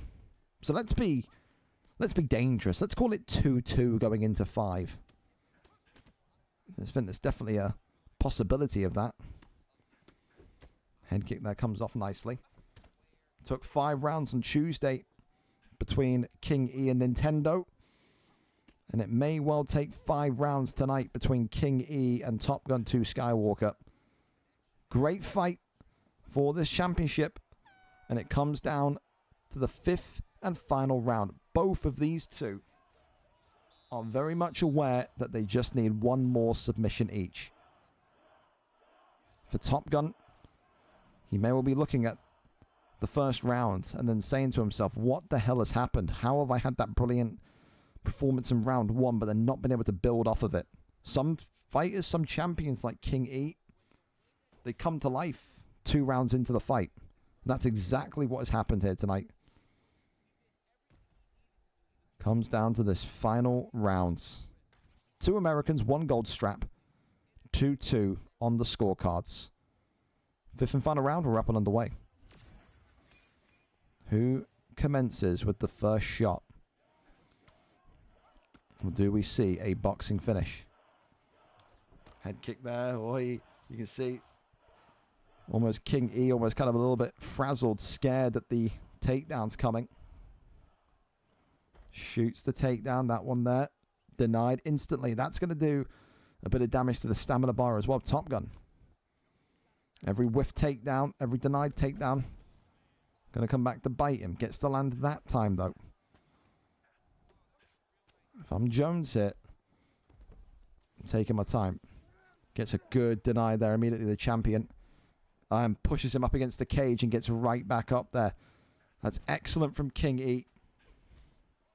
Knees to the body, another takedown shot, another takedown lands. Couple of rib shots here.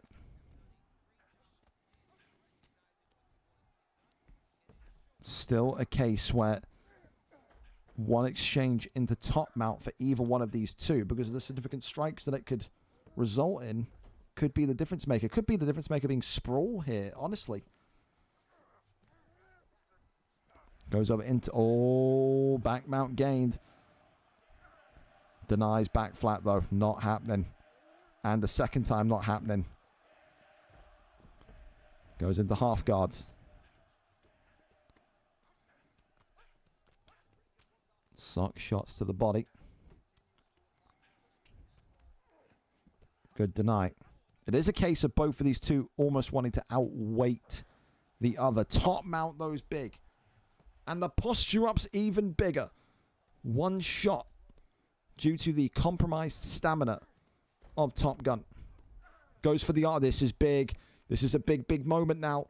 This is a huge moment. Whips him back over into a back sitting position. That was a weird animation, that. 1 minute and 15 seconds. Oh, that's a big deny. Going to go in front of her armbar. Another bite the cherry here. Looking to try and take this one. Fakes. Still, the race continues. Is he going to get out of here? He is not. Top Gun gets it. New champion. Top Gun 2 Skywalker needed to keep his calm, needed to keep his wit, and ultimately, he gets the tap deep into round 5. You want to talk about chess matches and brilliance of the top divisions, bantamweight and flyweight. These two have put on a real clinic tonight in that light heavyweight division. An opportunity tonight to become the new champion taken. He had a great round 1, did Top Gun. You have to admit that. And then it all started to kind of fall apart, but he finds a way in the 5th round. For King E, I feel for him because I thought he had a fantastic performance from rounds 2 onwards. I really did. I don't think this is the last time these two were going to fight either. One of the best light heavyweight fights I've seen so far this UFC. And I enjoyed that, man. That was a very, very good fight. Round 5, 4-11. A buzzer beater submission. Top Gun 2 Skywalker, champion again. Congratulations to him, too, and news so far. Over the Tuesday and Thursday, the light heavyweight belt has had 10 rounds of action then. That's crazy. There. Insane. Flicking for the rounds there as well. But, yeah, man. So, two John Jones wins as well, right? I believe. So, There you go. John Jones in heavy and John Jones in light heavy. Makes the graphics even easier. Thank you very much for that. Giving me an early night. All right, we keep on going, fellas, as the greatest welterweight champion of all time, or soon to be, is in action once again in this co-main event of the evening. Evo says he wants a couple more title shots, or title defenses, should I say, to solidify himself as one of the greatest 170-pound champions of all time. Today comes in a perfect 4-0. A win here would be title defense number 4. However, it's one of the most difficult opponents so far. Silver Salt steps up. Mark Dev not here. DJ Penis, of course, just only recently winning. Dry Connigan not here. Silver Salt is the man on a 2-fight win streak that steps in, that not only has brilliant kickboxing but competent wrestling. Tonight, if Evo wants to become one of the greatest of all time, maybe he's going to need to go into these deep, dark corners of his game to try and pull a result out, because Silver Salt is not a guy that you can sit there and bully like he's done with some of his other previous opponents. For Evo, for me, so far, the toughest title defense that he'll have. That's now the Omen, where he knocks him out in 30 seconds, but we'll see. Silver Salt will be liking his chances, no doubt, but ultimately, it will come down to maybe what happens here. Dave saying, I'm aware we're a little bit early, but I have not been able to get a response from Ian so far. I've been trying for an hour and a half. If Ian isn't here, don't care if it's Ian or not. He won't ever fight again, dude. So you are here, right? Dave is saying you won't reply to him. If he's fallen asleep, bro, then, like, what do you expect to do with that? If you're not here, can't help you. Will be a fine, since it's a main event. Dude. If there's one person that I would not think would fuck me over, it would be Ian. So, I guess we'll see. Evo and Silver Salts. Do we have a link? Please and thank you. It would be so ironically hilarious to have the entire card go smooth, and then it's fucking Ian that lets everything down. It would be. Oh, thank you, Evo, as well, for... Again, please, make sure you put it in the stream section in future. I'm an old man. I never check my DMs. Here we go, then. Evo, as well, saying tonight he'll be going Islam Makhachev. So, the message to Silver Salt from the champion is get your ass off of Islam Makhachev. That's what he wants me to communicate. Here we go, then. Makhachev and Shavkat Rakhmonov here tonight. Silver Salt in the white, Makhachev in the black and gold. Time to see what we come up with. Excellence, you'd hope. Here we are then. Makhachev for the champion. His Makhachev's been great, to be fair. He's been consistent every single title defense, and I think even when he won the title, he went with Islam, so no surprise that he wants to carry on with him here again. And then when you think about the other side of things, Shavkat Rakhmonov, another appearance. I think it's the 4th time we've seen him today. He has that extra little bit of height. He has that same kind of feel and speed of Makhachev, but he does maybe have a little bit more jiu-jitsu background. Makhachev, of course, hits hard, 94, 95 punch power. And of course, you get into a top mount position with him, you're going to start to see all those benefits come to roost. But for Shavkat, catch you in maybe a tricky submission position, and then you end up being down and out sooner rather than later, don't you? So one of those. Shoots the takedown. However, the first one of the evening does not land. Leg kick there comes off the tap. Spin kick there to the midsection. Do think as well, if you're Silver Salt, you have to take this a little bit more slower. Tonight, said for the majority of Evo's opponents, they have tried to bum rush Evo, and Evo's just kind of worked his movement and his handwork, like you see there, in such a way where it just overwhelms the opposition. Of course, the opportunity to go 5-0 tonight to start off your UFC 6 in the VFL Octagon is so big. But more importantly, it's the legacy aspect of it. You want to be able to sit there and say that you are the greatest welterweight champion of all time. Shoots the takedown. That one there is resisted and rejected instantly. Tries to go for the takedown. Not much there. Makhachev still shuffling backwards. Uppercut left hand is good. Still works the body. Leg kick there comes off. A little tap there. Tell you this much as well, for Silversolt, got to use that size of Rachmanov tonight as well. He is a guy that we've seen before in the welterweight division back in UFC 5.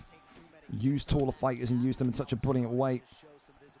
But we've also seen Silversolt be the guy that gets, I don't know, bored in fights. And he will walk forward and he will make horrific decisions at points. You have to keep your focus tonight.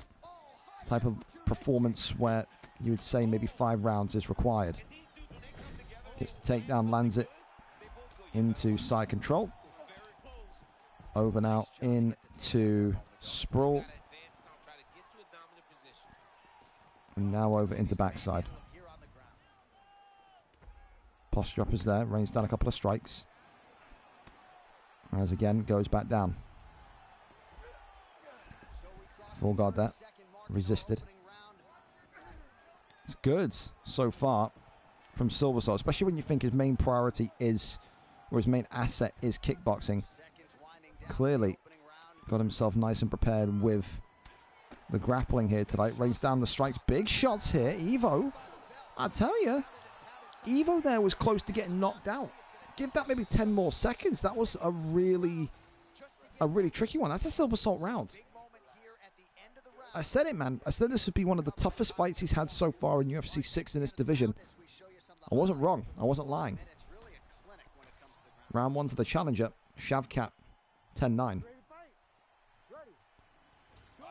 Round number 2, up and underway. Head kick and body shot there being worked, but not much more than that. Front kick comes forward. Starl ducks the head kick. Oh my dude.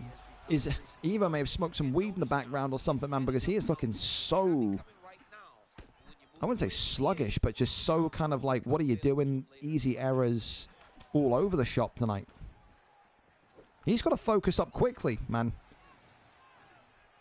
There's a lot of little things you're seeing him do wrong here. Oh, and there's no better way to wake up than that one.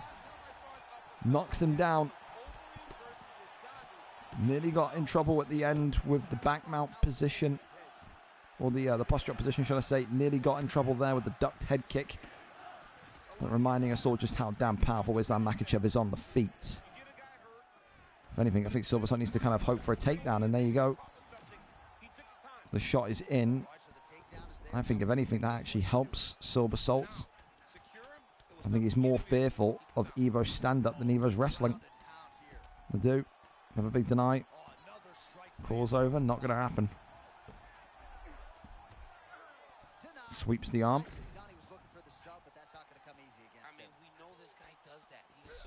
Tries to go for the arm once more. Not going to happen there either. Denied. And again denied. Posture up. Range. Oh, gets the flip.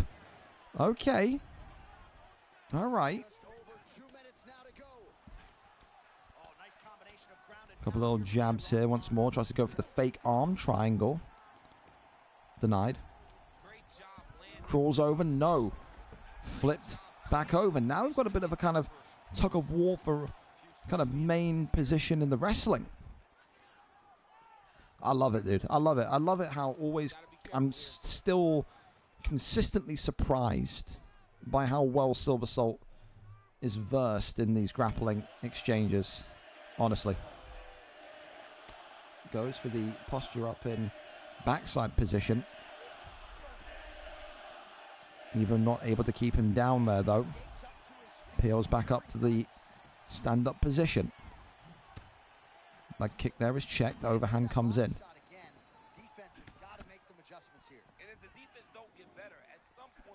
Works off the jab, left and rights. No leg tap, right hand comes forward. Little kick to the shin. 15 seconds left of round number 2. And I would think that's more of a wake-up round. I think it was a pretty sloppy round from Evo in round 1. I like that round a bit more for him in round 2. Especially on the feet. I think his best position here tonight is winning on the feet with Islam Makhachev's boxing. I do. I think when he shot that takedown in the middle of round 2, that helped Silversolt massively. I don't think he wanted to box with him. Round number 3.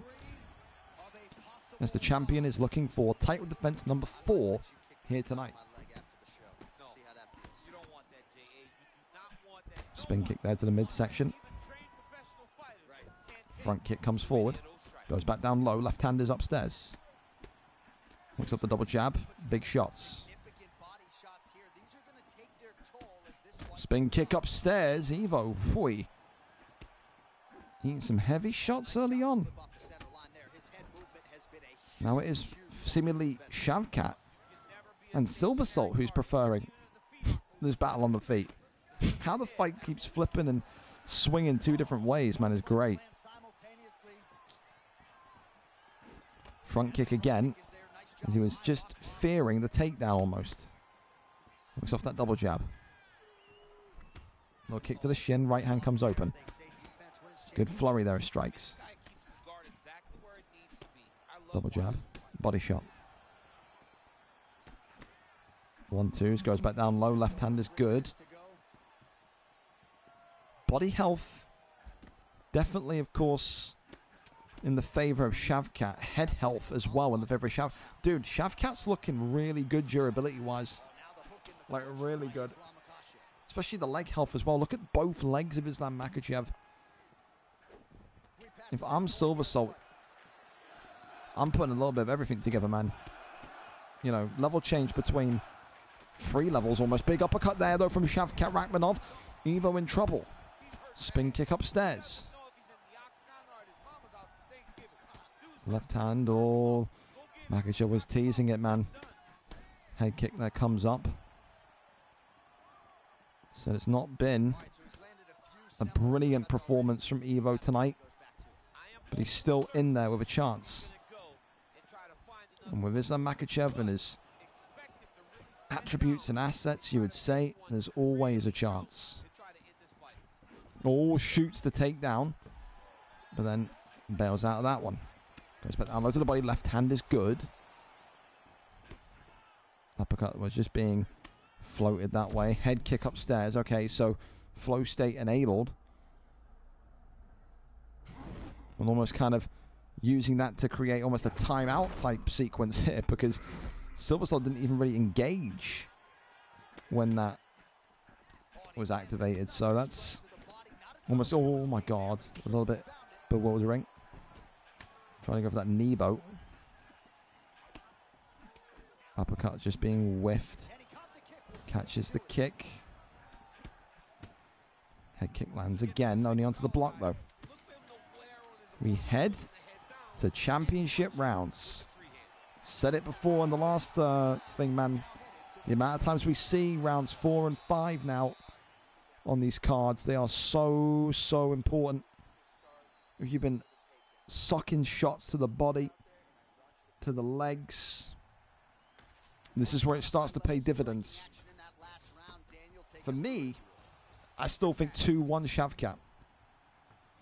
I've been very, very impressed by Silversolt tonight. He's made Evo look pretty ordinary. I'll be real. Be so real. That can all change in an instance, though. Makhachev gets that right hand connected. Oh my god, just like that. I thought maybe that could have been a stun. Oh. Right hand comes across again. Leg kick. Ducks underneath. Left hand now from Makhachev. Got to try and get that degree of separation for me. The Silversolt said stamina definitely is in the favor of Makhachev now. You got to sit on the outside and fight inwards. Another body shot there. All of those body shots going to add and add and add. Ducks underneath. All the elbows being teased there as well. Spin kick. Oh, the right hand. I talked about the right hand of Makhachev. But his arms are a little bit too short to go and get those follow-up body shots. Right hand again, though. This is the most trouble I feel like Silversalt's been in tonight. Oh, my God. He nearly got knocked out. Dear God. Body shot. Knee to the elbow. Spinning back fist. Good. Little flurry again inside the pocket. Evo is so confident, even if he is impacted by the head health and the body health, he is still so confident he can get that knockout inside the pocket.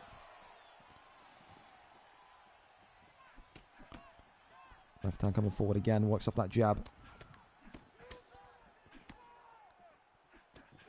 Body shot comes forward once more. I tell you this much.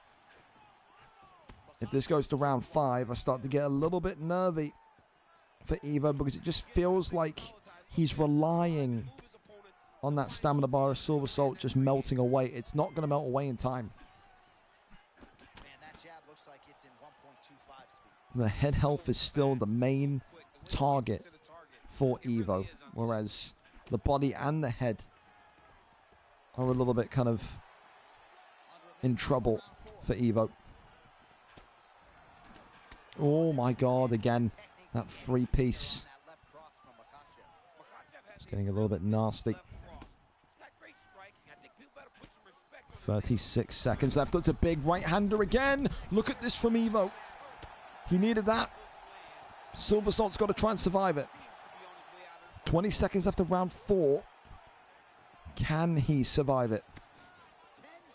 Well, that was going to go right for the block there. Big elbow coming in as we go. Oh, it's all over! 4:57 of round 4. What is Silver Salt doing?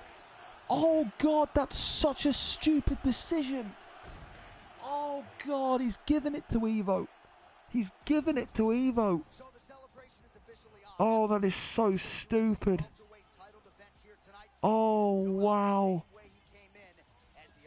He has given that to him. That was the toughest fight Silver Salt has had so far. That was the toughest fight Evo's had so far. Look at the scorecards. It was 30-27. 30-27 to Silver Salt.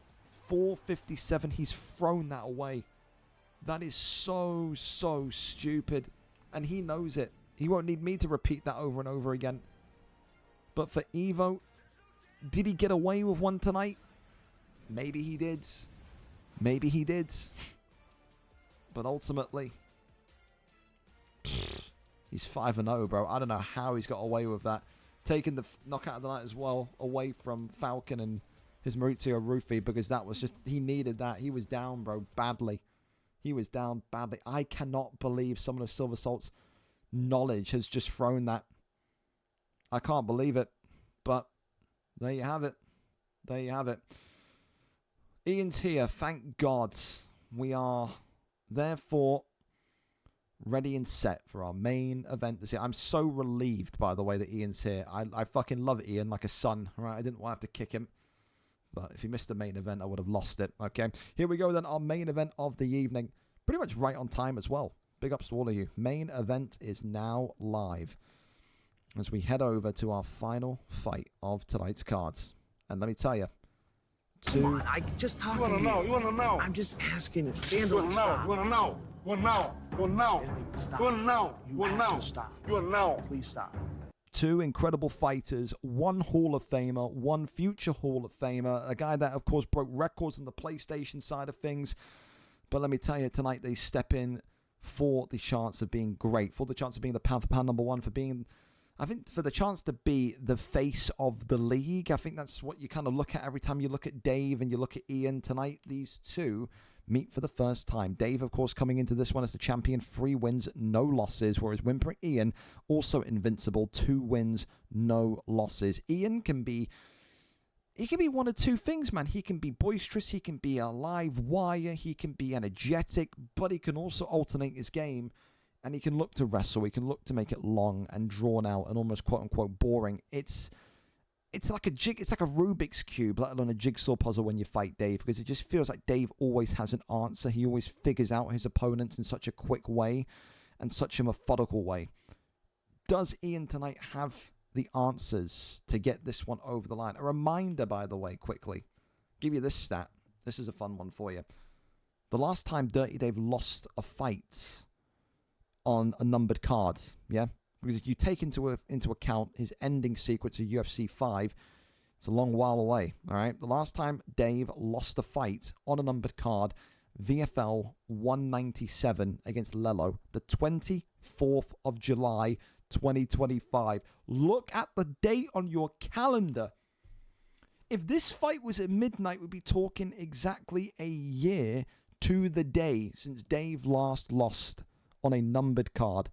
The 24th of July 2025 to the 23rd of July 2026, Dave has not lost on a numbered card. Is that about to change here tonight, or does he cross the year threshold for undefeatedness? I know it's not a word, but flow with it and go with me. Here we go then. We're there. We're set and we're ready to go tonight for our main event of the evening. Merab against, of course, Dominic Cruz. Dave has made the Cruz pick look so eloquent, but is that going to remain the case tonight with Merab? It indicates that Ian is wanting to wrestle and test Dave's ground defenses. Here we go then. Merab, Dominic Cruz. Bantamweight title is on the line.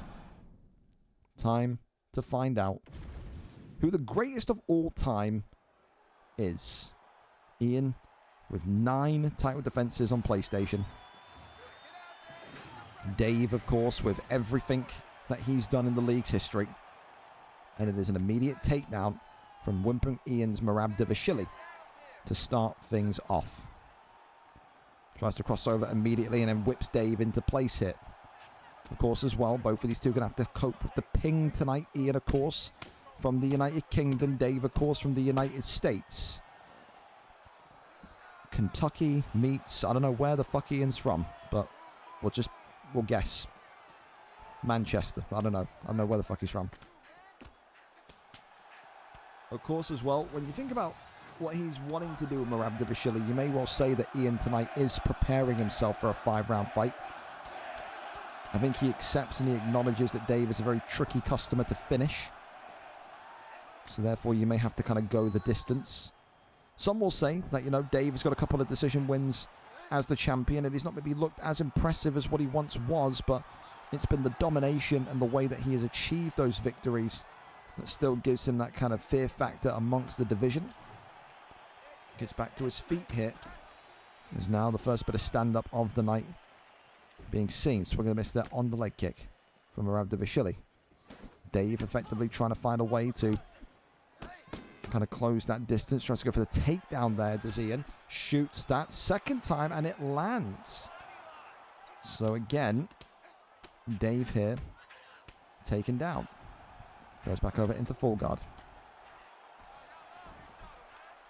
Can he find a way to flip him? The answer is yes, he can. There's now half guard position. Is where we resign ourselves. Herb Dean maybe going to step in to maybe stand them up, but Dave moves before that happens. So control back into half guard. Tries to crawl over, no, denied. So for Dave, going to be maybe a little bit tricky to navigate these waters with against Merab tonight with Dominic Cruz. It's a couple of strikes here. Would he stand back up? The answer is no. Pull back in. Fakes. More GA being worked here. Posture up again. And then comes back down. It's interesting as well because I think, if I'm not mistaken, Merab does also have decent hit power in his hands. It's that wildness and that speed of Cruz. Whereas Merab did get a couple of knockouts on VFL cards back in UFC 5. So it's not like he's got pillow hands, Merab. He can strike. I just wonder if maybe there's a game plan behind this from Ian. As round 1 comes to its conclusion. A very wrestling-orientated round. 6 significant strikes to 2. 2 minutes and 36 seconds control time from Dave as well. It's not really an active round in damage, but you would probably say, based on what you're seeing there, Dave maybe takes that round. Again, you never know with these judges anymore. Maybe the judges say it's a 10-10 because there's 8 significant strikes landed combined, And now we're striking. Now we're going. Another takedown. Resisted. No.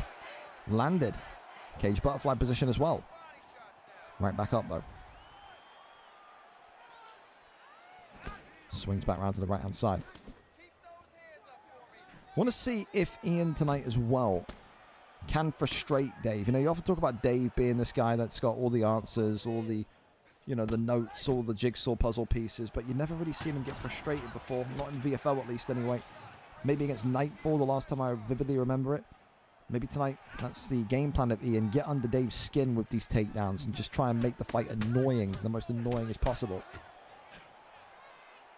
Of course, as well, Ian has got a bit of a reputation.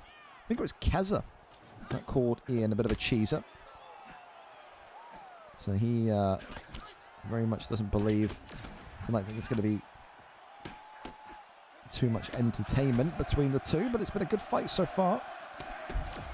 Takedown attempted there by Marab and lands. Okay. So there's no flow state agreement here tonight, as Dave usually tries to get from his opponents. He's now in full guard. We sit and we wait here. Posture up, breaks through. Works the body, goes back down.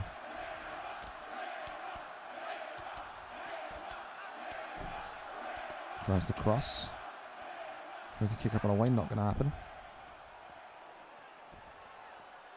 Postures up, a couple of shots here. He's going to go back down though, you'd think. He'll get yoinked back now, or even has a chance. Is he looking for an armbar there? Could have been. He's happy with this again, is he? I think Ian absolutely believes that he is going to need to fight in a decision-esque way tonight. This does not scream a fight in which Ian is looking like he wants to finish. It is looking like a fight tonight where he's trying to outthink Dave, outsmart Dave. Crawls over into top mount position. Gives up his back though, does Dave. And wow. Gives up rear naked choke now, does Dave. Ultimately though, nowhere to go. Half guard position. It's intriguing, because the way that Ian is consistently maneuvering, he's doing it with such ease, which is just very, very unfamiliar for a Dave fight. Big shots here, Marab though. Not able to get that follow-up strike. Slips by the shoulder. Denied him once more. A couple of taps there. The posture up again. Rains down heavy shots here. Marab Divashili could be about to get it done. Nearly, nearly. And so far, I've probably got to say, 1-1. Definitely an Ian round. That one felt pretty convincing. That one felt pretty convincing.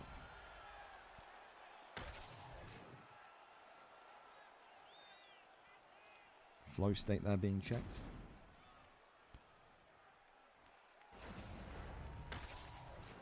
All right. Here we go. Round number 3. Up and underway. Swing and a miss on the head kick. Trying to go for something cheeky there, did Ian. Works off that jab. That long, elastic Dominic Cruz jab. Shoots for the ankle pick. That one there. Rejected instantly. Goes one right back though, does Dave. Ankle pick for ankle pick. Tony Ferguson somewhere in a fucking supermarket. Imanari rolling with a big smile on his face right now. He is. Goes over into half guard.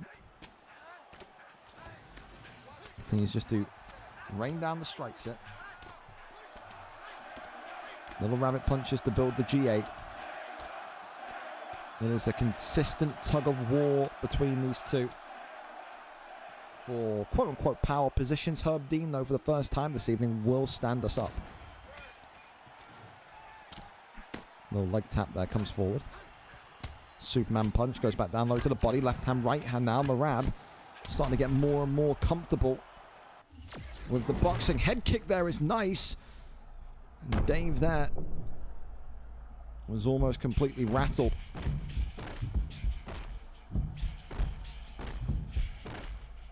Goes over into full guard. Posture up. Rains down a couple of big shots. Collapses back in. Pulls them towards the reversal and gets the reversal. Dave, though, has got to find a way to do more from these positions, man. It's just so far. Get him into half guard, get him into full guard, rapid punch, build G8. And kind of walk the line, gets flipped by Merab once again. Good deny there from Ian.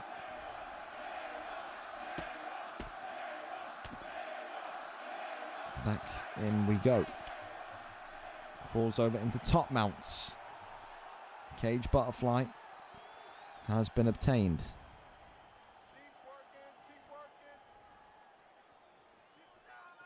In fights tonight on the main card that have more or less gone into the deep waters of the fight. This one will be no different. You could put the house on a 5-rounder here tonight and you'd be absolutely safe. Overhand uppercut. Boy, I tell you what, Dominic Cruz swinging with venom there.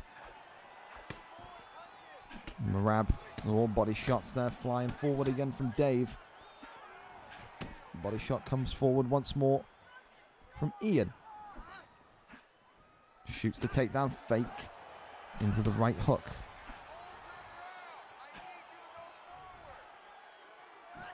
Front kick. Body shot. It's been very, very, very calm. It's the thing, man. I said this before. Ian can be energetic. He can be entertaining, but he can also be so methodical and calculated. And he right now is fighting an IQ fight against Dave. 13-7. Going into round 4. You've probably got to say 2-1 Ian. Honestly, you probably got to say 2-1 Ian. Fine, fine margins though. Championship rounds being required. As we are here once again in round number 4. Uppercut there, connecting on Cruz. Dave, of course, his stamina ever so slightly lower than Ian's.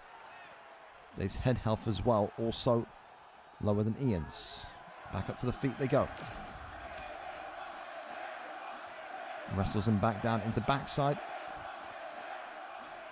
To get up there as well. Big knees. And another. So it was a brilliant kind of domination victory from Dave last week on the scorecards.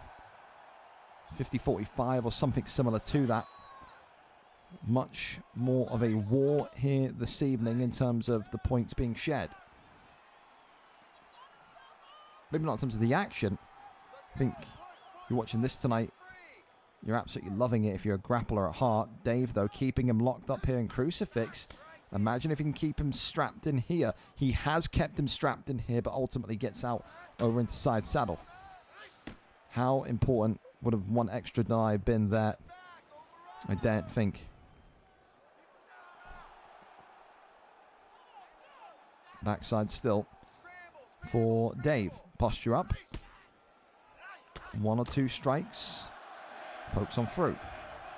Every significant strike will feel like it counts for something. That's why there is such a patience here. You do not want to get flipped. If you're in Dave's position more so. You cannot afford to get flipped. Minute and 55 and counting. Dave takes the back. That's a sloppy one from Ian, in fairness. Back that's even worse from Ian. But ultimately goes into a rear naked choke. No. Just wriggles out of it. One of those power transitions here into top mounts. Okay. A big 60 seconds approaching here. As Dave there just whiffing with those final 2 shots in top mount. Posture up, not going to happen. Mount again. Rains down. With 1 shot, not going to see too much happen there. Denied again. Oh, dude, Dave's active now. He's activated. Big shots here. As Ian surviving. With some great defense, in fairness to him. Definitely feels like a Dave round. Definitely does. Big shots here raining in. Ian could be in trouble. Hang on a minute. Nearly. Ducks the head kick. Oh my God. 2-2. 2-2 going into the 5th. What a fight. What a fight.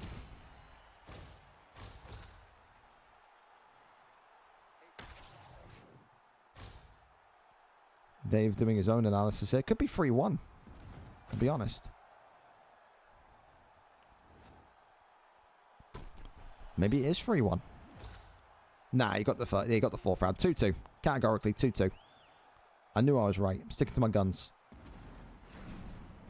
It all comes down to this. The 5th and final round between two of the greatest of all time. Every single decision matters. Shoots the takedown. Denied instantaneously.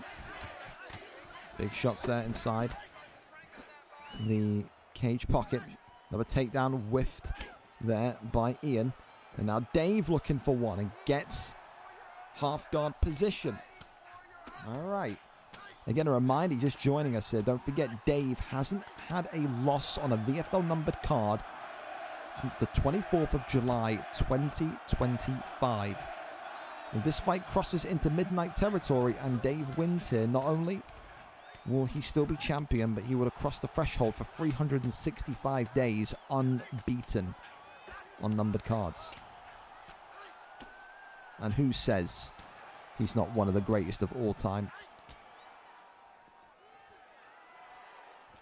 So goods. Denied there by Ian. Hits the flip. That's huge. It's so big. That's a really big one.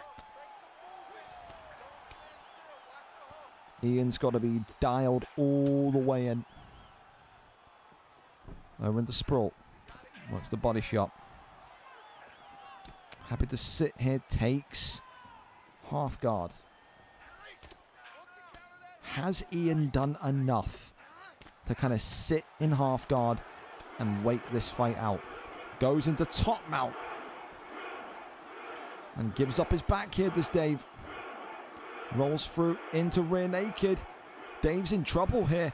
Dave may about to concede a rear naked choke. No, he doesn't. Wow. That is so close. I don't think Ian's even going to believe it. Gives up his back again. Denies that one. Half guards. Very much that. Goes up, dude, the way that he keeps getting to the top mount. Oh dear, Dave's in trouble. Couple of strikes. Gonna go for the arm. Oh my God, he's gonna be armbarred.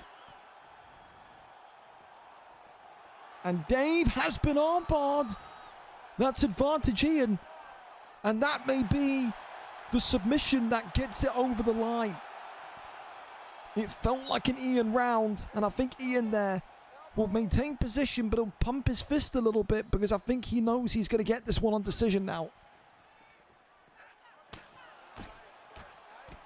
It's been a real calculated performance. It hasn't been pretty on the eye, but it doesn't need to be when you fight Dave. It's just got to be methodical enough. This one goes the distance tonight, and I think we've got a new champion. I got 3-2 Ian.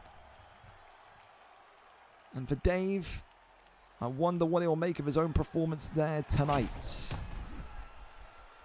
Was there a flow state agreement? Was there not? Does not matter. But sometimes it may be good, sometimes it may be shit. People will say that's exactly what Ian's performance is. Sometimes maybe good on the eye, sometimes maybe shit on the eye. But you have to do what you have to do in a fight against one of the greats if you want to get over the line. And tonight, Ian, I think, has done so. 3-2 to Ian in my books. Let's listen in.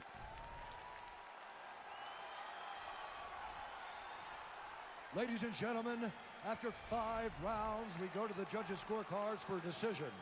The judges score the contest 49-47, 48-46, and 48-47. For the winner by unanimous decision, and new There you have it. undisputed UFC bantamweight champion of the world, Marab the Machine Wally Shirley. It's taken 1 year, 364 days, turning to 365 days just now for Dave to finally lose on a numbered card, and it's happened to the greatest PlayStation champion that we have seen in WhimperingIann tonight. 3 rounds to 2. It was a close fight. It was a very tactical fight, but ultimately Ian gets it over the line. New bantamweight champion this evening.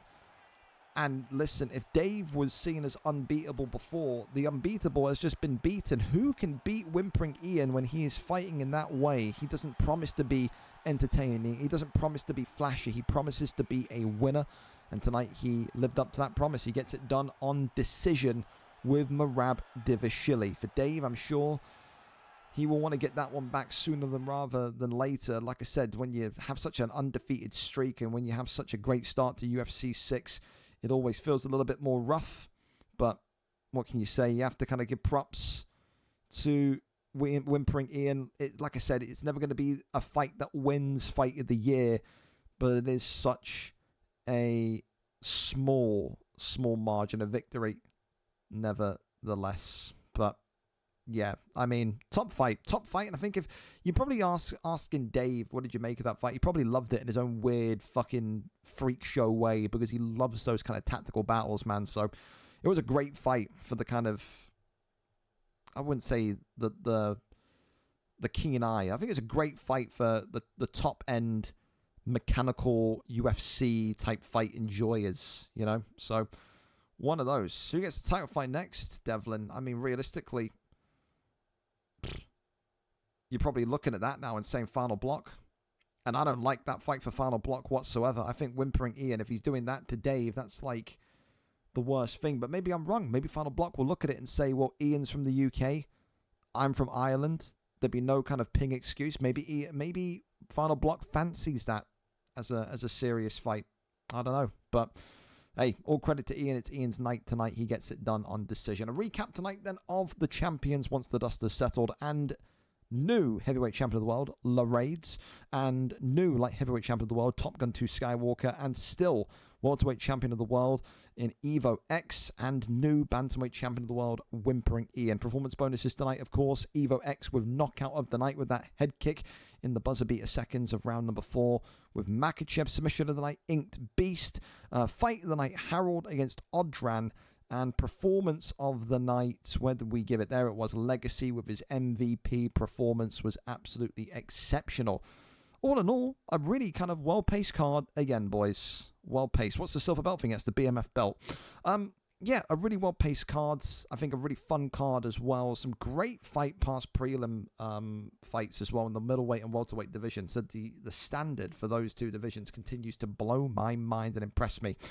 Of course, we go into, the next two cards now, VFL 247 and 248 next week with more questions than answers about certain titles. But also, don't forget, next week, 247, 248, the final two cards before our first official checkpoint of weight switches, of weight movements. August, of course, champions will move and so forth and so forth. So maybe for the likes of Evo X, you got 2 more bites of the cherry to go and get a title defense record before you are moved. For now, though, listen, I got a lot of stuff to do. I got to make some announcements about FIFA as well, so it's a long evening for me. If you need me, of course, DM me. I will be on Discord. I will be around. But thank you so much again to everyone tonight for their appearance, for their attendance.